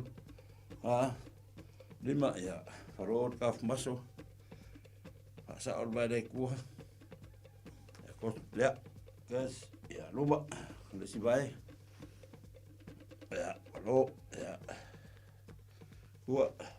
ya fa pe gas lua kol fa lima ya ko faro ko ka au faro fa pe gas lua kol fa lima kule dalo gas lua kol fa lima gas lua kol fa lima gas lua kol fa lima gas lua kol fa lima ya Rali ya koso kau au le gas lu kol le siku gas lu kol koso ku gas lu kol le siliba gas lu kol le gas lu kol lalo gas kol le siliba gas lu kol lalo gas lu kol lu lalo kafa. Ya, kango sa alalo. Ya, lunga. Ya, koe alalo fa sa o kango. Ya, lunga. Au kafa. Aufi. Desi au kafa. Aufi. Ya, au kafa. As. Dua. Kon. Fa. Lima. Ya. Ya. Laungi. Laungi ba. Wah. Ya. Laungi. Kas. Dua. Kon. Fa. Lima. Ong. Fiku. Valu. Iva. Sfulu. Kas. Dua. Kon. Fa. Lima. Ong. Fiku. Valu. Iva. Sfulu. Kas. Dua. Kon. Fa. Lima. Ong. Ya, ngaya. Ngayon. Ya. Apa kaki nunga ah? Nunga. Ready? Sau. Kas. Lua. Kon. Fa. Lim. Ong. Fik. Van. Iva. Sful. Kas. Lua. Kon. Fa. Lim. Ong. Fik. Van. Iva. Sful. Ya. Koe sau lumba. Seki. Kas. Sau. Kas. Lua. Sau lumba. Fasasa. Lim. Ong. Ayo lumba Fik. papea. Van. Iva. Sful. Kas. Lua. Kon. Fa. Lim. Ong. Fik. Van. Iva. Sful. Kas. Lua. Aya. Fa. Lim. Ong. Sa le lima duma. Iva. Sful. Ya. Alos picho. Ready? Sau. Kas. Sa le lima. Kon. Fa. Lim. Ong. Fik. Van. Iva. Sa le lima. Kas. Lua. Kon. Fa. Lim. Ong. Fik. Van. Iva. Sful. Kas. Lua. Kon. Fa. Lim. Ong. Fik. Van. Iva. Sful. Kas. Lua. Kon. Fa. Lim. Ong. Fik. Van. Iva. Sful. Kas. Lua. Kon. Fa. Lim. Ong. Fik. Van. Iva. Sful. Ja. Aya. Nou, we komen. Nou, we fafo. Ja. Luma. Sa luma. Ja. Luma. Ready. Luma. Lagi lalo. Ready. Go. Kas. Lu. Luma. Luma. Lim. Ong. Fik. Van. Iva. Sful. Kas. Lu. Aya. Fa. Lim. Ong. Fik. Van. Iva. Sa le lima. Kas. Lu. Kon. Fa. Lim. Ong. Fik. Van. Iva. Sful. Kas. Lunga. Kon. Fa. Lim. Ong. Ayo lunga. Van. Iva. Sful. Kas. Lu. Kon. Fa. Lim. Ong. Fik. Van. Iva. Sful. Ja. Aya. Ja. Ja, lei. Beo lima. Sau lunga fa pea. Nga yo. Lima me yo lima. Ready? Go. Kas. Lu. Kon. Fa. Lim. Ong. Fik. Van. Iva. Sful. Kas. Lu. Kon. Fa. Lim. Ong. Fik. Van. Iva. Sful. Kas. Lu. Kon. Fa. Lim. Ong. Fik. Van. Iva. Sful. Kas. Lu. Kon. Fa. Lim. Ong. Fik. Van. Iva. Sful. Ja. Aya. Ja. Luma. Go fa pea. O sunga kin. Ready? Go. Kas. Lu. Fa. Lim. Ong. Fik. Van. Iva. Sful. Kas. Lu. Kon. Fa. Lim. Ong. Fik. Van. Iva. Sful. Kas. Lu. Kon. Fa. Lim. Ong. Fik. Van. Iva. Sful. Kas. Lu. Kon. Fa. Lim. Ong. Fik. Van. Iva. Sful. Seki. Ja, kan ka fu fa beo le mai a be dai. Va. Ready? Go. Kas. Lu. Kon. Fa. Lim. Ong. Fik. Van. Iva. Sful. Kas. Lu. Kon. Fa. Lim. Ong. Fik. Van. Iva. Sful. Kas. Lu. Kon. Fa. Lim. Ong. Fik. Van. Iva. Sful. Kas. Lu. Ngayon. Fa. Lim. Ong. Fik. Van. Iva. Sful. Ja. Seki. Ja, mga ukaf. Lolo mga. Ja, ready? Kas. Lua. Kon. Fa. Tato matua ngat whakaioia au kafa Wan. Iva. Usi whai au kafa mangaba. Kas. Lua. Kon. Fa. Lim. Ong. Fik. Wan. Iva. Sful. Kas. Lua. Kon. Fa. Lim. Ong. Fik. Wan. Iva. Sful. Aya. Mawe kong. Ngai fafu ia. Russian twist. Au filo, alu. Ready, go. Gas. Lua. Kolu. Yo Gino. Lim. Pai mangava. Fiku. Walu. Iwa. Adi au tafa. Es. Lua. Kolu. Fa. Lim. On. Fiku. Walu. Aya. Iwa. Sol. Gas. Lua. Kolu. Fa. Lim. On. Fiku. Walu. Iwa. Sol. Kong. Sila mai mo nga yoi ya. Kong. Nga yoi. Ya, kaulo vai lunga. Ya. Ai vega ko. Ko vai. Ngava rava. Ya. Koa. Ready, go. Gas. Lunga. Lua. Si va pele mata to matua. Lima. Ongo. Ya. Fiku. Ara pele vai nga tu o au mo lo au. Fulu. Gas. Lua. Kolu. Ya, si va pea. Lima. Ongo. Fiku. Walu. Iwa. Fulu. Wan mangai. Kong. Fafo. Ya. Squad. Alu lalo. Ya, ko anu ka ko. Ready, go. Gas. Si no pea. Kolu. Alu ngal vai. Fa. Ayo ngal vai. Ongo. Fiku. Walu. Olunga. Iwa. Fulu. Gas. Lua. Kolu. Lunga. Fa. Lima. Ongo. Fiku. Walu. Iwa. Fulu. Wa. Aya. Aya. Ai fa ayo ngo vai ma limba ma. Ya. Ngapa ko au. Ka kulei luma kulei sa ho va. Kulei ready go. Gas. Lua. Kolu. Fa. Lima. Ongo. Fiku. Walu. Iwa. Fulu. Gas. Lua. Kolu. Fa. Lima. Ongo. Fiku. Walu. Iwa. Fulu. Gas. Lua. Kolu. Fa. Lima. Ongo. Aya, mangaya.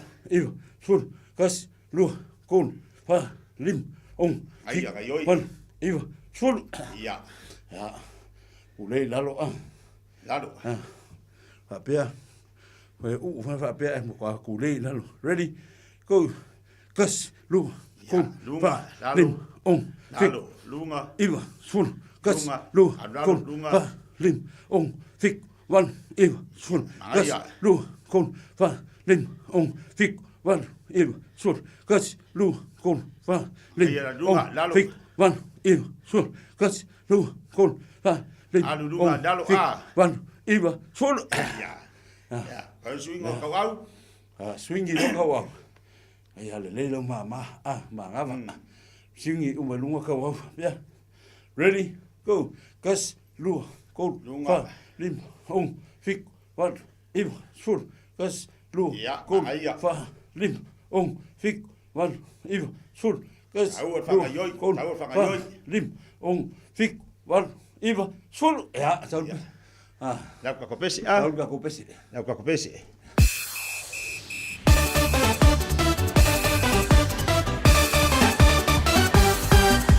Shake my love, see right finally shake. Ya, mangaya, ngayoi.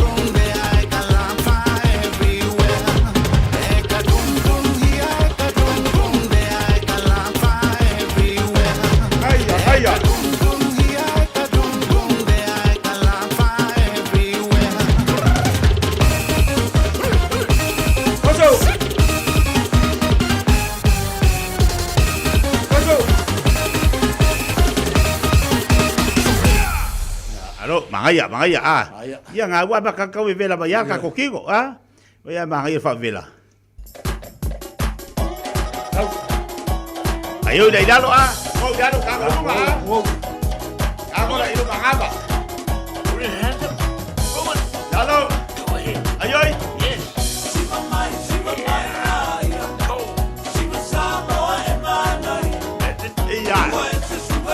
có số triệu rồi vậy cao vậy cao ơi vui đấy ra 바로 리마 바로 아야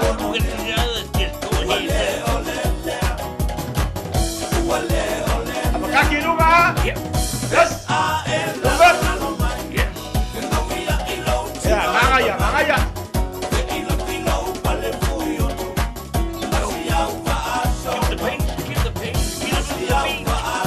Berkawal jalo.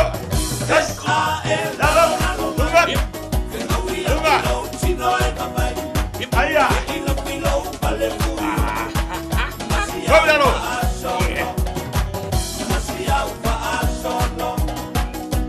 Lunga. Sok. Alkafa.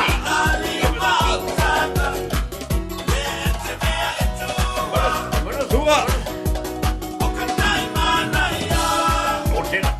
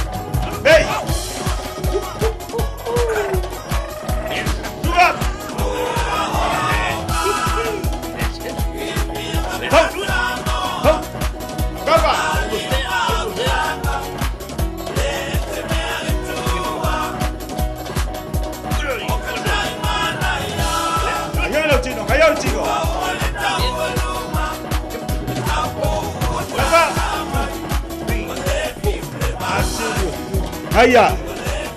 Ya, malo. Fai ya makulay.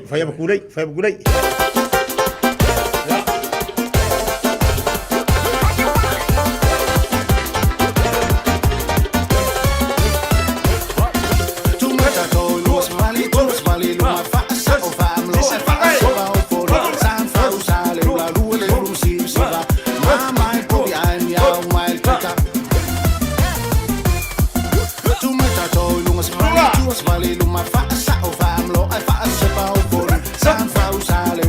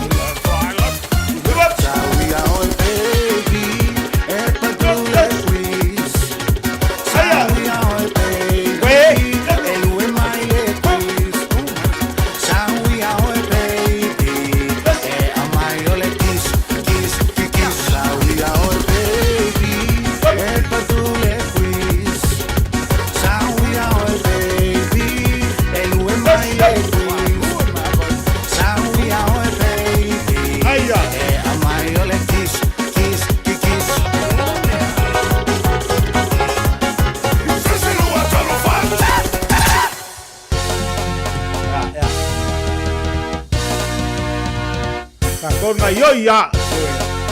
Yoya tino. Aya. Mana ya foye bangale ola. Numba. Afuli ya ile tele otangata. Ele ilo aseme a wolo fatata imun ya no toyo mai fale anga. Aya. Akapa. Yes. Ayo maraba. Hop.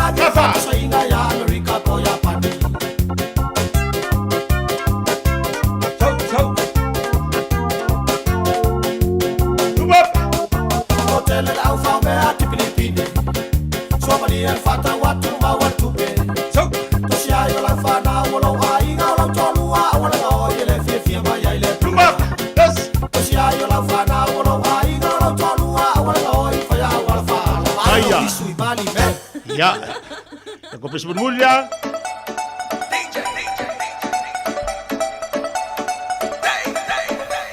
Ayoy, mayo, ayoy. Te pesebut muli. Bang ayoy lo chino. Au te whatamala.